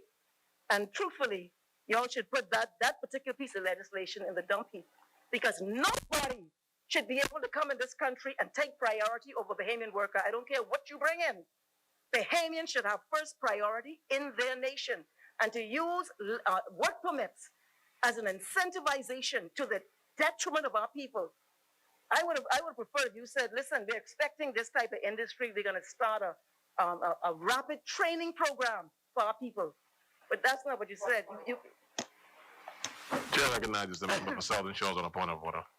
The good member for Angliston said that nobody should come and get a work permit and be prioritized over a Bahamian. Yep. In reference to that particular act. That provision was made to bring in new industry in which Bahamians were not engaged in at the time, with the hope that those new industries will result in the sharing that Bahamians will get into those industries. So it wasn't intended, and there's no evidence that it has disenfranchised Bahamians. Point taken, Southern Shores. Point was taken. He's still on the point of order, and I think. But I disagree with what he said, Mr. Speaker, Mr. Deputy. I'm just saying the point was taken. Oh, I see. Thank you. the fact that you would put in our law a provision where you say, one of the things on that list is SPAS, Get the act. SPAS, SPAS. Well, the Haymans can't do that. And if you can't do it, you want to go, it's not there? Oh, okay. Find the act. When you find it, then you talk to me. It includes SPAS, Mr. Deputy. And even if it included, what is it that they're going to bring that Bahamians can't do? Let me know. What is it? Is it computers? What is it? Is it design? What is it that they're gonna bring here that our young, brilliant Bahamians cannot do? Do we even know what we have? Do we know that we have Bahamians at NASA? Do we know that? Bahamians have PhDs in unthinkable areas. So I don't want to hear no one tell me Bahamians, it's a new industry. I'm offended by this act, and I believe they should do away with it. That's my opinion. The other thing is, thanks. I'm glad you say I'm entitled to it. I appreciate that you've accorded that to me. The other thing, when you talk about this, Prince George Dock, the member for Freetown is here. He told us last time that 51% was better than 100%. And not just 51%, 51% of a small group of people, individual shareholders, when the Bahamian people own the entire facility. You see, and this is the point I'm making is this. We cannot come in here and argue one thing about the fisheries, and then you have this different type of thinking in other areas of our endeavor. You look at Royal Caribbean, and I raised this last time. I got to raise it again because we talk about Bahamianization. We are using. They want to set up a beach, okay? A BEACH beach. And from that, this government has approved in principle work permits and crown land. Is this the thinking of how you progress a people? Why are we not appreciating the value of our land and our people? And then, I always talk about the crown land. I can raise it again because I see election coming. I see this, that. I saw some activity in Abaco and all of this. The crown land allocation has to be transparent. It has to be transparent, particularly as we know, it looked like we are nearing a general election. And then the underwater cultural heritage. This is the treasure. And it's been said that our waters contain significant underwater heritage sites that have not been documented. Now, I asked a question in here in the budget debate of the member for Kalani, whether any licenses had been issued, and he said no. And I just want to make sure that is, because that's another concern about how decisions are made about who gets those licenses for underwater cultural heritage. Because you would not want to use something so valuable for narrow political purposes. I'll put it like that. I know why I'm saying what I'm saying. But I want to say two things. One, I'm watching, and secondly, to urge that something like that does not happen, that we sacrifice the national good for a narrow political interest. The other point I want to raise in terms of our heritage is our lighthouses. And I don't know what's happening with the administration. But when we served, we had submitted the lighthouses of our country as heritage sites for UNESCO. And I'm told that they're on a tentative list. We also acceded to the convention, which allowed this to happen, but nothing has happened yet. But the lighthouses would include, the 11 lighthouses constructed by the British Imperial Lighthouse Service between 1836 and 1887. over 15 years. And they include the Elbow Reef Lighthouse, which is located on Elbow Key and Old Town. And then you have Hole in the Wall Lighthouse. And then you have the Great Isaac Lighthouse, the Great Stirrup Key Lighthouse, Bird Rock Lighthouse, Castle Island Lighthouse, Key Sal Lighthouse, Key Lobos Lighthouse, Southwest Point Lighthouse. And this was submitted because these are only a few of the hand-wound, kerosene-burning lighthouses left in the world, and they are found in the Bahamas.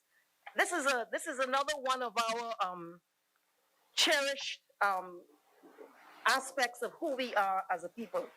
And so I want to encourage the government to complete this process because that's been on a tentative list since we left office, and it's there to be done. The other thing I want to say is that the air, and I think the member for Pinewood said this, the air is a natural resource, and that is the sky, our sovereign airspace, the sky above our territory. And when we entered into the agreement with the United States in 2017, we were doing more than just saying, like I seem to be hearing now, oh, we're going to be collecting money for our airspace. We were doing more than that. We were defining the geographical area of our airspace. And as a result, an application was made to the International Civil Aviation Organization for the expansion of the airspace. But it looks as if we're not emphasizing that now, and we're just going with the smaller area or whatever area it is, and to say that we're going to be collecting money. And I want to say that this is similar to the maritime boundaries, and that is when we approach the airspace, we approached it similarly, more than just saying, oh, I collected money for the airspace. You were saying that we have expanded or defined this natural resource. That is what the issue was. And we saw it, like I said, with the maritime boundaries. And in 2014, the Bahamas, for the maritime boundaries, the Bahamas lodged a submission to claim over 200,000 square kilometers of additional continental shelf, which is the seabed, at the Blake Plateau region of the Atlantic Ocean. And I don't know if that has been resolved. The Minister of Foreign Affairs is here. But this shows you, and you got to give credit to the staff and the people of the technical people of Ministry of Foreign Affairs.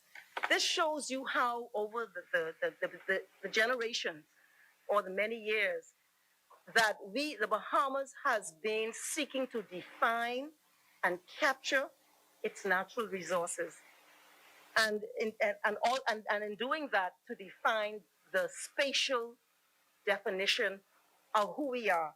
And the reason for that is because where the continental shelf is located, it's the region of the seabed which a coastal state can claim rights over natural resources, for example, oil, gas, and minerals. And in the 1988, under the 1982 United Nations Convention on Law of the Sea, which governs all ocean space in the world, from 1973 to 82, they've been negotiating that. And I think we're still negotiating with the United States, aren't we? We're still negotiating. So even as we speak now, the Bahamas is defining itself in our spatial reality and our national resource reality. And I want to urge the minister to appreciate that important fundamental point, that the airspace is more than just a narrow political point, but it has deeper, broader, wider meaning for the legacy and the inheritance of the Bahamian people. The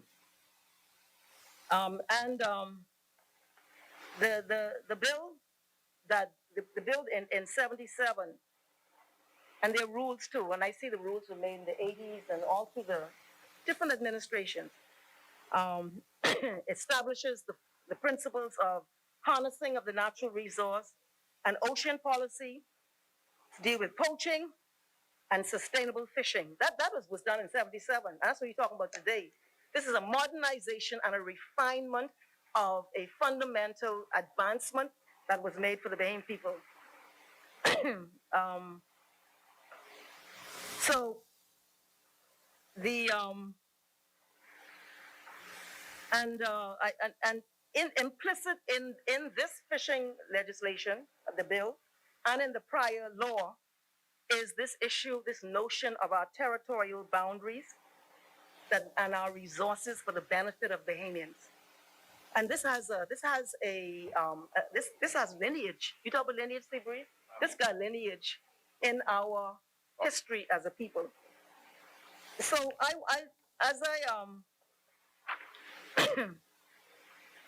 and I see before I end, I see that I just want to say that I adopt the comments made by our side, including those the member who led on our behalf. I want to suggest to the minister, and I'm sure this is probably part of his action plan, that we have to, that accompanying this has to be measures to cause for the flourishing of this industry. And it will involve things like maybe the development bank, its role in equipping fishermen, and whatever is required, processing, assisting in island communities, setting up processing facilities, so that when you incentivize this area of fishing, that you do it in a holistic way, so that walking out of that, we'll see millionaire fishermen. And I think it'll take us from the theory of this law to the practicality of the success of our people as fishermen. Like the member for Golden Isle spoke about employment and prosperity, but I say prosperity because there's no reason a Bahamian fisherman shouldn't be a millionaire if in the area of export. There are many of them now. There are many now, but there's no reason why we can move it into and make it more broad-based, because you do have certain communities where you have that. But I'm talking about a broad-based tenet of our national development. Okay. Well, I was being diplomatic now. Why you would Minister, I will help you to go after them. We need some of them. Okay. So I end by saying we support the legislation.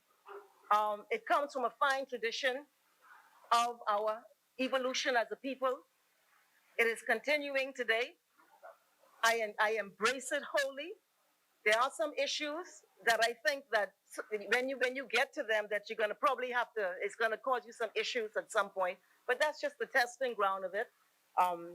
It's a good progress moment in the life of the Bahamian people.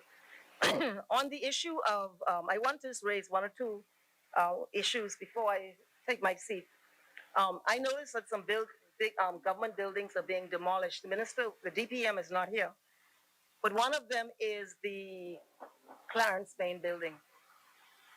And I just want to say, whatever goes back up there, we are hopeful that the name of Clarence Bain will not go down in the ashes of that building.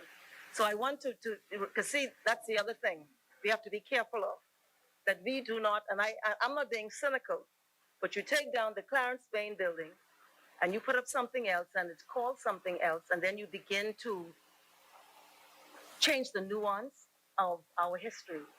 And so I wanted to urge you that when you put these buildings back up, to put the names of these and make sure the buildings are worthy of them, put the names of these individuals back on the buildings so that it doesn't have a deeper impact on who we are. And, just on that point, we have to do more of upholding who we are and commemorating who we are. And the symbols, I've talked about that before in this parliament for years now. We have a Christopher Columbus towering over our people, okay? And people say, well, don't move it because it's this and that. Okay, don't move it. But what have we done to uphold ourselves? Even this parliament, we call each other thief, lion, thief. When are we going to get, no, seriously. when are we going to get beyond this? We're all men and women. We're born here. We are citizens. And this is how we describe ourselves. And we think we advance the Bahamian people. You don't advance them. They're sick of us. They're sick of us. They're not into that. They're tired of it. And you know, I love Bob Marley, so I gonna just say this. You know, Bob Marley has a song which I've been hearing all my life, and it wasn't until recently I really understood it. And it's redemption song. And he said, all my life, all I ever had was redemption song. And if you go back and look at his music talks about the struggle, the journey, the repudiation of the pain, and on and on. And so, shouldn't we in this parliament be engaged in the redemption of the Bahamian people, not in the reiteration of what the experience has been, you know,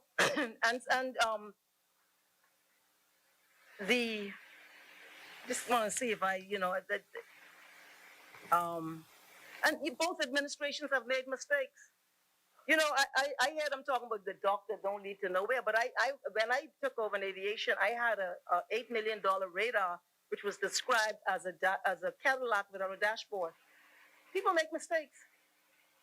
You know, and you're not inherently superior. I'm sorry to tell you, you're not. The question is, how do we advance the Bahamian people? So I want to just end by saying that we support this. We appreciate the minister's approach to this. And of course, we hope that out of this will take the Bahamian people forward in this industry. But I want to reiterate, Minister, the legislation is fine, but we have to support fishermen. I had spoken to you about a fisherman, and he told me, he said, he took a little while and he got back to me. He said, I don't want the 5,000. He said, listen, he showed me this big, beautiful boat that he wants. And you know, I haven't really gotten back to him yet because he threw me for a loop. But not everybody sees themselves as in a small box. And he is an established fisherman. And so let us support the fishermen because in the advancement of our people, it is in these types of areas. We come here with financial services, all these things we inherited, right? But we inherited some natural resources. Let us exploit them to the benefit of our people so that they will attain the greatness and bring equity to this nation. Because the one thing about a lot of fishermen is that they don't come from privileged backgrounds, but they have an opportunity to do extremely well. And it shifts the paradigm, it shifts it. And this is what our presence here should be about, shifting the paradigm, not saying who uglier than the next one. Why are you laughing at the Freetown? I didn't say that about you.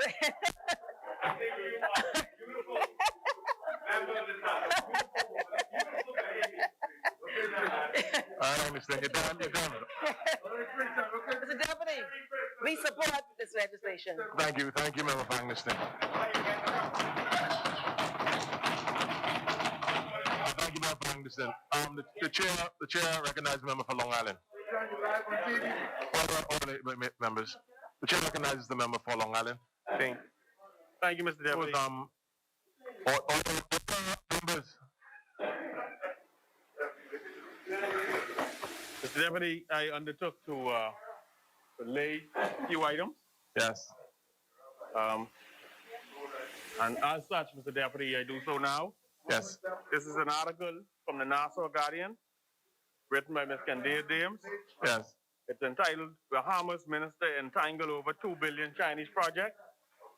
It speaks in detail to that, and it also has a copy of the letter in question. All of the document be brought up. The member for Long Island is tabling some newspaper articles that he referred to and undertook the table. I'm also tabling another document dated 1st November 2016, Nassau Guardian, Candida Dames, titled China and $2 billion deal proposal. And there's another one besides this by Jim Turner, the News Service of Florida, dated 16th November 2016. entitled Talks to Sell China Fishing Rights in the Bahamas, Alam, Florida. And another article which speaks to my predecessor, stating that she won't support foreign ownership of any fishing industry. This not only addresses the issue of the Chinese and what was afoot in Andros or caught in that letter, but it also speaks to the Korean boat scandal that I spoke to earlier. Or a document be brought up.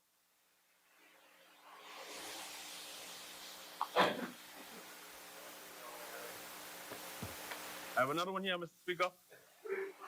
Fisherman blast 2.1 billion China deal. Tribune, 7th November 2016. Or the document be brought up. And then, with reference to not only the China deal, but also the Korean boat scandal, I have an article here from a fellow I know very well, wrote a column called Young Man's View, dated 3rd November 2016, the Tribune. Whose gentleman is that you know very well? For the record. Yours truly. Adrian. And then three more, Mr. Speaker. And those are with respect to the Meguana I Group deal. And this is an article titled Land Recovery Deal Signed, dated 23rd February 2009.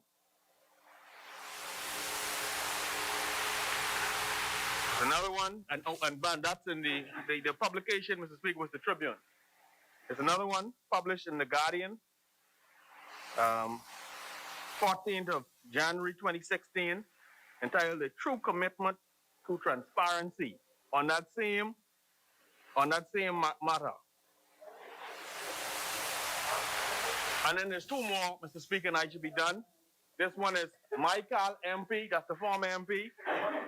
Michael MP, and this is what he says: all Meguana deal better than the amended version. And where's that from, member? And this is from the Nassau Guardian, dated 27th March 2012.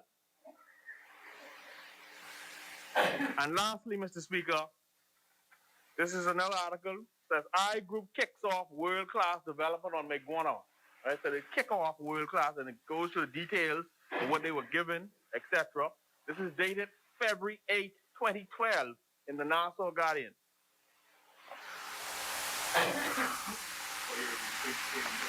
What are the documents you brought up? Thank you, Mr. Speaker. Thank you, Long Island.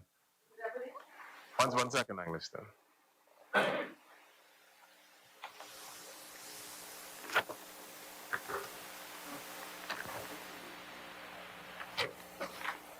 What are the documents to lie on the table? Would you recognize the member from English then? I've not seen the documents, but I've heard the summary from the member from Long Island. None of them established when it was withdrawn, so I don't know, but none of them established that as a matter of policy, that there was some deal with the Chinese. There never was a deal, never went nowhere. He talked about some letter a minister wrote, never came to cabinet, and the Korean deal involved persons who were, and I think he mentions the name of a minister, never went to cabinet, never was agreed, never was policy. And I sat in the cabinet, never. And the other point I want to make is that the land recovery deal signed, I'm familiar with that article. That is the new deal by the then Prime Minister Ingram, where the land that was in the joint venture, 50-50, he negotiated, the Prime Minister then negotiated more than half of what I Group had in that joint venture to be given as fee simple to the I Group. The I Group never got land. It went into a corporate entity that was a joint venture, 50-50. Thank you, English then. Members. Oh, one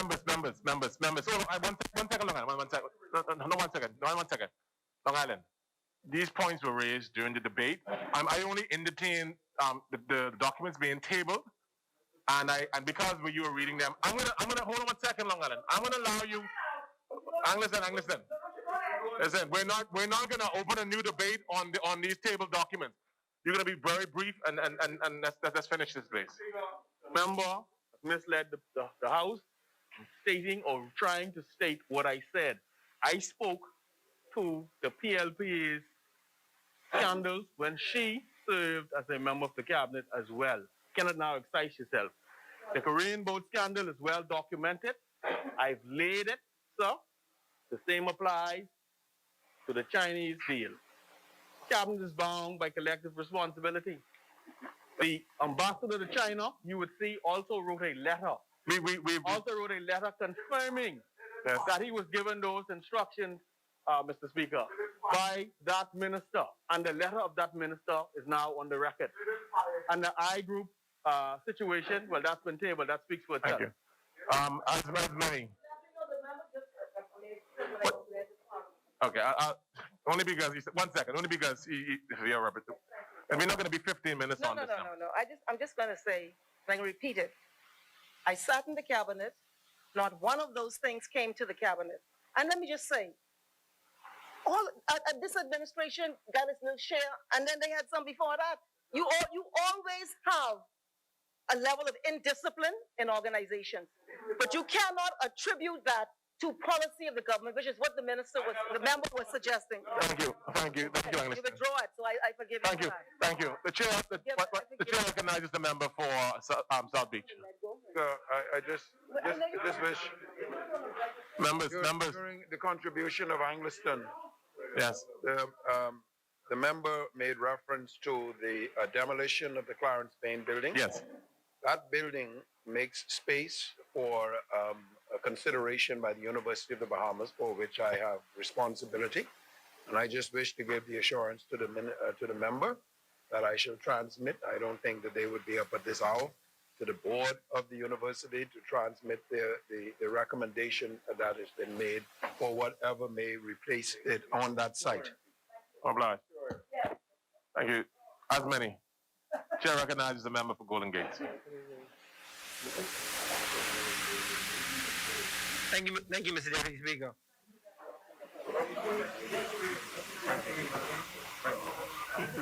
You're still at it over there.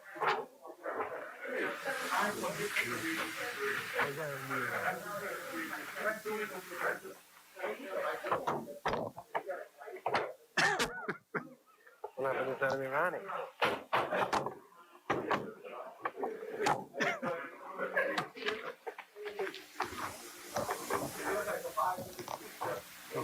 Thank you. Chair recognizes the member for Golden Gates. Thank you, Mr. Deputy. The Deputy, I know that the hour is late, and I know there are still a few more speakers, and I know we want to try to get them in as soon as possible. So I will be as brief as possible. Mr. Deputy, I rise on behalf of the good people of Golden Gates, the resilient people of Golden Gates. I thank them for the opportunity to represent them, and I thank Almighty God for the opportunity as well. Mr. Deputy, I rise in support of this bill today. This bill, as has been said, is a groundbreaking bill. There is absolutely no question. Both bills you stand on. Yes, thank you. Both bills, yes.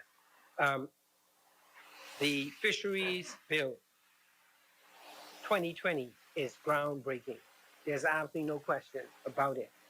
And the honorable member spoke well about the 1977 bill act a moment ago, and which is repealed by this, and we applaud them for that act.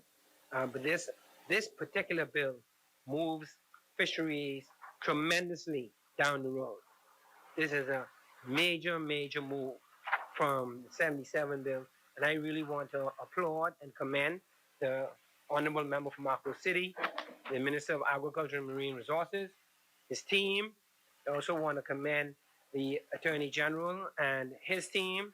I want to commend the Law Reform Commission. I want to commend the fishers who were sought for their consultation. And Mr. Deputy, this is a fairly massive piece of legislation here.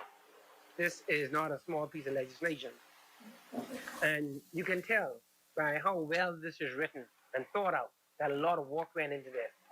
And I really want to applaud all the persons who had any part in making this possible, because this really moves us forward in this country, and I think we all have said that tonight. I mean, We have over 130 clauses in that bill, and it's over 105 pages. That is a massive move forward, and I really want to commend everyone who had any part in it, because we all ought to be proud of the effort, and of course the minister himself, who was the thrust of it, making sure, along with the honorable member from North Eleuthera, and so we're very pleased. And it's 43 years later, 4 decades later, and so a lot has changed in fisheries, a lot has changed with how people fish, and so it is appropriate that we have a new bill at this time, and hopefully a new act very soon. Mr. Speaker, Mr. Deputy, I want to just talk on two major points, and that is one, we have heard often, Mr. Deputy, the issue from our fishers, often, we've all heard it, about the lack of strong penalties in the current law. And I've heard the honorable member speak about it numerous times from Marco City, and I've heard him being beat over the head with it, and he's not doing enough. The penalties are insufficient, and he often answered, that's what the law says. Unfortunately, we have to go with what the law says, and we cannot do anymore. Our hands were tied behind our back. Essentially, was what he has said on numerous occasions. Well, this unties the hands. That's what this does, in a major, major way. And I want to talk about two parts of it in particular. There are numerous penalties in this bill. Numerous penalties. First, they are numerous, and secondly, they are stiff. There are stiff penalties in here. There's no joke. These are not the complained about light, quote unquote, light penalties that our officials have complained about for quite some time, and rightly so, complained. And we have in this bill at least 53 clauses that all have a penalty. 53. Not 1, not 10, not 20. Over 53 clauses in this bill say that people either have to pay a fine, in many cases up to $500,000,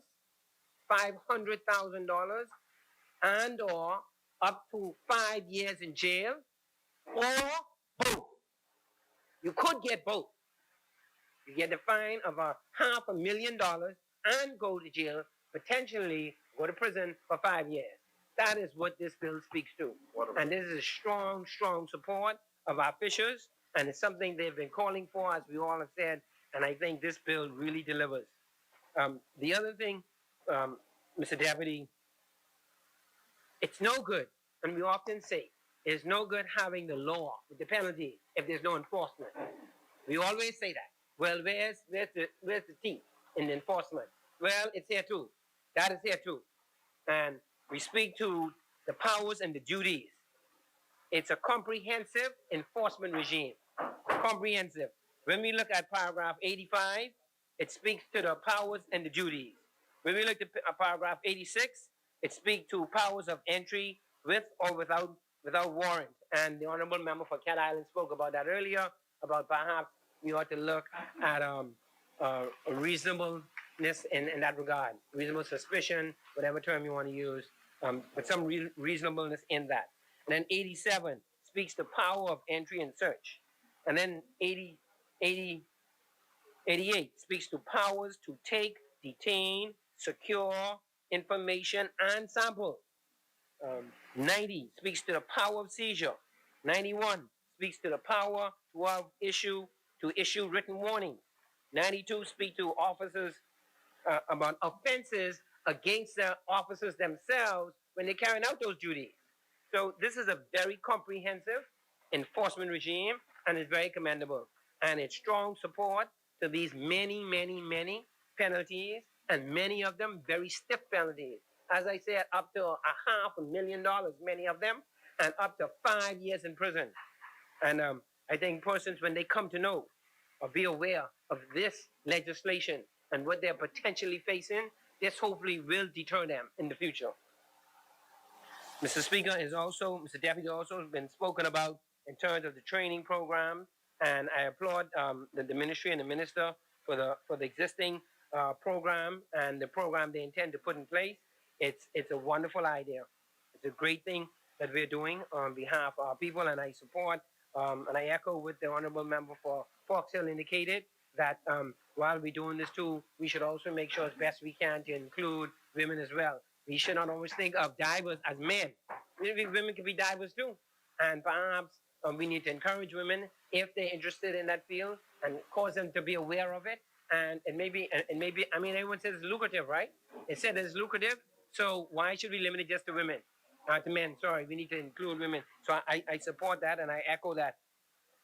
And let me say also that Fox Hill and Golden Isles and Angleton a moment ago mentioned the natural resources.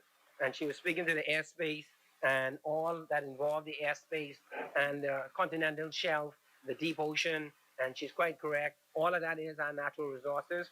And we have, as I indicated earlier today, we have indicated persons to lead on certain things in the select committee on natural resources. And there is a person who's leading specifically on airspace. They have that as a specific responsibility.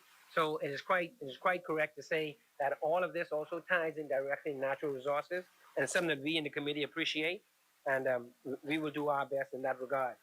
And having said that, Mr. Deputy Speaker, I fully support both of these bills. May God bless the Bahamas. Thank you.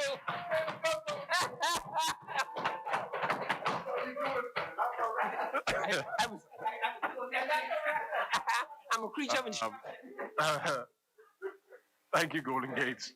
They did say today was an historic day, eh? But very good. Thank you very much, member for Golden Gates. As many. Chair recognizes the member for Central and South Eleuthera.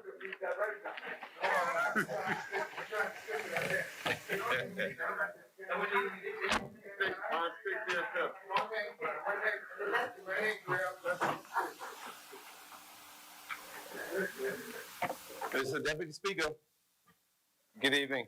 Good evening. Mr. Deputy, I rise on behalf of the good people of Central and South Eleuthera for giving me this opportunity to serve them and to be their voice in this honorable House of Assembly. Today, Mr. Speaker, Central and South Eleuthera wishes to let it be known Central and South Eleuthera supports this bill 100%, Mr. Speaker. But, Mr. Speaker, because of the time, I would like to go a little further, but I'm going to keep it short as best as I can. Mr. Speaker, in the preparation of preparing for this bill and making sure that this bill is executed to its fullest, we also have some other concerns that pertaining to the fishermen of our country. I'm going to run through my area very, very quickly. And I want to say at this point to my colleague in the north, Mr. Mackey, God has been good. Your prayers have been answered. And so I don't have to worry about hearing you anymore making noise about this bill. And so I congratulate you and the people of the North Eleuthera area. But Mr. Speaker, Mr. Deputy, in my constituency, I am very, very concerned about the conditions in which some of my fishermen have to work under. Mr. Deputy, I'm going to make it very, very quick. In my constituency, I have just a few short photos here. In the area called Vince's Bay, Eleuthera, this is where there used to be a pier, a dock where the fishermen used to go, because in the south, they do quite a bit of fishing. And so this dock has been totally demolished out of the South Eleuthera area, which is in the Vince's Bay area. Mr. Speaker, Mr. Deputy, one of the oldest fishing capitals in the Bahamas, which is left is in my community, is called Tarpon Bay. Tarpon Bay have 2 fishermen's docks in that community, and those docks are in terrible, terrible condition, which has been left in that condition for a while. And God knows, I don't know how they do it, but this is what my people have to endure. And they use those docks on a daily basis. You can go to Tarpon Bay anytime from 1 o'clock in the afternoon, and you can get fresh fish just about every day. And this is what the condition of that dock looks like. And also, this is a third photo, okay, of the dock in Tarpon Bay. I'm going to make it very, very quick. This is what my people have to endure. I'm asking my government and my members and my colleagues, if you can, for God's sake, if you can, please help to assist the people in Tarpon Bay. And of course, the settlement which I grew up in, Palmetto Point, small community, this is what we have there. We cannot even access it. The docks are very important in my constituency because in those towns, people still fish. They still use the docks for recreational purposes. This is the Palmetto Point dock as well, in the community that I grew up in. I don't think it would take very much to repair those. And of course, the last one is in the community of James Siston. James Siston is a community that you very, very seldom hear about. Fishing village now. The young men every day are out fishing every day. And this is what they have to endure as well. This is what the dock looks like in James Siston. And of course, this is another photo. So I'm asking my government, please, if you can consider assisting the residents of my constituency.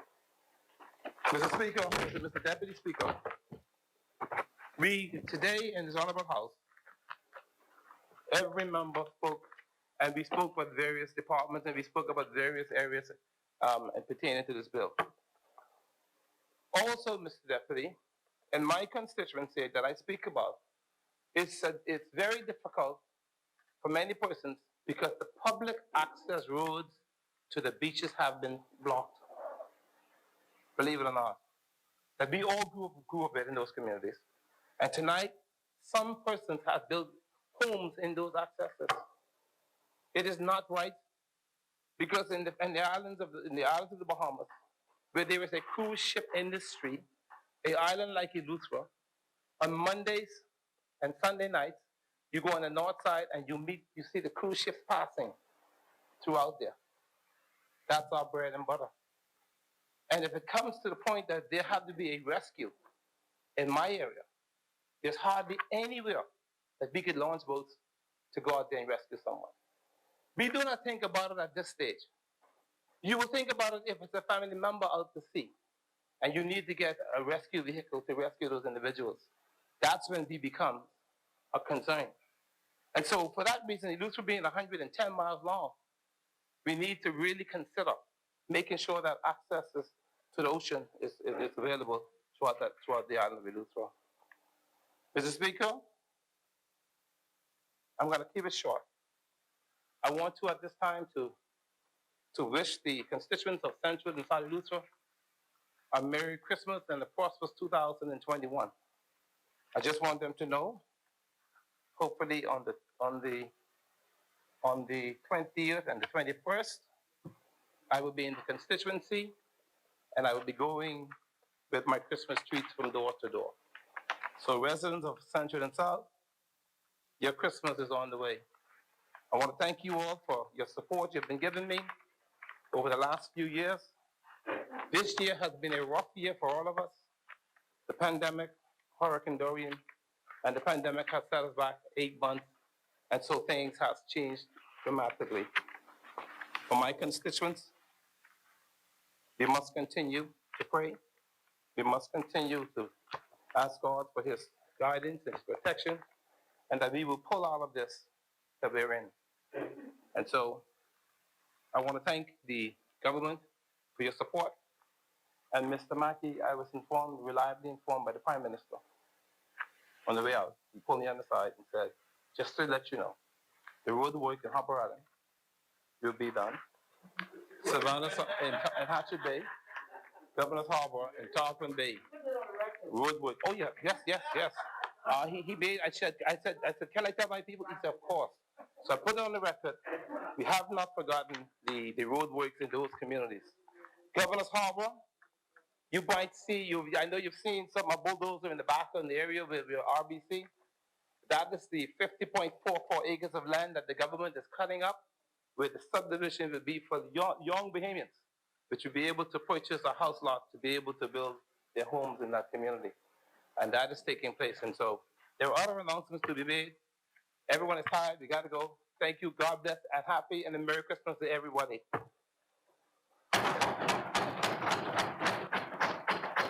Thank you very much, Central and South Eleuthera. As many. Chair recognizes the member for Garden Hills. 1 second, Garden Hills, please.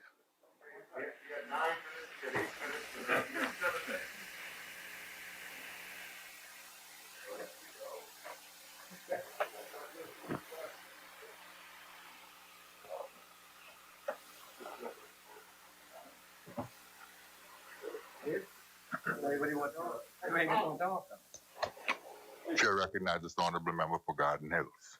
Thank you, Mr. Speaker.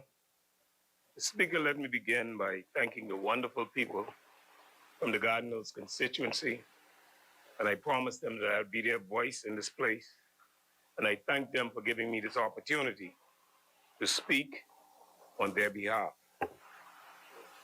Mr. Speaker, I was reading today that there was a young Bahamian who was 8 years old, whose book that's written is trending #1 on Amazon. 8 years old. Mr. Speaker, also the daughter of Ms. Denzella Nixon. I can't remember the name. I was trying to find it, but I'll find it. We'll see it. It's a Bahamian young person, 8 years old.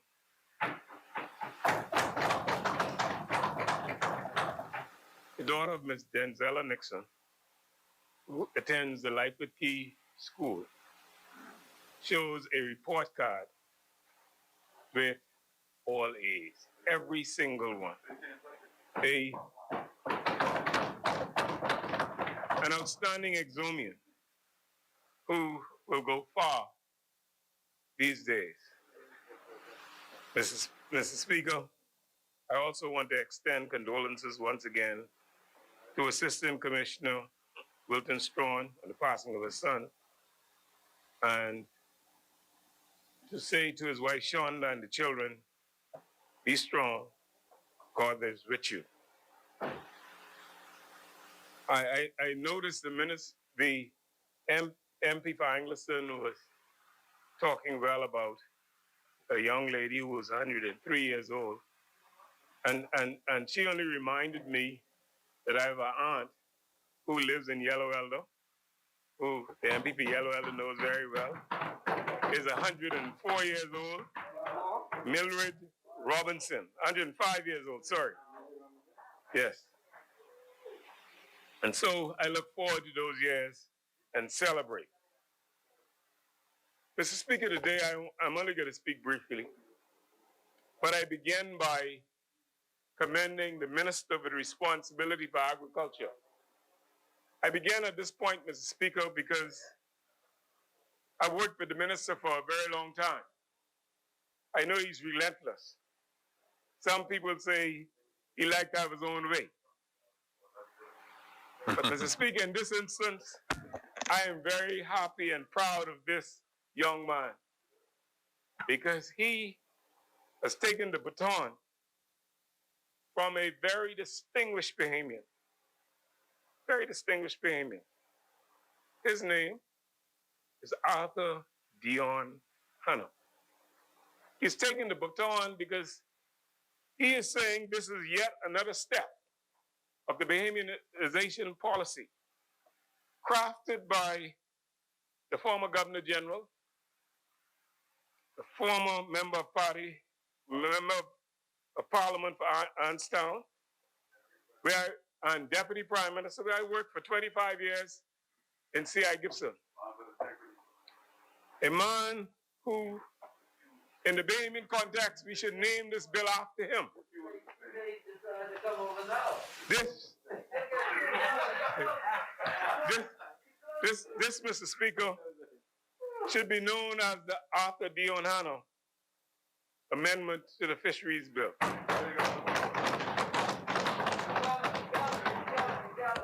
He's a great fisherman, you know.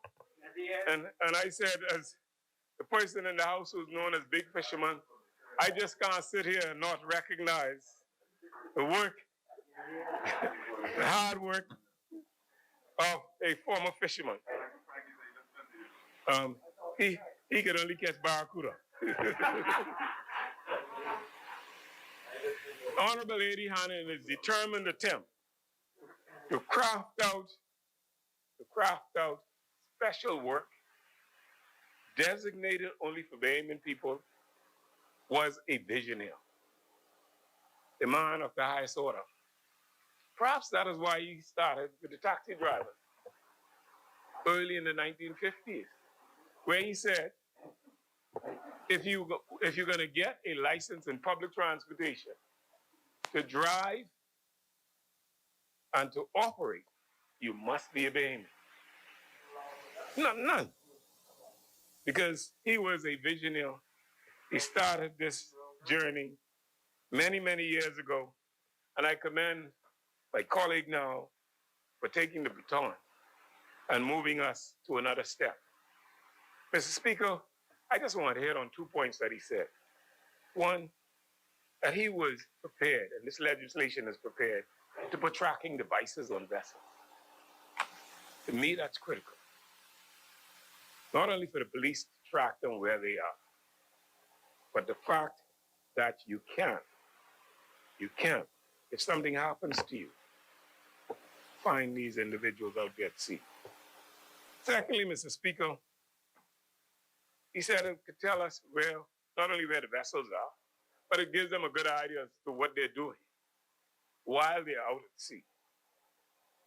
And so this whole thing is going to make the Bahamian waters not only safer, but we're going to be able to protect our national resources, and we are going to progress. Mr. Speaker, I had to speak on this secondly because as a young man, when I was going to high school in Nassau, I couldn't wait to go back to Exuma. The school closed on Friday and the boat was leaving on Thursday. I went because my grandfather was a housekeeper on Rat Key. His name is Robert Patton. He was a housekeeper on Rat Key. And the job that he gave all of his grandchildren who were boys was, we had to go out every day in his boat. We had one had a 3 horsepower, and when he got a 5 horsepower, we thought that was the biggest thing in the world, up from Seagull.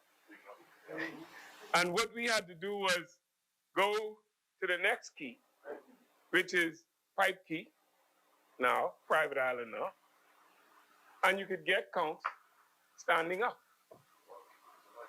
Ankle high water, you go and thousands of conchs were there. You could go out every day and find them. That was my job all summer, and I loved the job because I could pick up conchs. You go there today, Mr. Speaker, you can't find one conch. One of the reasons why I believe that's an issue today, Mr. Speaker, is because now there are thousands of boats, yachts, in through the Exuma Keys. And you know what the condition was? It was 1 bag per person. This legislation is saying, no, let's change that. Too much conch, too much things you're taking out of, too much of our resources going out. Let's make it 1 bag per boat. I think every single Exumian today, every single one who've complained about this before. I talk about my cousins in Black Point, in Staniel Key, Don Smith and the crew in Stuart Manor, who are all good fishermen, who go out every single day. They now are rejoicing throughout Exuma. Mr. Speaker, the provisions to protect these Bahamians, to enhance and make sure our environment is safe, is extremely good. I asked one of my cousins in Exuma, what was the biggest impact of COVID-19 in Exuma and on Exuma? And it was remarkable what he said to me. He said, it returned normal Exumians to fishermen. And I asked him, how is that possible? He said, you always locked down. We couldn't come to Nassau. We couldn't do things. So we had to catch fish for the people who live in Exuma. So the boys in Stuart Manor went out, caught the fish, and sold it and sustained the life in their communities. The fact that we were able to, and they were able to, do something like that, Mr. Speaker, is commendable. And one of my friends said, that, again, brought back to life.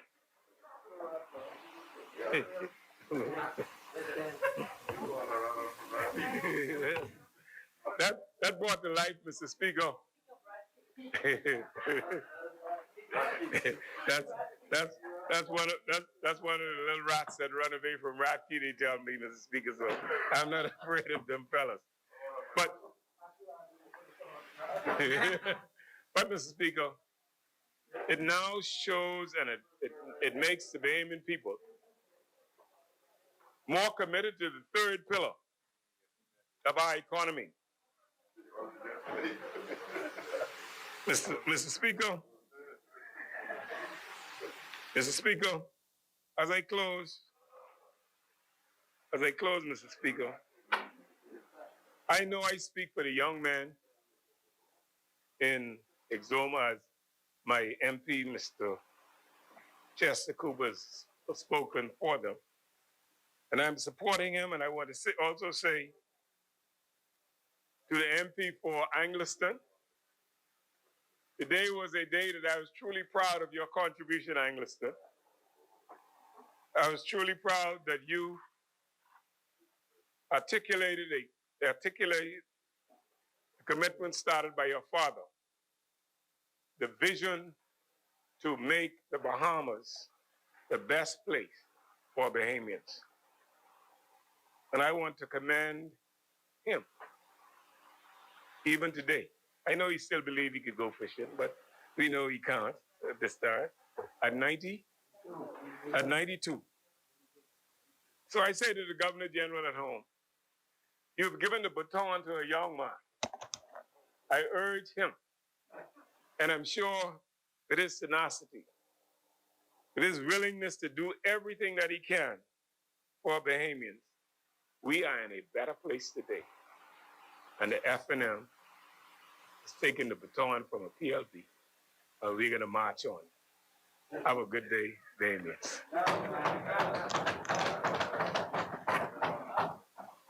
Thank you, Honorable Member Osmani. The chair recognizes the Honorable Member for Southern Shores. Mr. Speaker, I thank you for this opportunity. I want to express my gratitude to the good people of Southern Shores who have allowed me to be here to be their voice. And I want to go right into Southern Shores to say that Southern Shores supports this bill, Mr. Speaker, because this bill, the key point of this whole bill is reassuring all the young people of our country, Southern Shores included, that this Parliament today is unanimously decided on ensuring that this portion of our patrimony is preserved for them and for them only. Mr. Speaker, what stood out most for me in the wonderful presentation from the good member from Marco City was that he attached figures to the fishing industry in the billions of dollars, which, if our young people are paying attention to, says that it has the potential to make all of them millionaires, if not billionaires. That is a promise and a potential that we are determined to keep exclusively for our Bahamian young people. It also does away with this myth that fishing, like many think of agriculture, as simply a dirty job, as simply a job for persons who, after not being able to find anything else, should come to that as a last resort. I endorse all of the speakers who talk about training and preparation. We have a duty to make sure that all of our young people are positioned and poised to choose fishing as a first choice, as a first career, when you consider all of the other assistance that are available through the assistance programs and the money set aside for small businesses, etc. And so we endorse it for those pointed reasons and for all of the supporting reasons that would have been articulated here. Mr. Speaker, I hear of birthday celebrations. I have a darling Mother Williams in Ferguson Sub off Carmichael Road, who just a few days ago celebrated 92 years. So happy birthday, Mother Williams. My nephew, Tomias, celebrated 13 years. Happy birthday to him. Mr. Speaker, I want to just add to something that was said by the good member for Angliston. Angliston, don't let Long Island distract you, right? Trying to clear up some matters for you. Angliston would have rightly pointed out that initially there was not a solid program for rental assistance, because the Prime Minister would have articulated here that he spoke with commercial financial institutions asking them to give a delay, and that for mortgages, and hopefully that would have translated. We realized eventually that that didn't happen. And so on the 19th of November, on International Men's Day, while being interviewed by the media, I gave an undertaking that we were processing and about to start payment. I'm pleased to report for your benefit, Angliston. No, the on-roll isn't in that, but he will be shortly. I wasn't going to call his name, but you caused that. Yes. But I'm pleased to report to this House and to Angliston in particular that as of Monday, the ministry instructed the Treasury to send $799,986.73 to our electronic wallet providers, which will pay rental assistance for 708 persons. And so now that the machinery is moving, Angliston, I am satisfied that those persons who would have been waiting, I want to apologize to them for waiting and the frustration that they would have faced, but I want to say to them that it is happening and we are responding to the needs of our persons as it relates to housing. On the food assistance program, Angliston would have mentioned here on a number of occasions the second phase of the food distribution program and how there is this move to the former 601 building. Angliston, I want to say to you and to the persons listening that that move to the 601 building, the former 601 building, has not added to the cost. It is not being paid for. It has not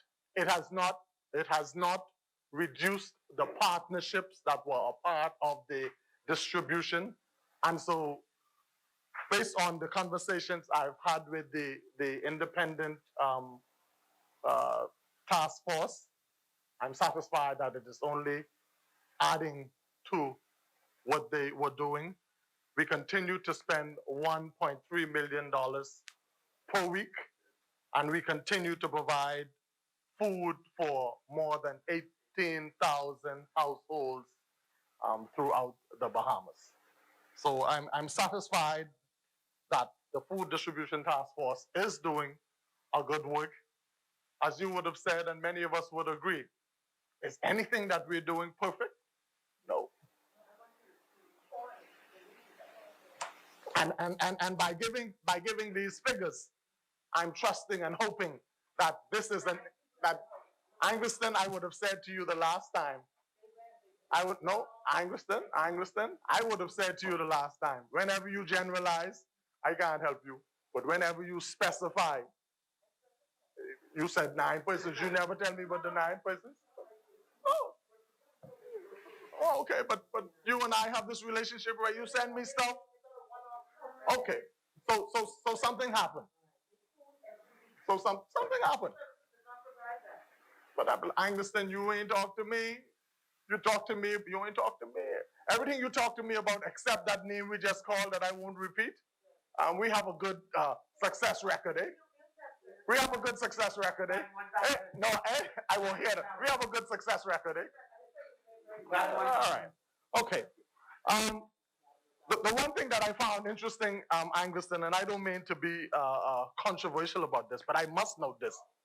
When you paid respect to Marco City for the consultation, and you said, and I'm paraphrasing, it would have been good if that was done more widely. I got to the edge of my seat because I was saying, you are about to say it would have been good if that used to be done before May 2017. And then you stopped short, and I was like, oh. but that said, oh, that's accurate for me. I used to watch on TV. That don't count. Well, me and Exuma just alike then.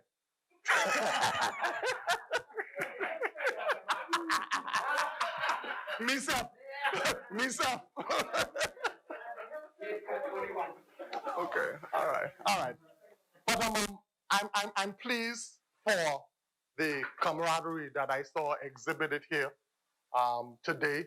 And my prayer, Mr. Speaker, as we approach the Yuletide season, is that we could cross over into 2021 with more of this kind of camaraderie, more of the consultation that is necessary for the advancement of the Bahamian people. I want to say a very Merry Christmas to all of the constituents of Southern Shores. I want to say a very Merry Christmas to all of my team at the Ministry of Social Services and Urban Development, a very hard-working team, a dedicated team, a team that I'm proud to be a part of. I want to say Merry Christmas to my colleagues here and to the entire Bahamas. Thank you very much, Mr. Speaker. Thank you, Honorable Member. As many, the Chair recognizes the Honorable Member for North Abaco. Mr. Speaker, I thank you. I know the hour is late and I know we're all ready to go, but as a representative from the great island of Abaco, which is considered, I believe, one of the fishing capitals of this country, I thought it only prudent that we should make an intervention here tonight on this very important piece of these two very important pieces of legislation that we debate in this place. I thought we had a very fruitful debate here today. Got a little thorny and a little prickly here and there, but by and large, I think we are all in complete agreement that what we are doing by passing these two bits of legislation is in the interest of Bahamians, particularly Bahamian fishers. It does my heart good, Mr. Speaker, to be in here and being a part of this debate, which progresses, I think, the industry of the fishing industry in the Bahamas, and being something that we're doing for Bahamians of our own volition, and not one of these pieces of legislation that we do in exigencies, trying to stay abreast of the international community and all of the other things that we do. And so as I do this on behalf of North Abaco and Abaco in general, I want to begin by congratulating Michael Pintard, the member for East. Where are you from, Michael? Marcus. Well, your MP is from East. Okay, so from Marco City, for bringing these bits of legislation to this Parliament. I've been working with this young man, I call him, for about 4 years now, and I find in him a tenacious spirit to do things that he thinks are right in the interest of the Bahamian people. And I know when he came to this ministry, which he now leads, he came with a passion to do what he thought was best with fishers and farmers all across this country. We spend some time, I think hours over time on the phone, talking about these industries, particularly the fishing industry, and his passion to really do right by Bahamian fishers. And I really, really respect that. I respect his approach to nationalism and the things that he do in the interest of our people and of our country. He is an acquired taste, but he is my friend.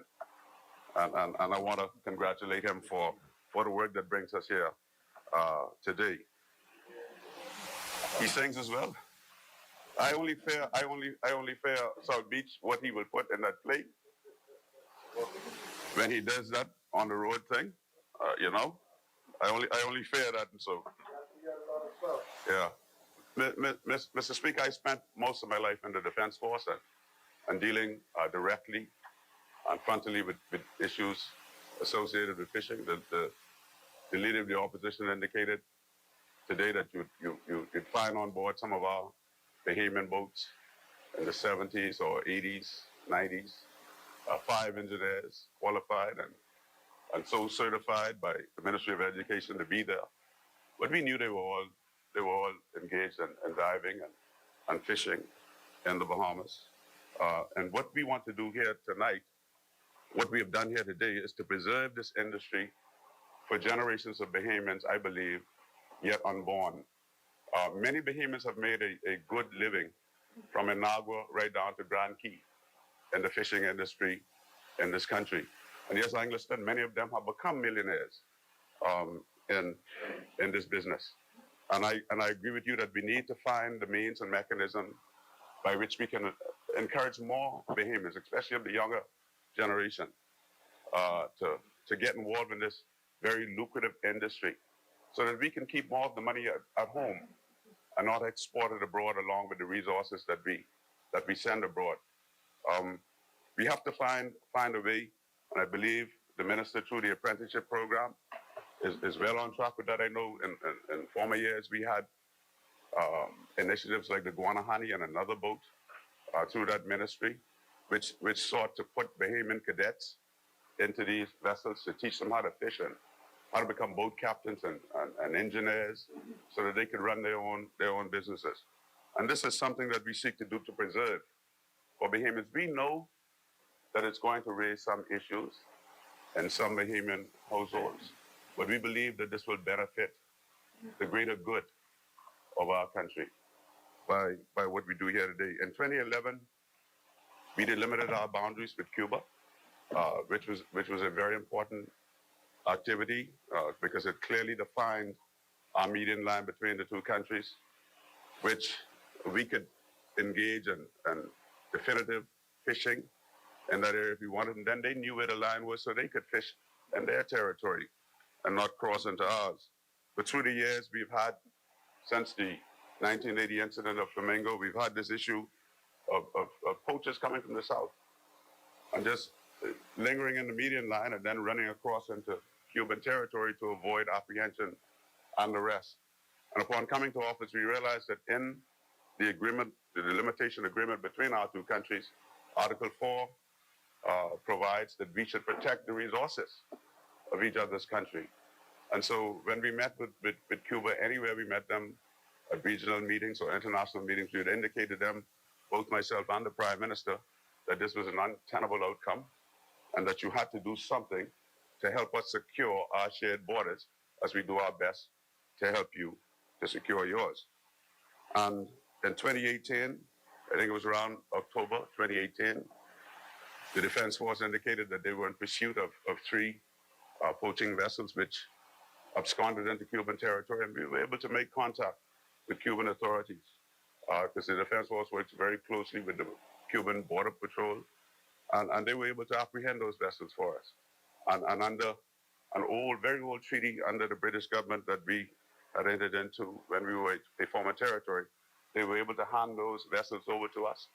They were prosecuted in Bahamian courts.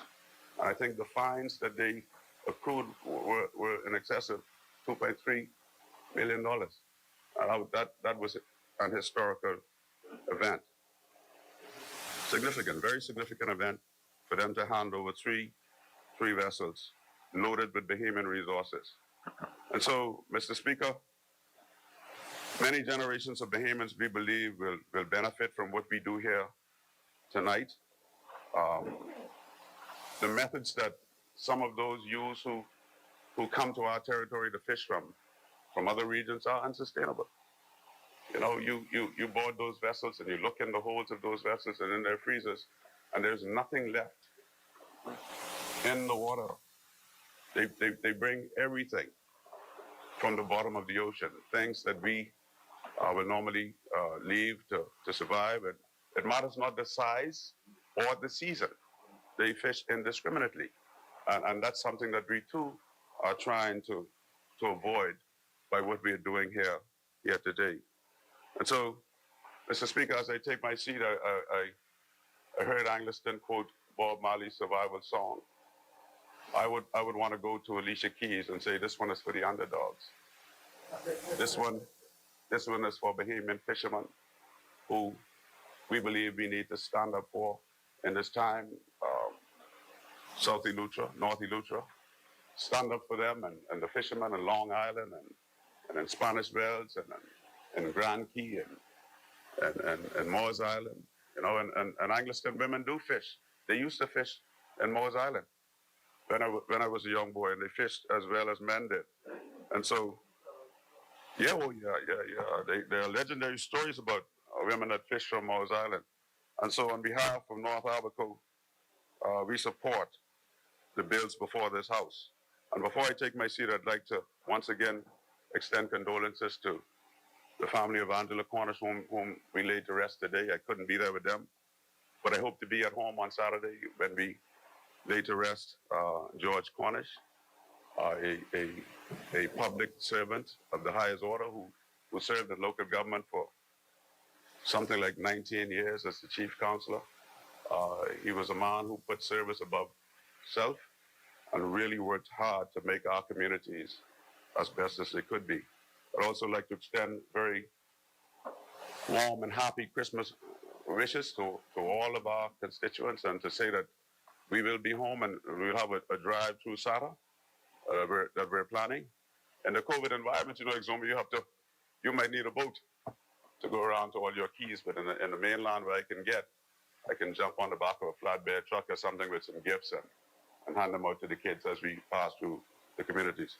And so, Mr. Speaker, I thank you, and North Abaco supports the bills before this House. Thank you, Honorable Member Asmani. Chair recognizes the Honorable Member for Marco City.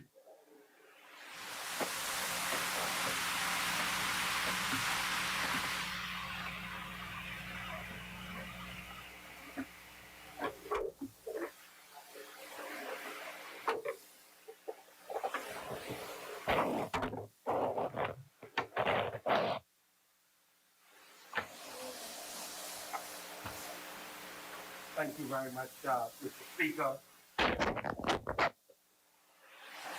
I know that the subject is not exhausted, but many of us are.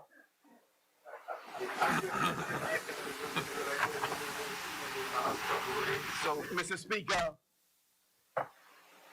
let me say in advance, there were many questions and comments made that we will not be able to get to tonight. Tomorrow, I expect to be on one of the stations that had a show on last night.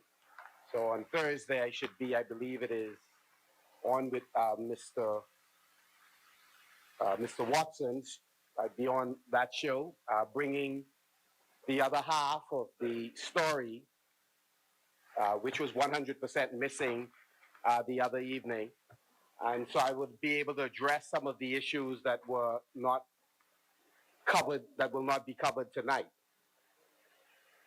I would like to begin this wrap-up, which I hope to be fairly quick, by addressing a couple of quick things. And one is to speak to the point raised by members from Fox Hill, Seabreeze, which is to celebrate the contribution of a number of Bahamian women to this important sector. And this is not meant to be an exhaustive list. This is just, again, just really to comment on just a few names. And to salute the work of Marla Johnson, who from the Law Commission has played from the AG's office, played a pivotal role working with the NGOs, whether it's the Nature Conservancy, Brief, Bahamas National Trust, and with Mr. Bethel, Greg Bethel, Edison Delaveau, Dr. Lester Gittin, so many persons who have contributed. But Mia Isaacs, who works with Heritage Seafood and has played a key role in us achieving the MSC, the Marine Stewardship Council designation. Mrs. Jayette Burrows, Mrs. Michelle Roberts, Maxine Nesbitt, Mrs. Zelame Bear, Miss Samantha Smith, Dorothea Fox, Cassie Curry, Alexis Wells. There are so many women who are pace setters. The truth is that women make up a little over 50% of the population, and whenever they are missing in the discussions, the consultations, we are deficient as a result of it. Whether it's cabinet or whether it's parliament, I think we do better with less testosterone and more mothering instincts, more creativity. I mean, I'm told that women go to the door of death to come back and bring life. There's something that happens in that experience that makes them humanize some of the issues that we have not done a good job in humanizing. So I just wanted really to open to say I stand with you, and to my own mother, I say thank you for everything, Sister Laura Benson. And to my wife, our anniversary is on the 18th. I intend to fly home before coming back on Saturday to join my family in burying my brother. And to my daughter, who in this month, her birthday was on the 1st. Michaela, I absolutely, absolutely love you. And Mr. Speaker, several important matters were raised that I just want to quickly get to. The leader, opposite the member of parliament for Exuma and my father's hometown, Ragged Island, raised a couple of points. So just quickly, one is we have carefully considered the issue with respect to nationality, and this decision is a result of that, but we will leave no Bahamians behind. And so for those commercial fishers who are in the minority, as I mentioned before, close to 1,000 dive compressor permits are given annually, 1,000 to Bahamians. In the best year, I believe 60 was the ceiling to foreigners. So do some vessels still have a challenge finding employees? I'm not going to doubt their word in that regard, but I'm going to say disproportionately, the majority of compressor permits have been applied for and given to Bahamians. So Bahamians are out there working. Do we have a national work ethic problem? I would say it will be disingenuous of us to deny that fact. We do have a problem. So are there young Bahamians who would rather not be in agriculture or be in fisheries? I don't doubt that for a moment. That is an international problem, in fact, as we travel to conferences. But it is not my job. It is not my job to seek to replace them with others who, out of the challenging circumstances of their history in their country of birth, it is not my job to replace those Bahamians, but to inspire them. That is the mandate of national leadership. It is to sympathize with others who may be in a disadvantaged position, but to work diligently to create a cadre of Bahamians who are available to fulfill the roles that exist. And we also have the obligation to then say to Bahamians that you too, you have an obligation, we have an obligation to take advantage of our patrimony. It cannot be right that some maybe 30 to 40% of our population is unemployed, and I am seeking to use the limited time and resources I have pursuing others' interests. The truth is, many countries in this region, their waters are fished out, and everybody has to take a stand in protecting their country and demanding better of their own people.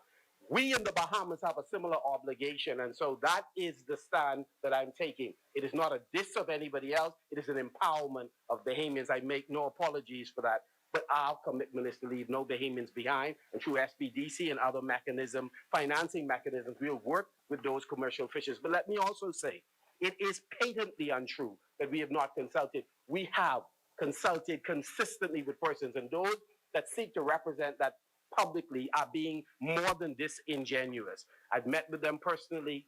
We have had public sessions of consultation. We will continue to meet with them. I am your servant.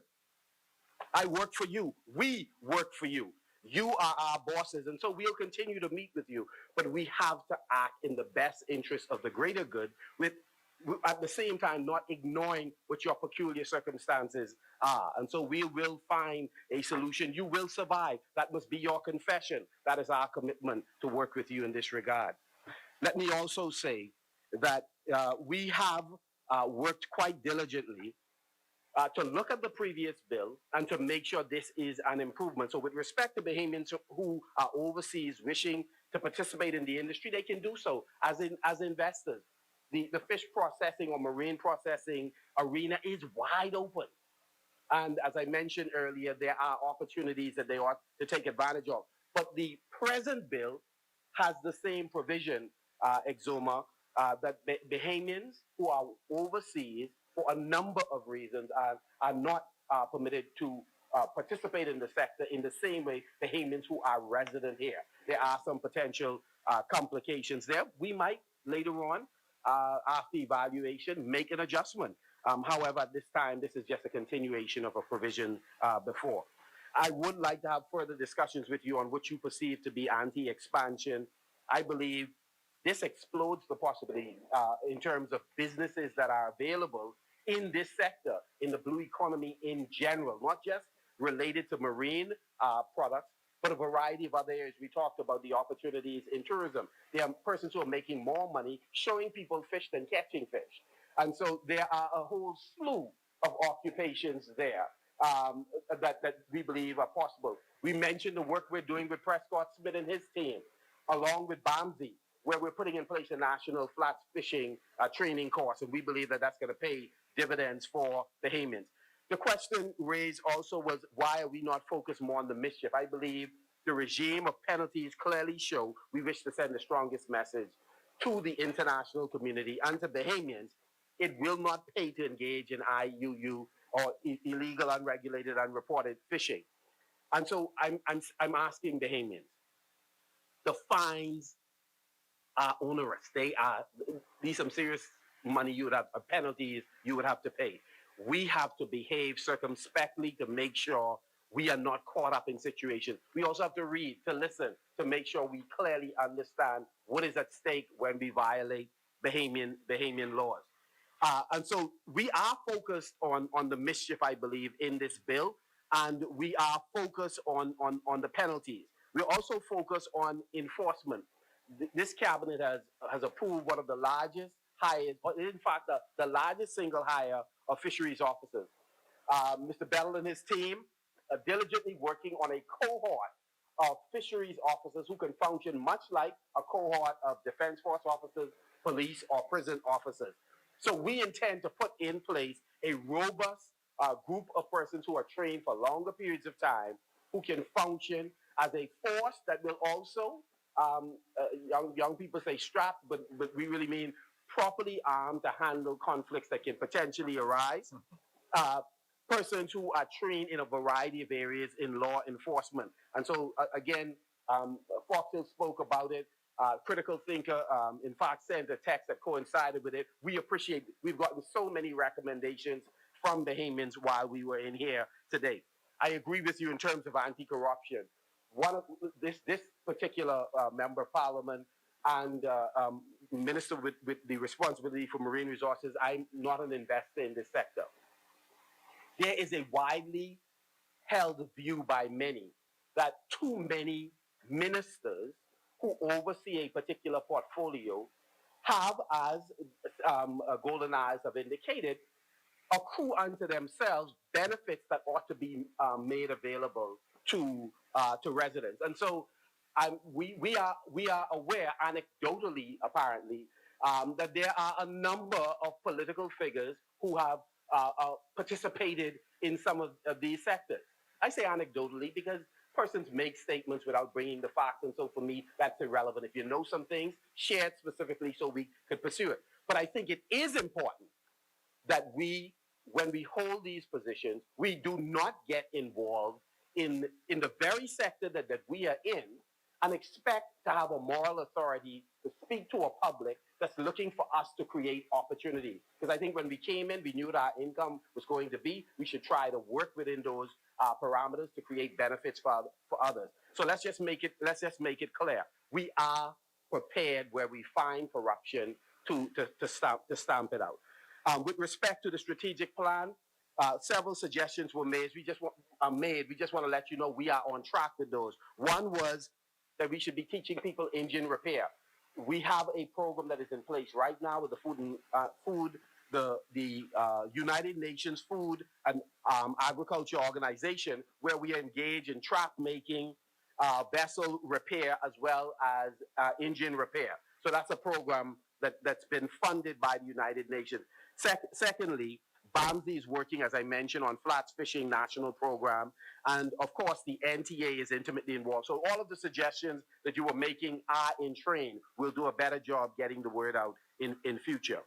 With respect to the yachts in Bahamian waters, we believe that not only yachts ought to declare in advance if they are bringing fish into our waters, but they have to report when leaving so that we are in a position to inspect what they are in fact doing. So I thought it was a wonderful suggestion that's already contemplated as well.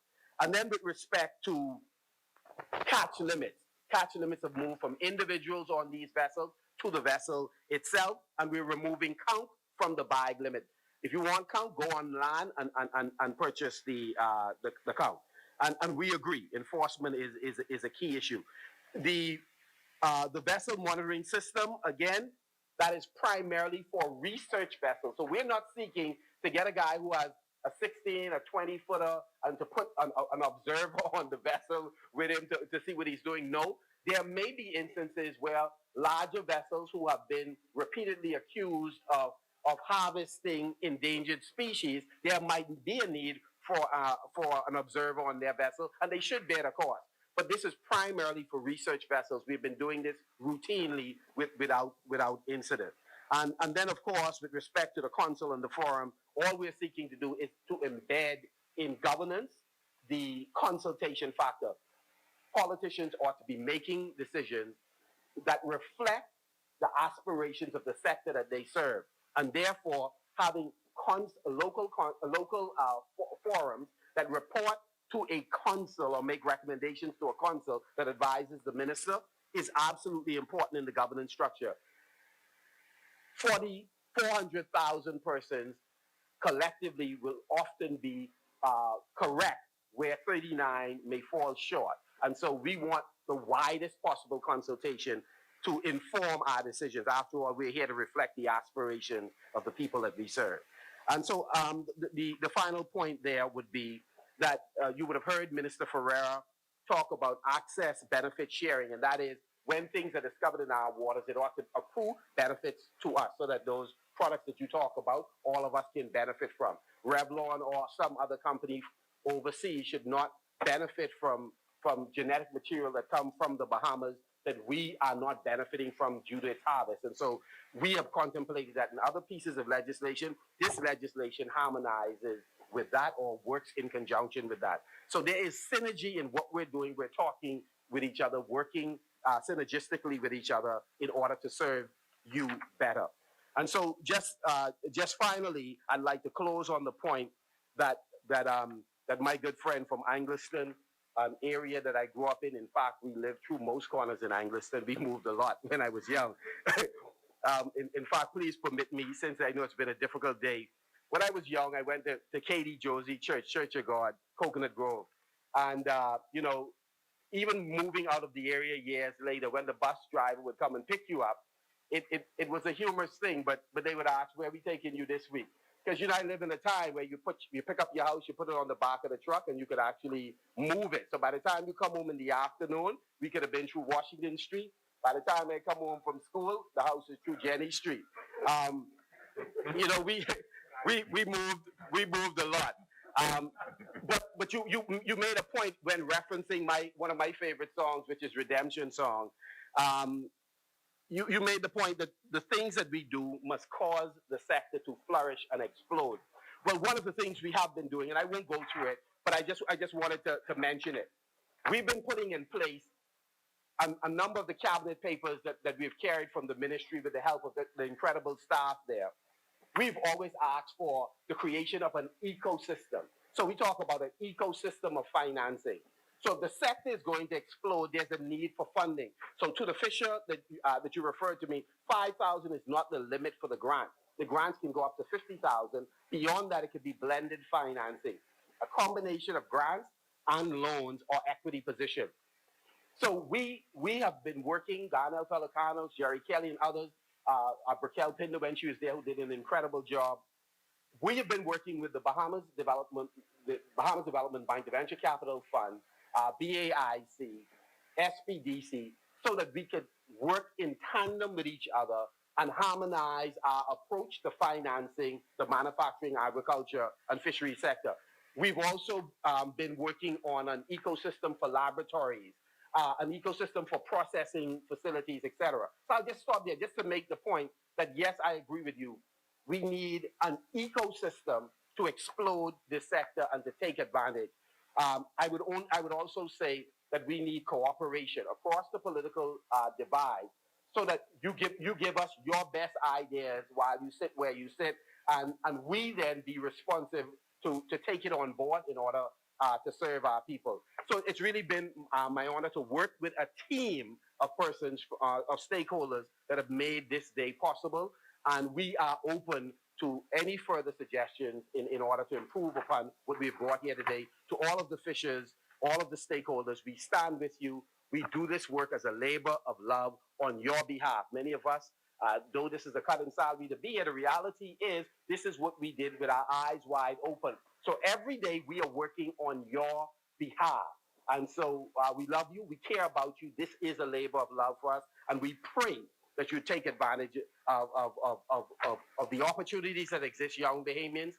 Fish cannot die of old age in the Bahamas while you sit unemployed. You have to take the initiative. We could create the opportunities, but you must stand up and seize it.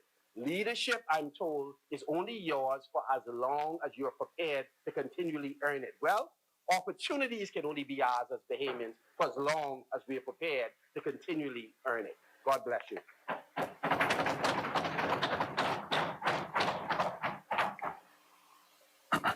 Honorable members, it has been moved and seconded that the following bill be read for a second time and committed.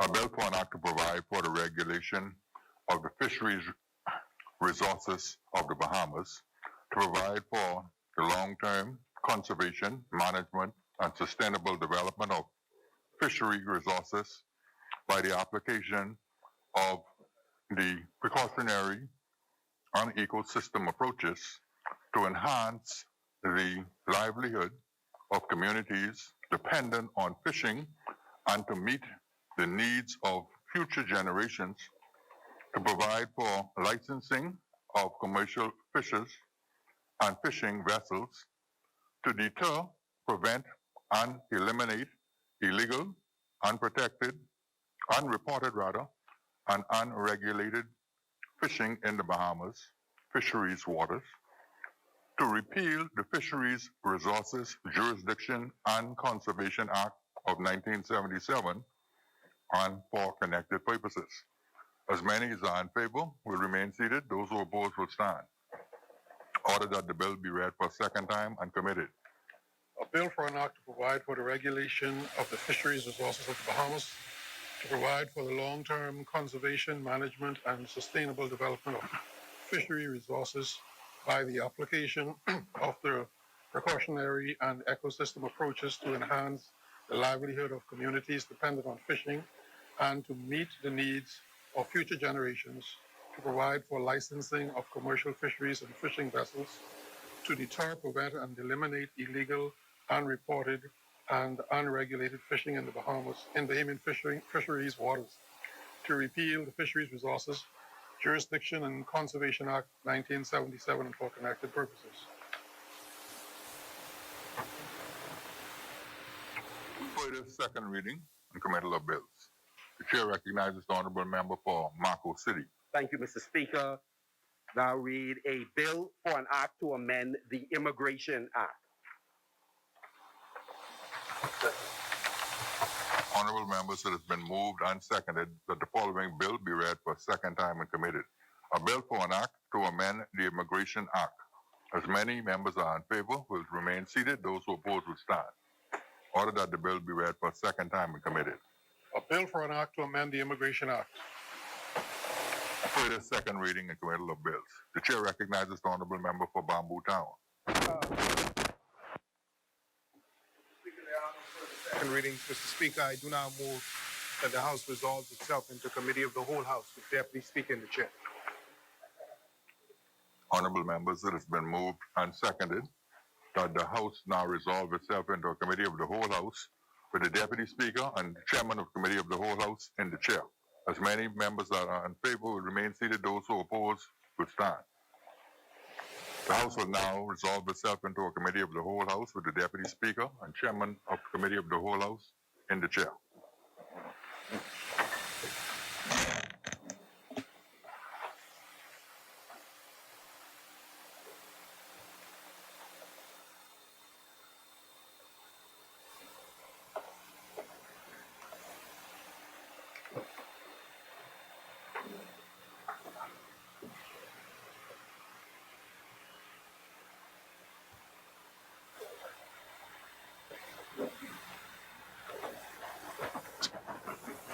Committee of the Whole. Chair recognizes the member for Bamboo Town. Thank you, Mr. Chairman. Mr. Chairman, I move that the long title of the bill for an act to amend the Immigration Act be agreed. Being moved and seconded that the long title of the bill. Many members that are in favor remain seated. Those opposing will rise. The long title of the bill is agreed. Mr. Chairman, I move that the short title and commencement be agreed. Being moved and seconded that the short title and commencement of the bill be agreed. Many members that are in favor remain seated. Those opposing will rise. The short title and commencement of the bill is agreed. Mr. Chair, I move that clauses 2 and 3 be agreed. Being moved and seconded that clause 2 and 3 of the bill be agreed. Many members that are in favor remain seated. Those opposing will rise. Clause 2 and 3 of the bill is agreed. Mr. Chair, I move that the bill in its entirety be now agreed. Chair recognizes the member for Exumas and Ragged Island. The deputy, clause 25(1) appears a bit incoherent, and I wonder whether the leader of government business would undertake. 25, you mean in the other bill? This is the immigration one. Okay, got you. Much obliged, Deputy. Being moved and seconded that the bill be agreed in its entirety. Many members that are in favor remain seated. Those opposing will rise. The bill is agreed in its entirety. Mr. Chairman, I move that the long title of the bill for an act to provide for the regulation of the fisheries resources of the Bahamas, to provide for the long-term conservation, management, and sustainable development of fisheries resources by the application of the precautionary and ecosystem approaches to enhance the livelihood of communities dependent on fishing and to meet the needs of future generations, to provide for licensing of commercial fishers and fishing vessels, to deter, prevent, and eliminate illegal, unreported, and unregulated fishing in Bahamian fisheries waters, to repeal the Fisheries Resource Jurisdiction and Conservation Act 1977, and for connected purposes be agreed. Being moved and seconded that the long title of the bill be agreed. Many members that are in favor remain seated. Those opposing will rise. The long title of the bill is agreed. Mr. Chairman, I move that the short title and commencement be agreed. Being moved and seconded that the short title and commencement of the bill be agreed. Many members that are in favor remain seated. Those opposing will rise. The short title and commencement of the bill is agreed. Mr. Chairman, I move that clauses 2 through 24 be agreed. Being moved and seconded that clause 2 through 24 of the bill be agreed. Many members that are in favor remain seated. Those opposing will rise. Clause 2 through 24 of the bill is agreed. Mr. Chairman, I move that clause 25 be agreed. Chair recognizes the member for the Exhumers and Ragged Island. Deputy, I invite the member for Bamboo Town to, and the minister responsible to take a look at 25-1. It does not, in my view, read coherently, and therefore it might be something that requires an amendment. I just ask that they look at it and satisfy themselves. Speaker. Chair recognizes the member for Marco City. Thank you very much, Mr. Deputy Chair. It reads, for the purpose of developing a fisheries management plan, the minister may designate priority fisheries. So fisheries is the term used to refer to any number of marine species. So it reads correct, given the use of that word, the last word in the sentence. Okay, thank you. Thank you.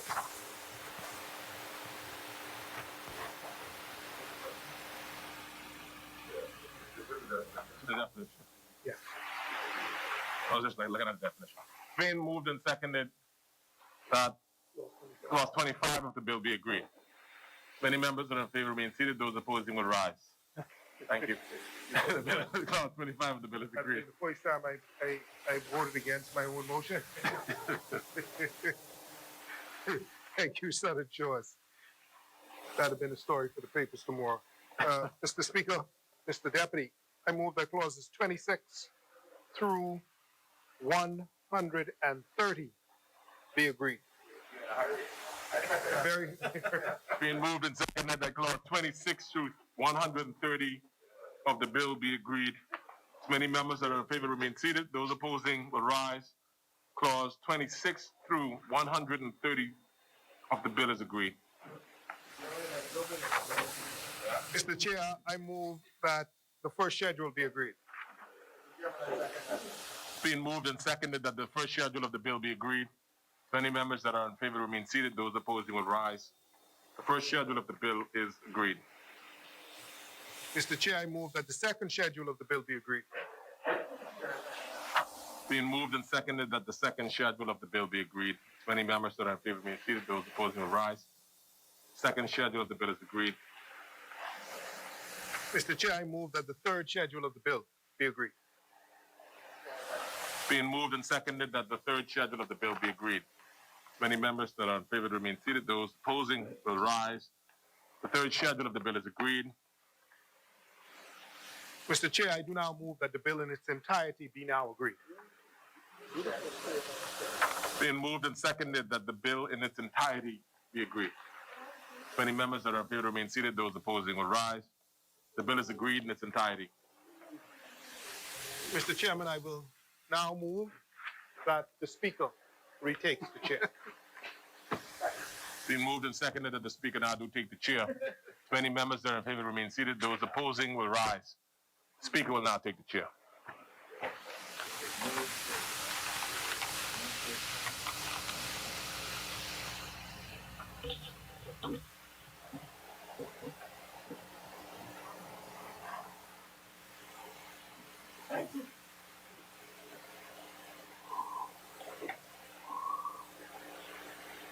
Speaker will now take the chair.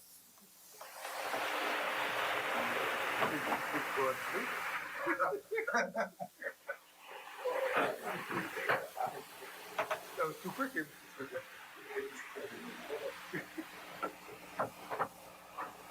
I beg leave to report that the committee has gone through the bills, making no amendments thereto.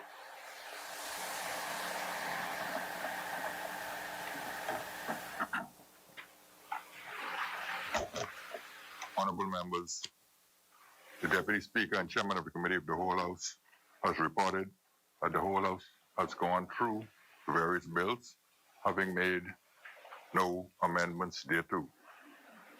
Third reading and passing of bills. The Chair recognizes the Honorable Member for Bamboo Town. Thank you, Mr. Speaker. Mr. Speaker, I move for third reading and passing of a bill for an act to amend the Immigration Act.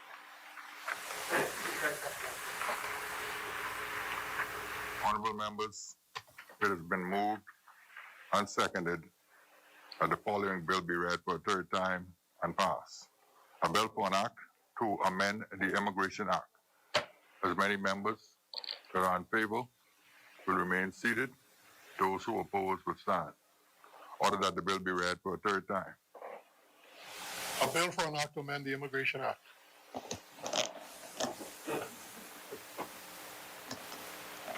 Order that the bill do now pass and the title thereof be declared to be the Immigration Amendment Act 2020.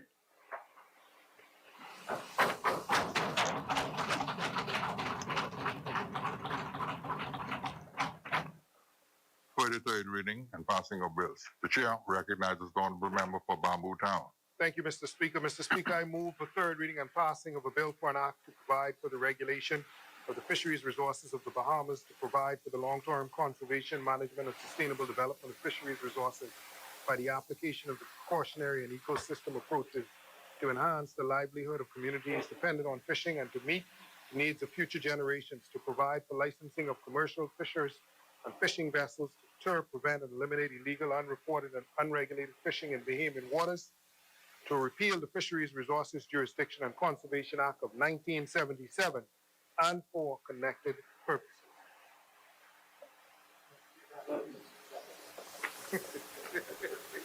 Honorable members, it has been moved and seconded that the following bill be read for a third time.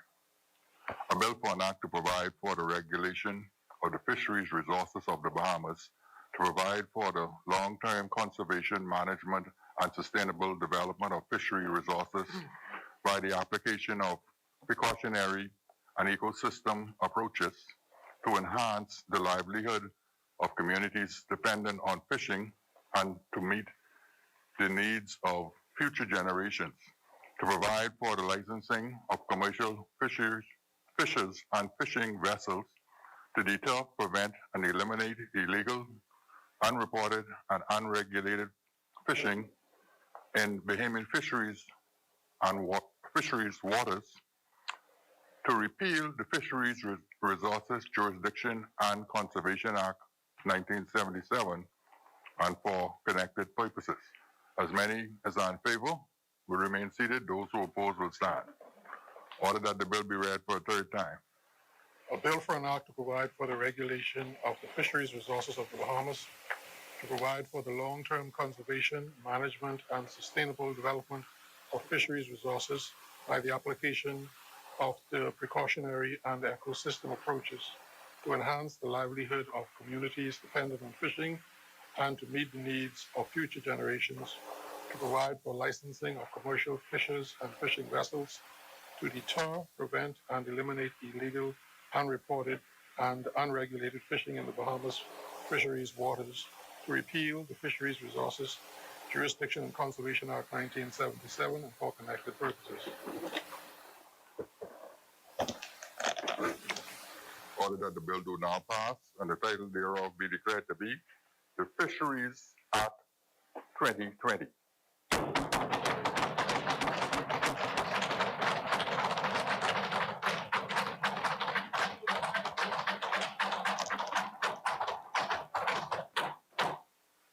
For the third reading of bills, the chair recognizes the honorable member for the third readings. Consideration of Senate amendments. Honorable members, while we are at this point, let me just indicate that I'm in possession of reports from the Senate, reports number 61 through 65. The Senate, the Honorable Senate, acquaints the House of Assembly that they have passed the following bill, accompanying message number 60 of November 18th, 2020, from the Honorable House of Assembly. A bill for an act to amend the law relating to retirement of subordinate correctional officers and for connected matters. And a bill for an act to amend the law relating to enlistment and recruitment. That was notice number 61, dated the 23rd of November, 2020.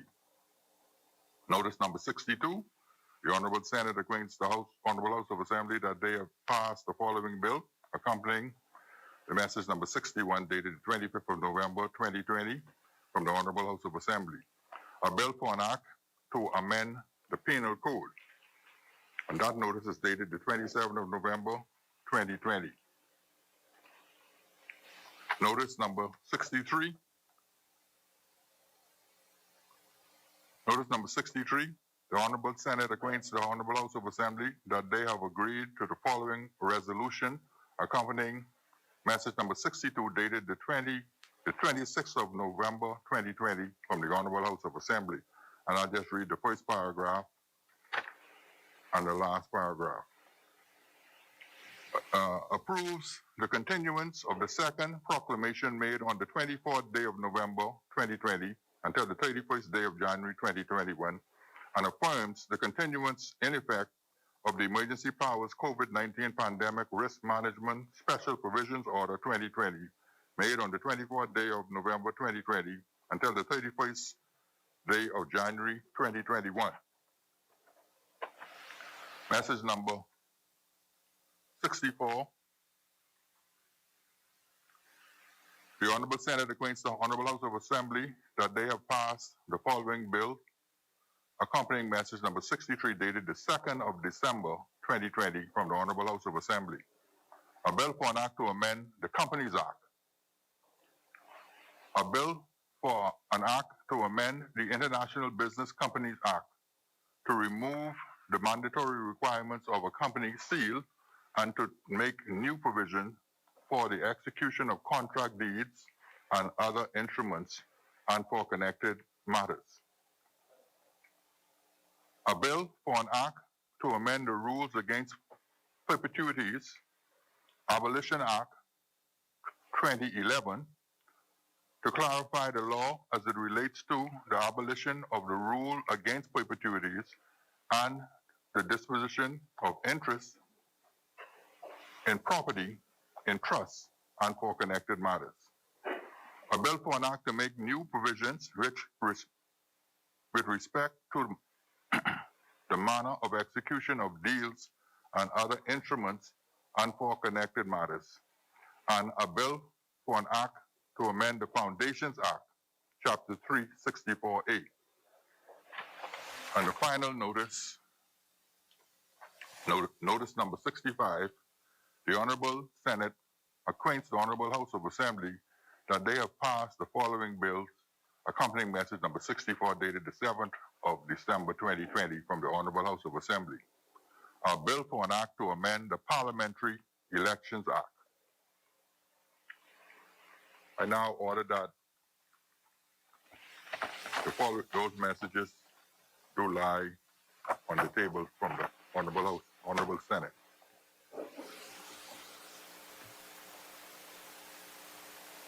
The resolutions, member statements.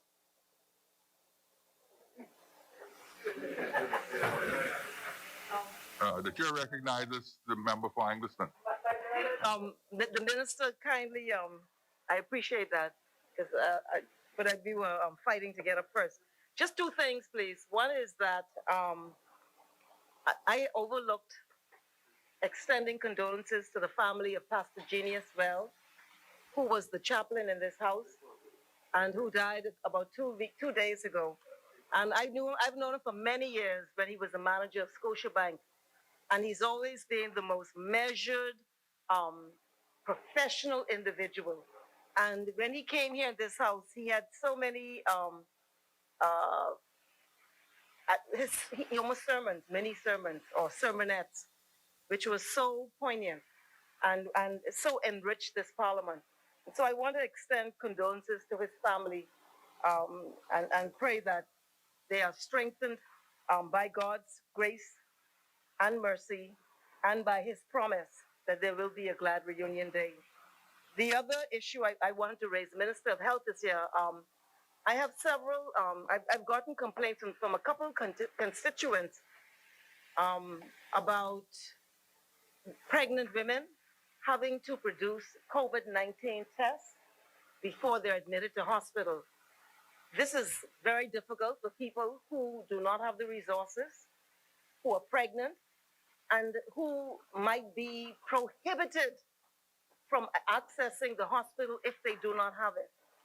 And this is also, if what they say is correct, contrary to the policy of how prenatal and antenatal care is treated in this country. It is universally free. And in fact, there was a time NIB used to pay you when you had a healthy child. I don't know if they still do that.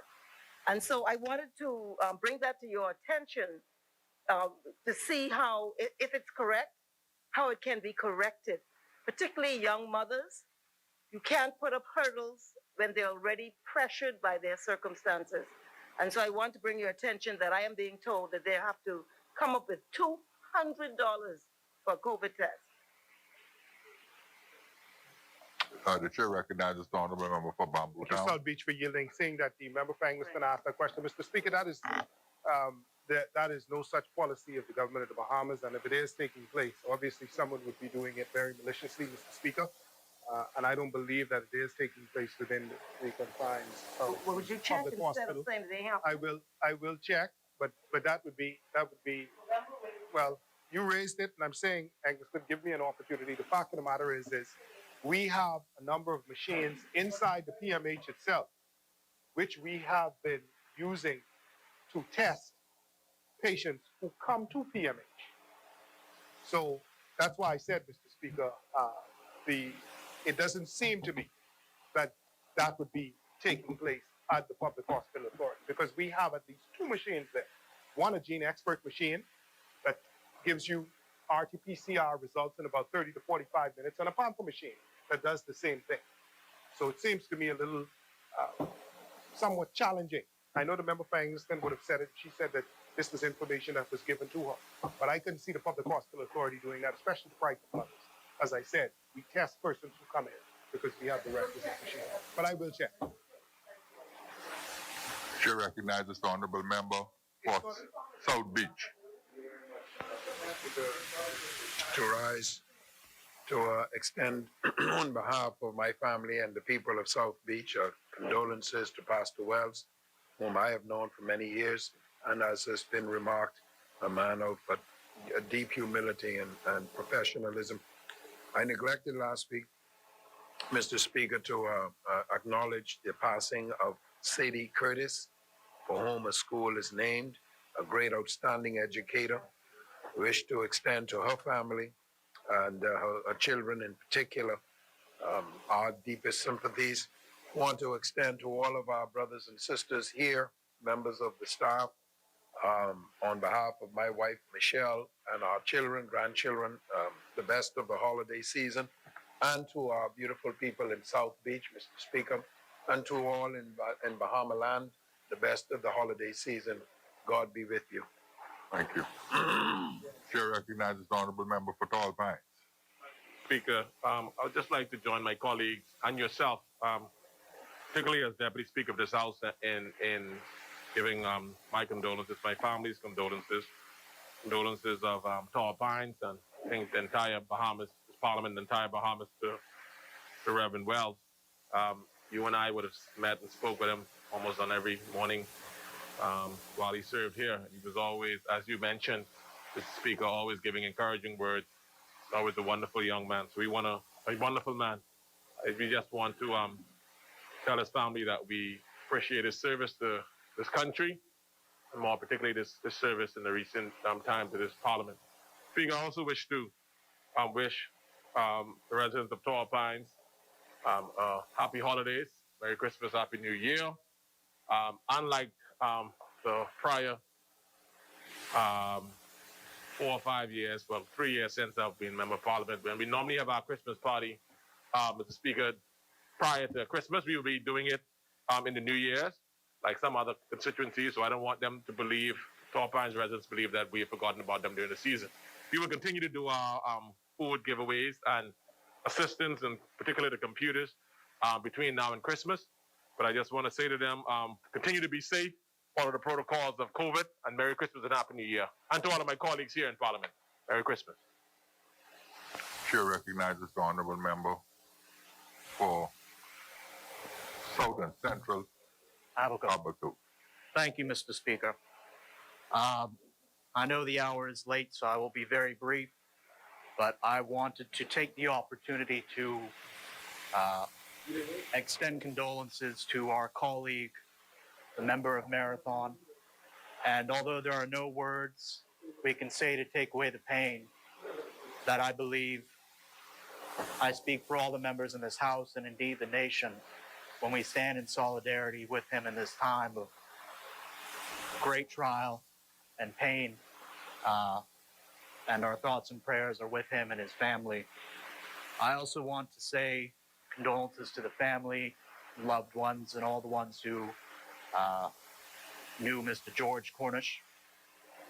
He was a long-serving member on local government, and he gave a significant amount of his life in the public service. And his untimely passing, unfortunately, means he will be very much missed. But I wanted to extend condolences on behalf of all of my constituents. Furthermore, Mr. Speaker,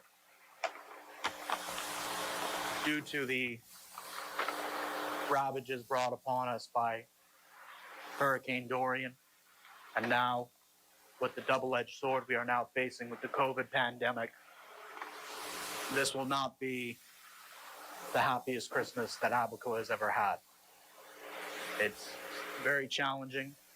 And Mr. Speaker, when I speak to these matters, I don't speak to platitudes. Abaco is not just my constituency, it's my home. Matter of fact, this will be the first year that I'll be spending Christmas without my family. And I know I'm not alone in that. There are still so many who are separated and who are wishing they could be together this Christmas. But I just want to remind all of my constituents that don't lose hope and don't lose faith. 2020 and 2019 were not good years for Abaco. But I foresee, and I truly believe that come next year, we will see a much, much happier situation than what we have today. So, Mr. Speaker, with those brief few words, I just want to wish all of my constituents a very Merry Christmas and to celebrate responsibly and to adhere to all the safety protocols. And I want to say a very, very big thank you. Mr. Speaker, I'll never not take the opportunity to thank the frontline healthcare workers, all the NGOs, private citizens, etc., who are hard at work rebuilding Abaco and fighting this COVID pandemic, Mr. Speaker. We would be so much worse off if it were not for them. And I know I speak for all of my constituents when I say thank you, and thank you again to all of them. With that being said, colleagues, I want to wish all of you a very Merry Christmas and to your constituents as well. And I pray you have a safe and enjoyable holiday season. God bless you all. God bless you, Mr. Speaker. Thank you. Thank you, Honorable Member. Chair recognizes the Honorable Member for Yamakro. Thank you very much, Mr. Speaker. Mr. Speaker, I would like first to extend condolences to the family of Mr. Wells, the chaplain for the House. Mr. Speaker, I would also like to bring attention to something. I spoke to the Minister of Social Services today, and I commend him for his efforts in the 16 days march toward the elimination of all forms of violence against women. And today I had to go to a shrine that was erected by my father, just at the entrance of Prince George Dock, just to look at it. It's with a black lady, a lady of African descent, holding in her hand a baby. And I could never forget what Daddy told me about women and how I treat them with respect, especially women of color in this diaspora for all that they have gone through. And I try my best not to respond or dignify certain matters with a response. But I honestly believe that, you see, when you come to this house, women, people's wives, and their children are off limits. Even in another word, on the street, you go to prison, and you mess with women and children, you're looked at differently. And I read the plaque, and it says, in grateful tribute to two Bahamian women whose steadfast love and devotion sustained our nation through countless years of adversity. And it was dedicated, the motion was moved by the Honorable Mr. Oscar N. Johnson. And it was dedicated on the 3rd of March, and I see Sir Lyndon, the Honorable Sir Lyndon Oscar Pinland, the name is mentioned, and the person who donated the statue. But you know, what I rise, and I want to commend Bishop Walter Hansel for his objectivity. When I heard someone speak about the Prime Minister's mother, I wouldn't use the other word. You don't do that. You don't do that. We are to, and I'm happy that I see Anglican and other women here. It's unacceptable. I don't care how you feel about somebody. Ellsworth Johnson, leave my mother out. You don't do that. It's unconventional. It's uncouth. And there's some other words that are unparliamentary. And I stand here today, and I'm happy that I saw online where Bishop Walter Hansel say where he supports, and all of us support the right, the freedom of conscience and all that.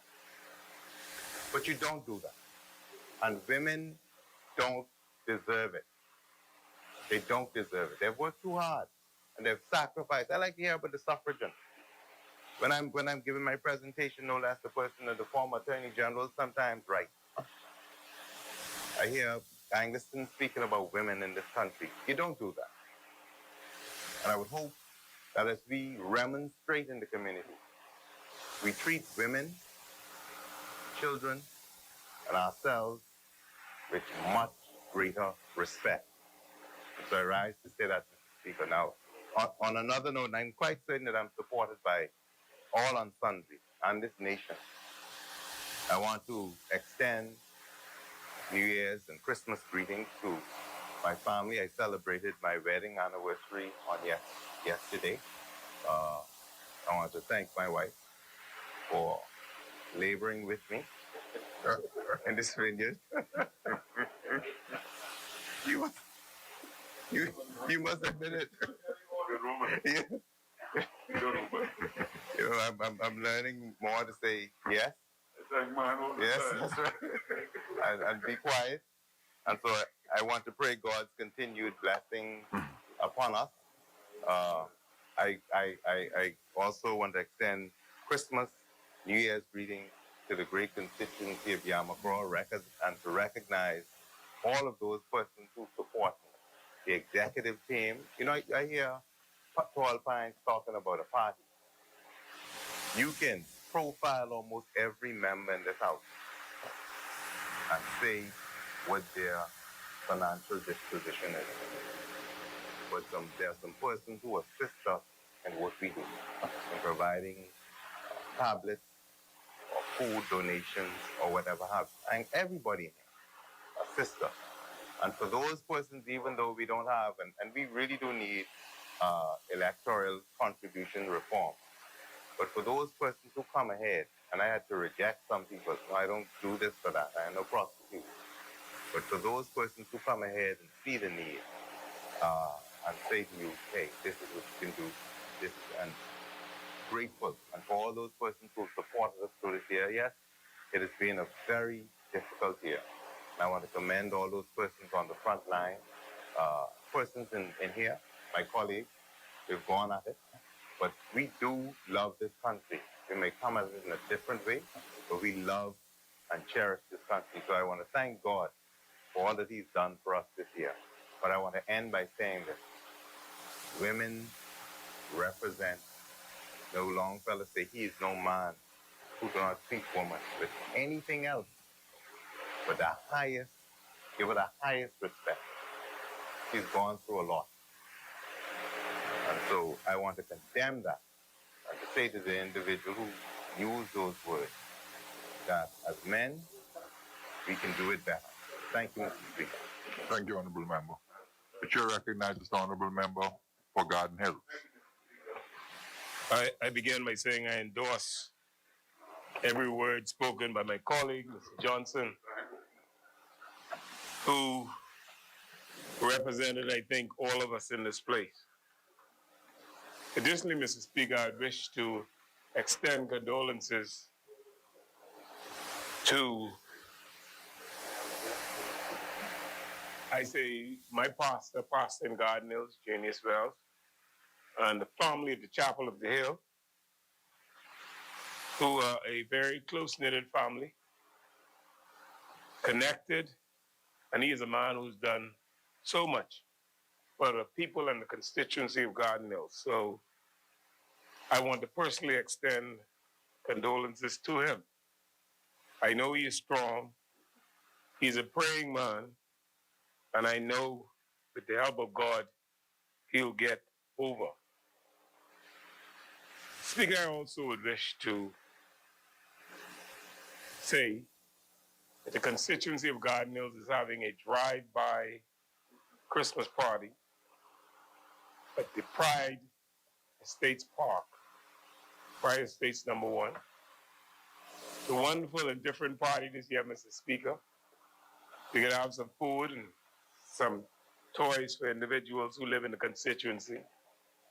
And we just going to ask you to come, drive by, get your Christmas gift, be wearing your mask, and hope that every single person in the constituency thrives and by God's grace do well.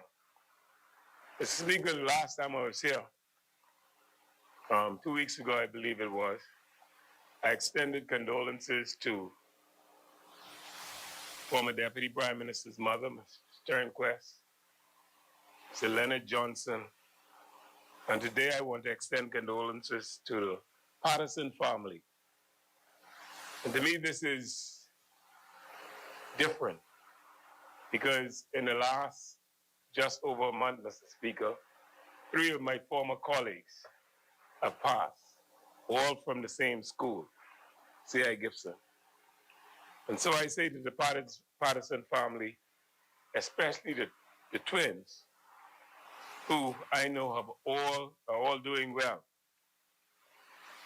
And the husband of Mr. Patterson, to be strong once again. Patterson was a very quiet woman, but she was a woman of integrity. She was a woman who did her work. Finally, Mr. Speaker, I want to say thank you to all of the frontline workers in the public service and in national insurance. Thank you for what you have done, how you've handled yourself, how you've kept us all safe. Never mind the noise. We love you. We know you're special. You continue to sacrifice and make our lives even better.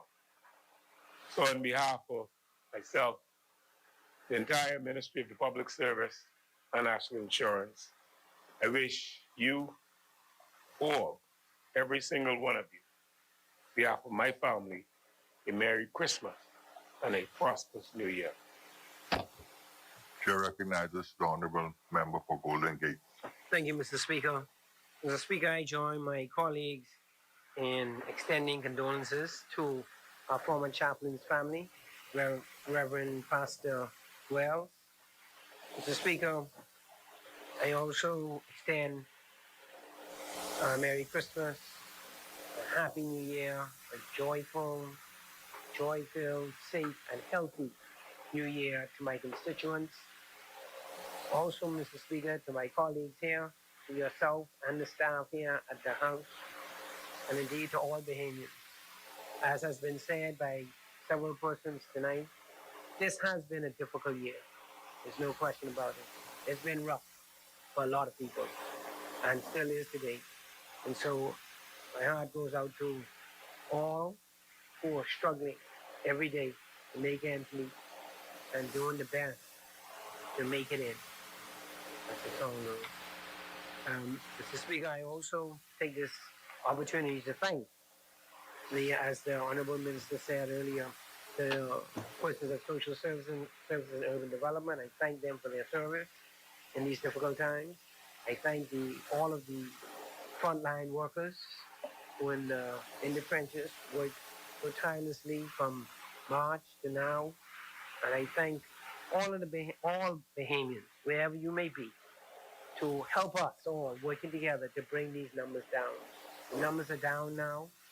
COVID-19 numbers are down. And I hope and I pray that we all do our best over the holiday season to minimize the large gatherings and not have the numbers rise again. And by the grace of God, we will achieve that. Thank you. Thank you. Yes, it's your recommendation. Finally, I do apologize, sir. I do apologize to Miss Janet Roker of South Beach and her family on the passing of her mother, Luella Roker Mackey. Mrs. Mackey is my son-in-law's grandmother, and she passed on a week ago. I wish her and Janet and her family and Dario and his children and all of her grandchildren our prayers and sympathies, and extend to them our best wishes on this unfortunate time just before Christmas. And to Janet and all of her sisters and brothers, God bless you and the best to you in this time of your grief. Thank you, honorable members. There being no further member statement, honorable members, I just want to wish the people of the constituency of Nassau Village a very Merry Christmas and a Happy New Year, and to advise the kids of Nassau Village that on New Year's Day, we will have our stop and go Christmas party. Stop and go. You stop, pick up, and you go. And in the interim, we will continue our coupon distribution over the Christmas holiday season.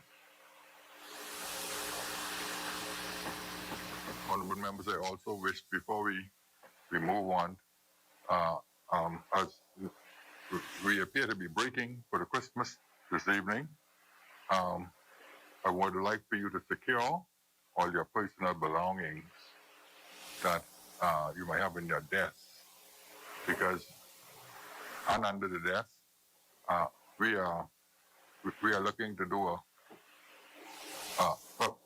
in preparation for spring cleaning over the break. So if you leave anything, we'll assume that you don't want it to go into 2021.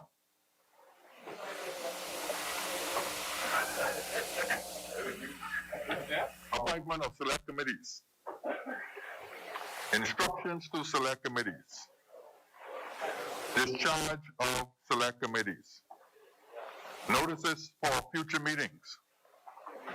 The chair recognizes the honorable member for Engliston. Speaker, I wish to renew all of the notices in the name of the opposition. Thank you, honorable member. Chair recognizes the honorable member for Bamboo Town. Thank you, Mr. Speaker. Mr. Speaker, I renew all matters in the name of the government. And Mr. Speaker, I do move that the House will adjourn until 10 a.m. Monday, the 25th of January, 2021. So it means 25th of December. Honorable members, it has been moved and seconded You may have it. that the House adjourns to Monday, the 25th of January at 10 a.m. 2021. As many members are in favor, will remain seated. Those who oppose will stand. Final adjournment. Mr. Speaker, I do now move that the House adjourns until Monday, 10 a.m., 25th of January, 2021.